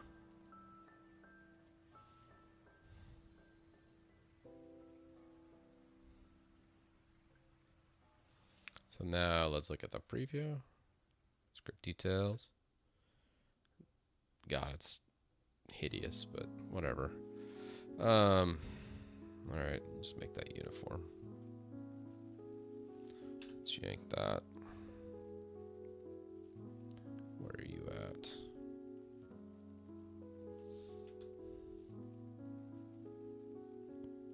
Left panel.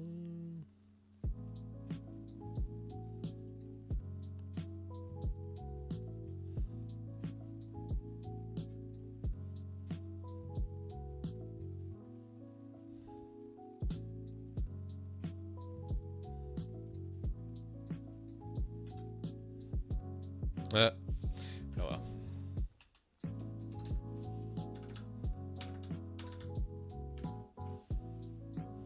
Just gonna slowly just pick apart a couple things here. It should be fine. JetBrains Mono is the font family there in the text block. Kind of like that. So now we look at this. All right, that's better.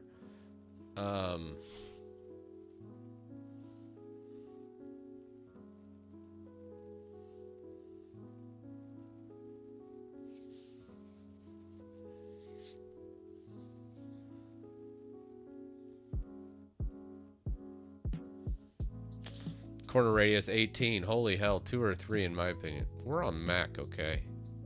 There is no such thing as too much corner radius on Mac. If anything, I think we should go up on the corner radius.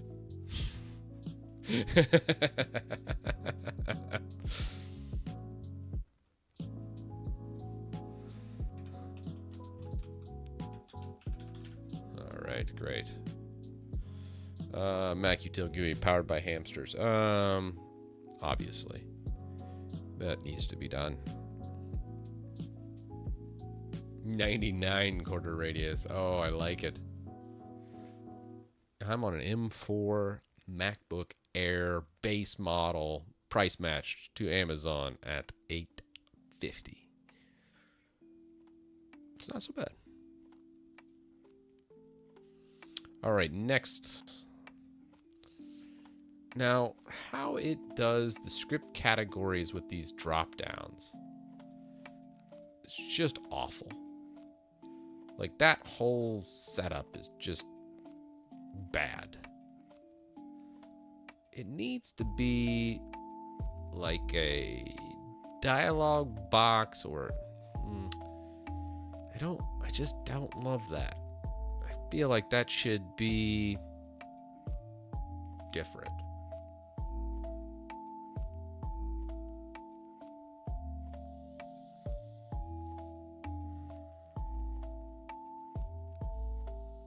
Hamsters. Hamsters.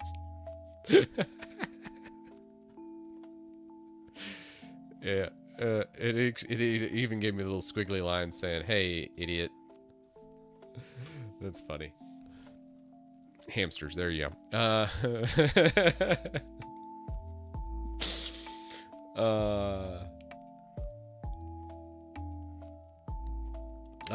Using Sketchy Bar.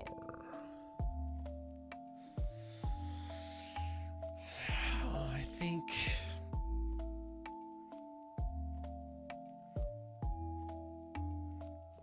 let's see, what can we do about the categories? Okay, item categories being this way with an expander is just awful.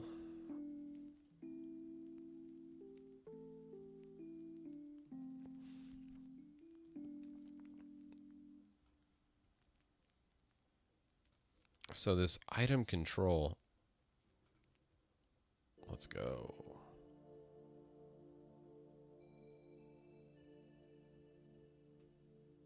No. Okay, I agree.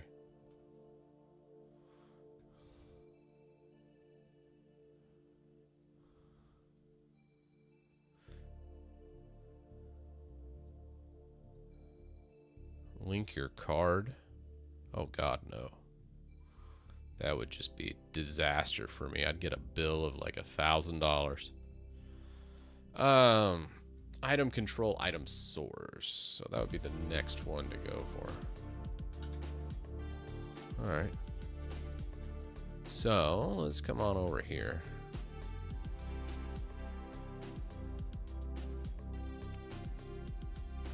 It's this right here that I need to focus on.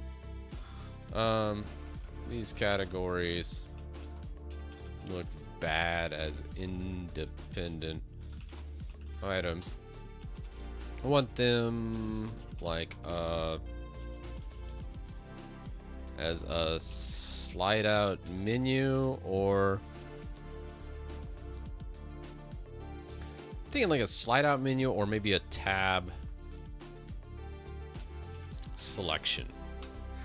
I don't know. Let's see if we can come up with maybe a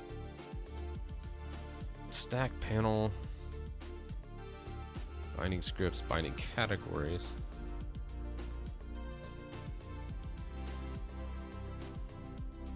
Okay.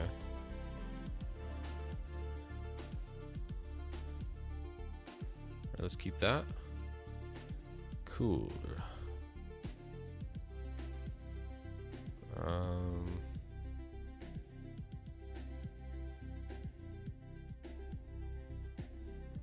Yeah, we'll just close that. So, let's try that.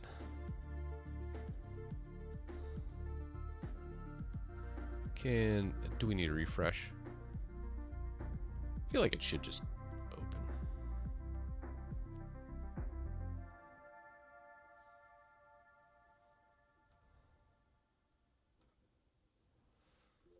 All right, unable to determine, unable to defer data context type in compiled bindings and nestings. You know.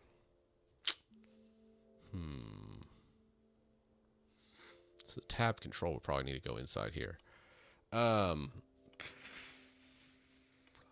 let's just build it here, see what it says.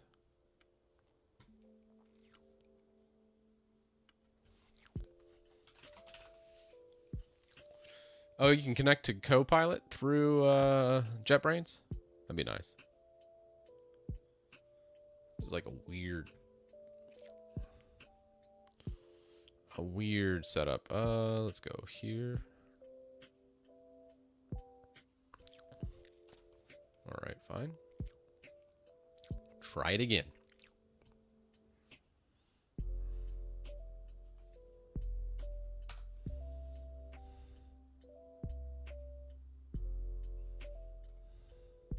I feel like doing the same thing over and over.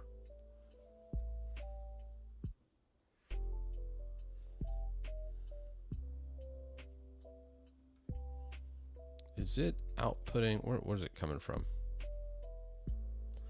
Oh, hell. My brain's starting to go here. Come on. Work.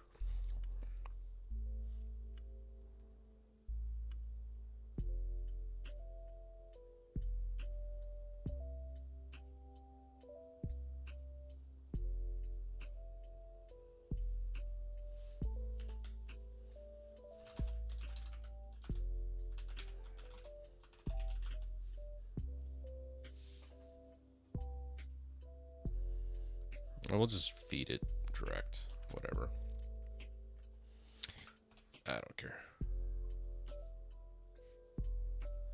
We could try out Zed. That's true. Oh, GitHub Copilot plugin right there, Beju. All right, good stuff. Let's do it. This error occurs because Avalonia's compiled bindings in the tab control can't infer the data context for the tab content. The solution is to set X data type on the data templates for both the tab header and content, so Avalonia knows which type to expect. Okay. So we're just adding data type, category, and this is info. Okay. Great.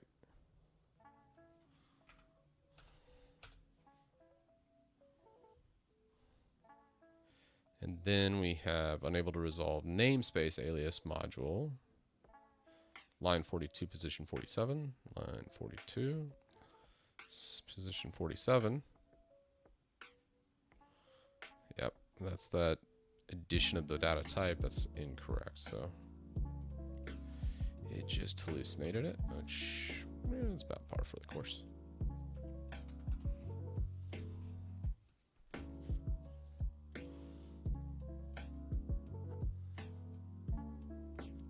Oh, no, it didn't. We just got to add it up here. It's a namespace that's been added to your XAML file. You can now rebuild. Okay.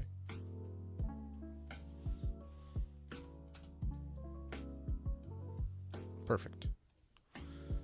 Okay, so let's come over to JetBrains and see what we got.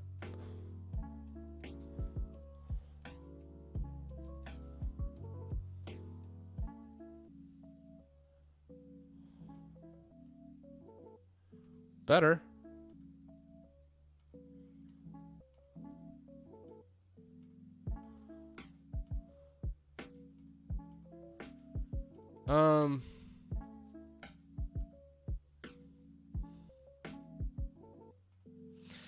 I mean, it's not the most beautiful thing, but functional it is.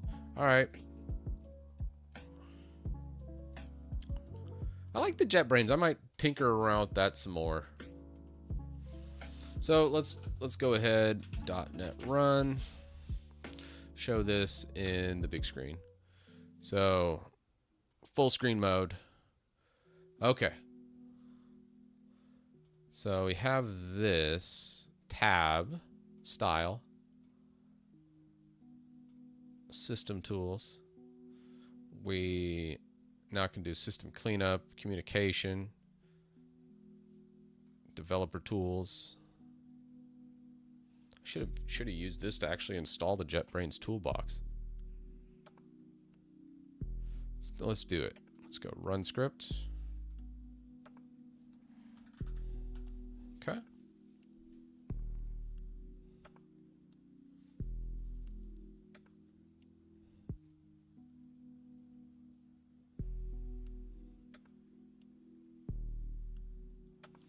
Oh, it's actually running Homebrew as root. That's no good. Let's fix that.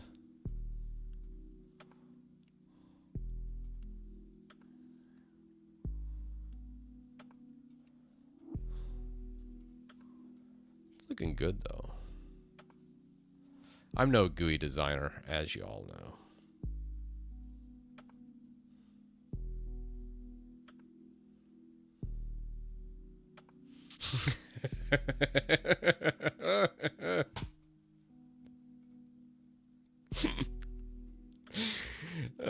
We cannot let Titus do front-end work.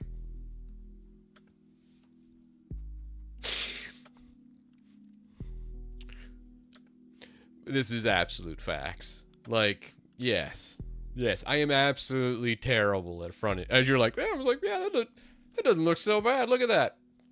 There's a decent amount of contrast. It's fine. It's got like the beige with the dark text. That seems all right. It somewhat works. I think it looks good. I mean, it could use a little bit of a polish, but that's why we do open source work here. Someone with better taste will come along and go, "Oh my God, this Titus guy. His designs are absolutely atrocious. He has zero taste." And to you, I say, I know. All right. Let's see. What is the next step here? Let's edit these scripts for Homebrew. Was the common script for Homebrew actually... Let's look. I can't remember. Scripts. And we look at common script. Alright, brew exists. That's all fine. And then application setups. brew install. Okay, that was fine.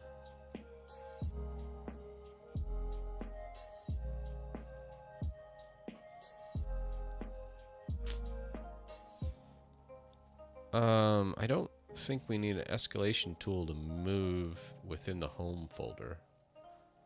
That is actually wrong. Although we do need actually. Yes, we do need escalation. We're using USR and we're changing it to executable. So this actually needs escalation. Fast fetch.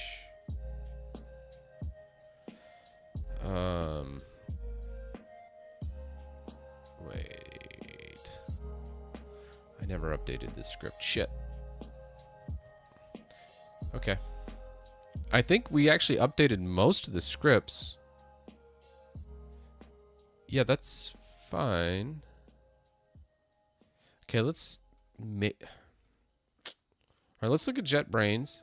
Did we see JetBrains is not elevating? Why would it elevate a brew install? Check env might be doing something. Let's look at common script, check env. What the hell is it doing? So you got command requirements, curl groups, escalation tool. Then you got check package manager, check writable, check super user. I don't think we need to do super user actually. So check current directory writable.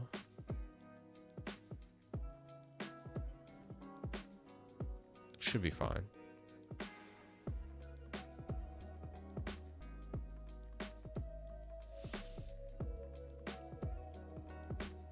I don't think we even are ever referencing this.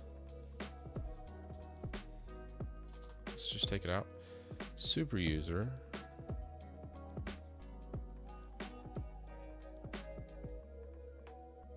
Yeah, that's fine as well. Check package manager. If command exists brew, then homebrew is installed. I know what's happening in the code itself. This is triggering it because it sees. Actually, it sees this. We need to get rid of sudo and escalation tool in the common script.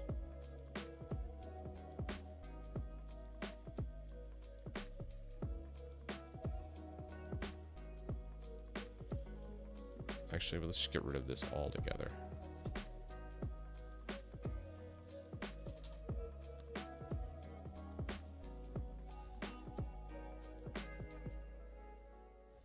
And I believe the common script, if we get rid of the references to escalation tool and sudo, it should work just fine.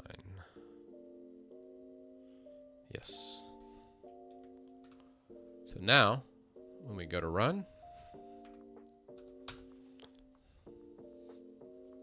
boom, it's full screen. Look at that. Look at that. Look at how good. I don't know, man. I might be a front-end designer here. This is a thing of beauty. I think I'm onto something here. Look at this. This is unique.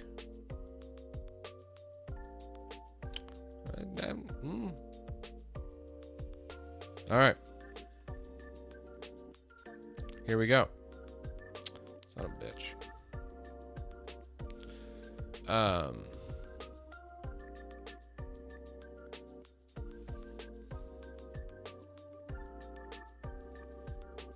Let's see. Let's do a .NET build. Let's go .NET clean, actually. .NET build. Maybe there's like a cache. I'm hoping that causes that. No. Okay. Script is running with administration privileges. So it looks like it's elevating everything, which is not bueno. No bueno. let's look.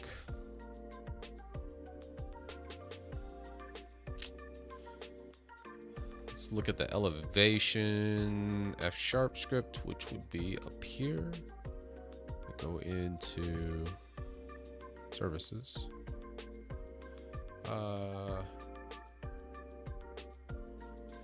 This is elevating all scripts, even those without wait, I know. Screw AI. I got this. I just remembered what it could be. I was looking at the code earlier. I was thinking, that seems a little excessive. Yes.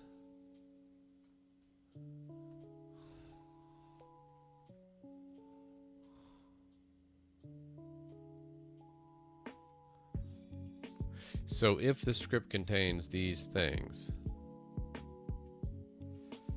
require escalation.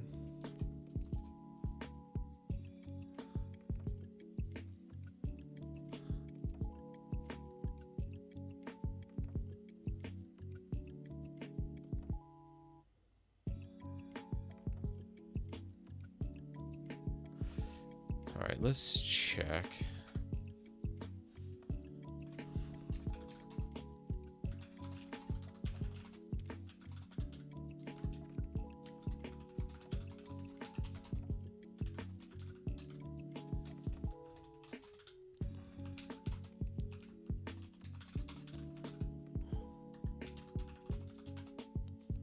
Check common script and also the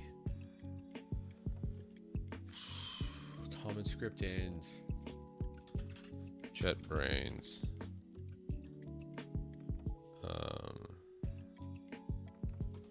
Application install script.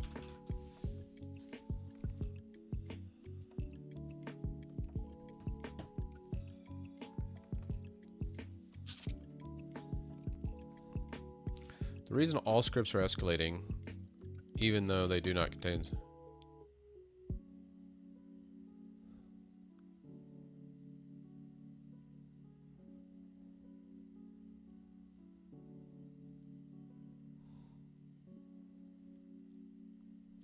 your code in the run, it replaces the source line with full context of common script. Okay, yeah. The shell check line. Use checks for elevation on the combined script. Contains escalation keywords like sudo.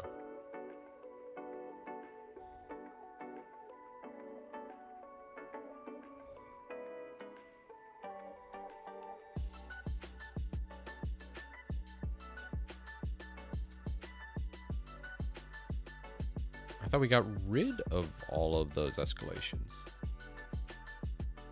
Maybe I'm...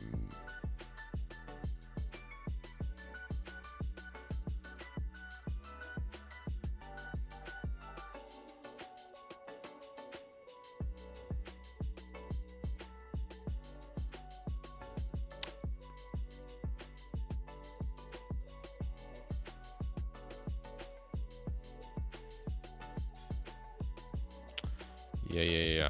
Okay.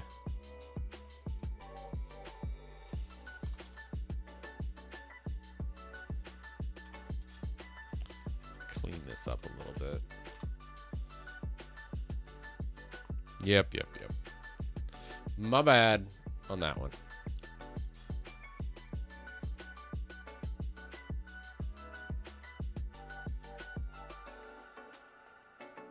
Check package manager, and then we have these common functions. Great. Now,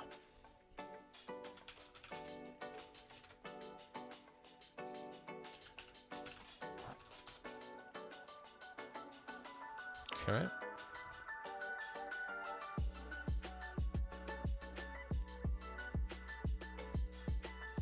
There it is. Okay, great.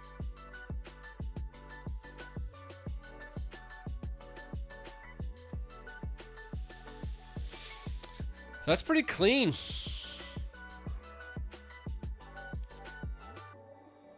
All right. What do y'all think?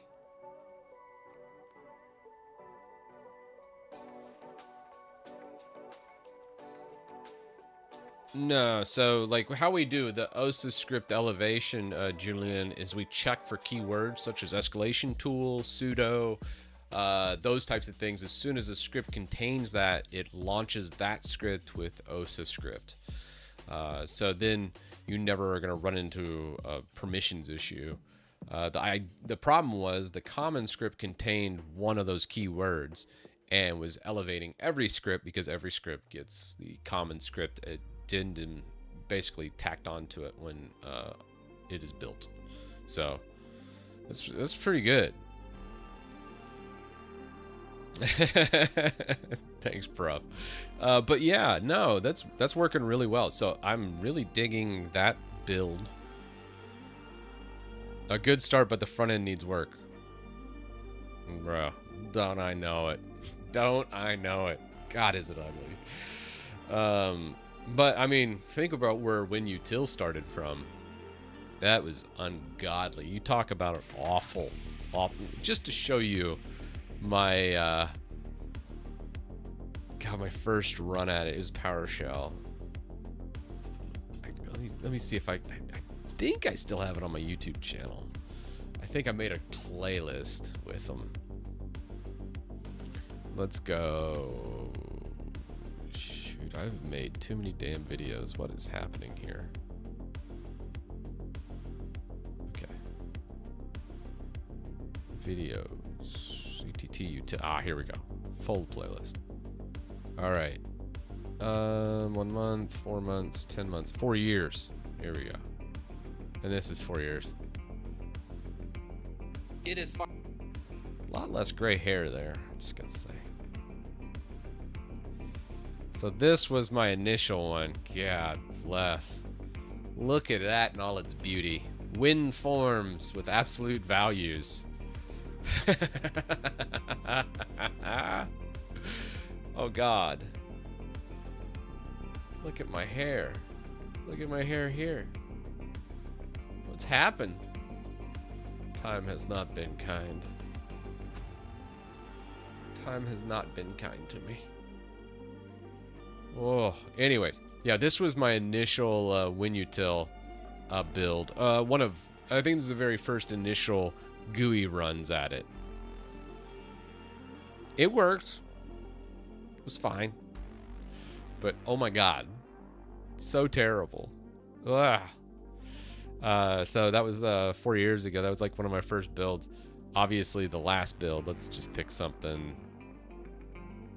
It was 1 month ago. And we're already touched on so most pro build out. So select that. Yeah, so now, this is the current scheme of macUtil. Just like, it's hilarious. So this is where we're at now and where we started from 4 or 5 years ago. Probably 5 years ago actually now. I started the initial build in 2020. So the fact we're on day number 2 and it already looks like this,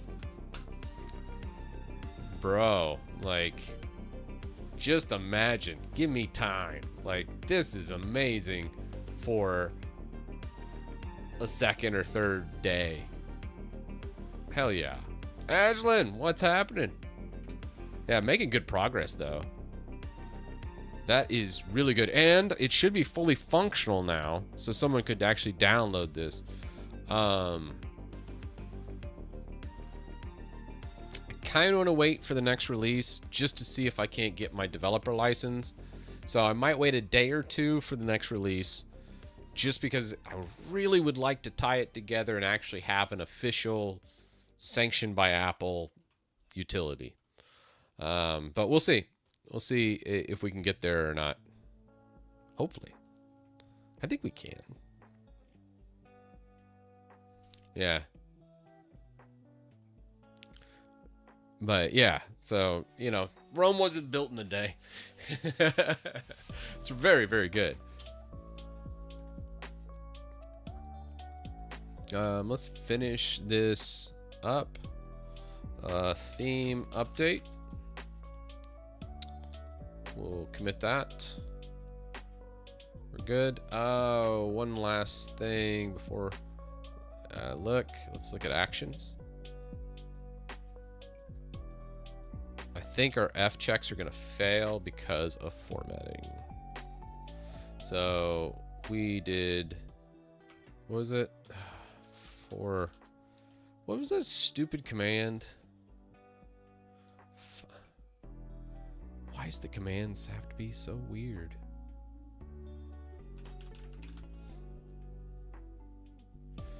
Oh, reminder to self, I need static history. My ZSH history is not holding. Do I have a ZSH history file? I'll have to check.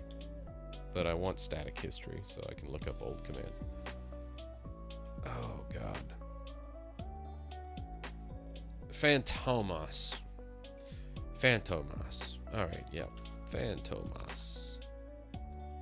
Phantomas.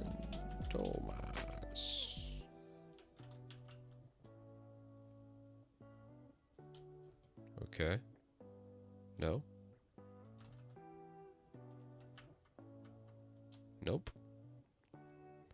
Was it not Phantomas?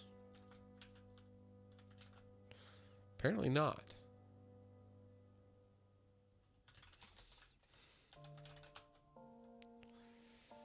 Alright, what the hell was it then?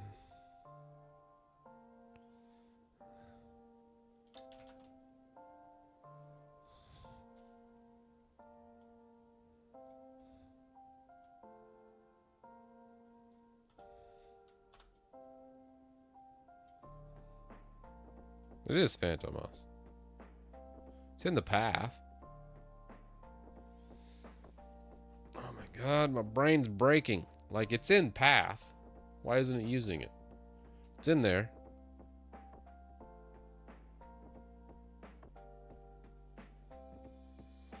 What?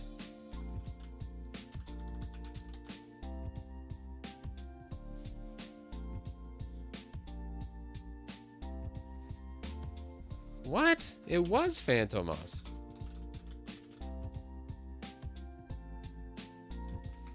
Dude, whatever.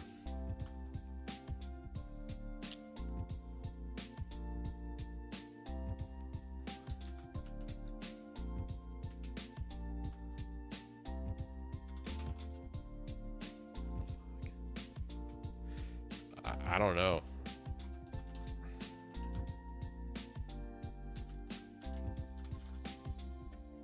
What?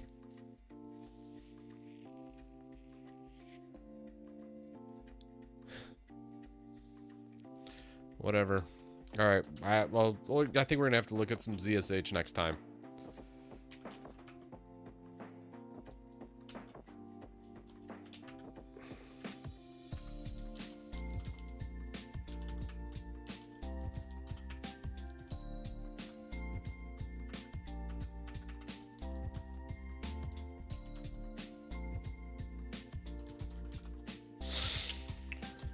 Wow. Okay. I am just blanking big time here, y'all. Okay, .NET Tools. Phantomas. Okay. Okay. Formatted, unchanged, 0. Let's do check. It's fine. So then let's check that. We do have some changes. Kind of like to use GitHub Desktop. Okay, yeah, Phantomas worked. I don't know why I wasn't pulling from path though. Like I looked up the directory through path and then the executables there. I don't know, maybe it's just Mac thing. Weird. Anyways, Phantomas fix. Let's push that. Okay, all the formatting's fixed from any additions. We have that. We're working off of a clean Git on the main. I'm gonna wait on the release. Should see another workflow pop in here. Both these should go green. Yeah, restarted the terminal. It was in the path. Executable was, I don't know. Broke my Mac. I'm a prodigy. I am. Some may say if there's anything that can't be broken, send it my way and it will get broke. Facts. I'm very good at that. Anywho, always work around. Make sure this goes through. Just want to see green check marks all the way through.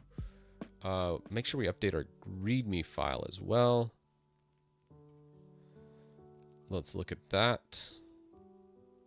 So scripts, macUtil, GitHub, README. Okay. I know it doesn't look good, but we're erasing this. We've got a theme that's decent. So the next big thing from heavy development before we can say, hey, normal user, you can use this, is a little more testing from the fix finder scripts and those types of things, and then a full addition to Apple Developer and building a .app and then deploying. I think that should be good at that point, right? Right? Maybe. Maybe not. I don't know. Is the project just a bash script picker? Kind of. So there's a little bit extra stuff that goes into it for the elevation and just how it deploys things, but essentially it's a bash script. It's technically an SH, just a shell script, I should say, that's POSIX compliant, that can do elevated defaults. So it can go sudo defaults and then the fixes like removing animations or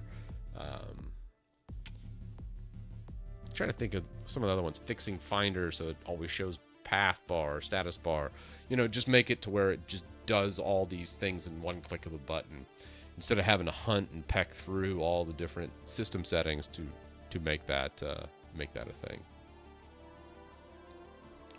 Let's update this. Update. Sync that.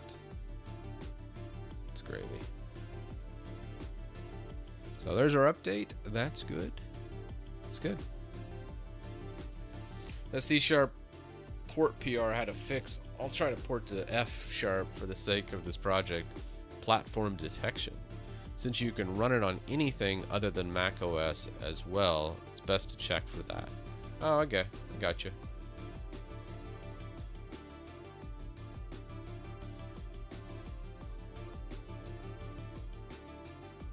Here's some way to get rid of the dock if that isn't enough for you, if you don't have two monitors in macOS. Way to completely get rid of and disable Stack Overflow. Apple Stack Overflow. Man. Go to the top tier section.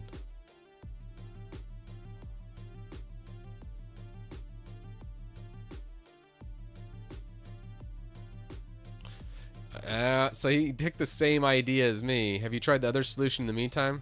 That 1,000 second thing is amazing. So yeah.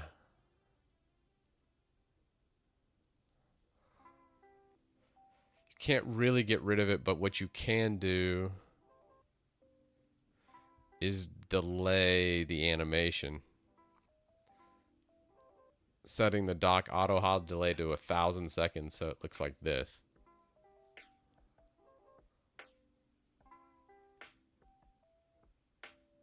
That's cool. So the default's right, auto hide delay, float 1000, kill dock. That's pretty cool. That's something I might think about. And now that I'm thinking about that, we need to, when I have some more specific things, like most Mac users are going to want to dock. So what we could do is make sure we have an undo command. As we make these, we need to make sure we can delete those defaults. So then people can relaunch it. Good to know. It's cool though. VS Code extensions. What are we doing? What's up, Odor? VS Code. What are we using on the extensions? Oh, God bless. I have a lot of extensions.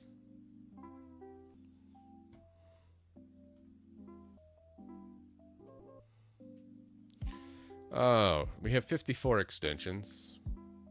God bless. All right, so we have .NET, C, C Sharp, Code Spell Checker, Color Picker, Debugger for Java, Diff Merge, extension for Java, GitHub Actions, GitHub Copilot, GitHub Copilot Chat, GitHub Pull Requests, Gradle for Java, HTML, CSS support, IntelliCode, IntelliCode API usage, JSON, Juniper, like 5 Juniper tags, like preview, Lua.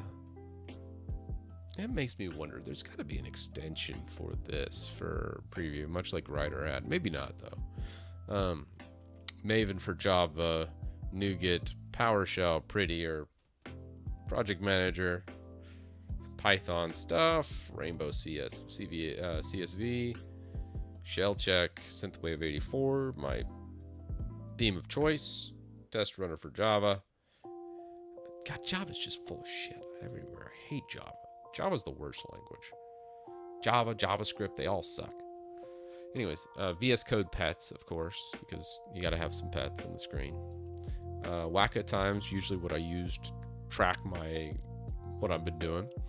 Word count, that's actually really good when making, like, sometimes I use it to write. I love Markdown, so whether it's an article on christitus.com or working on like the Linux books, which I'm still working on, I'll do that. WSL, XAML, XML tools, YAML, and Vim, which is currently disabled. That is all my extensions I'm using. So kind of, is VS Code still great? Yeah, VS Code's great for what it is. Live Preview has an extension and Microsoft just took it. That's funny.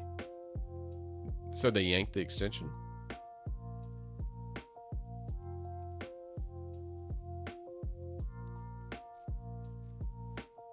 Too bloated, use Notepad.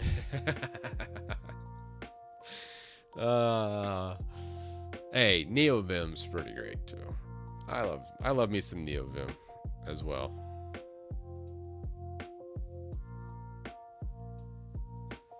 Well, sweet guys, I'm gonna shut it down. We've been going for almost 5 hours, and we have made a lot of progress. I'm super happy with the progress. Pretty much in a usable state now, which I really didn't think we'd achieve today. Not only a usable state, but we also have async, so we have threading, real-time feedback. We did elevation, so if a script has sudo in it, it's going to go ahead and elevate and use the OSIS script, which is how macOS handles elevation. So then it'll auto-elevate while prompting the user without having to interface with the terminal.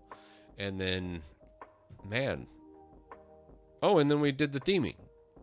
My amazing front-end theming work that chat thought was just the best they've ever seen, and I should just quit any kind of back-end or tech work and just make UIs for people, so I'm so good at it.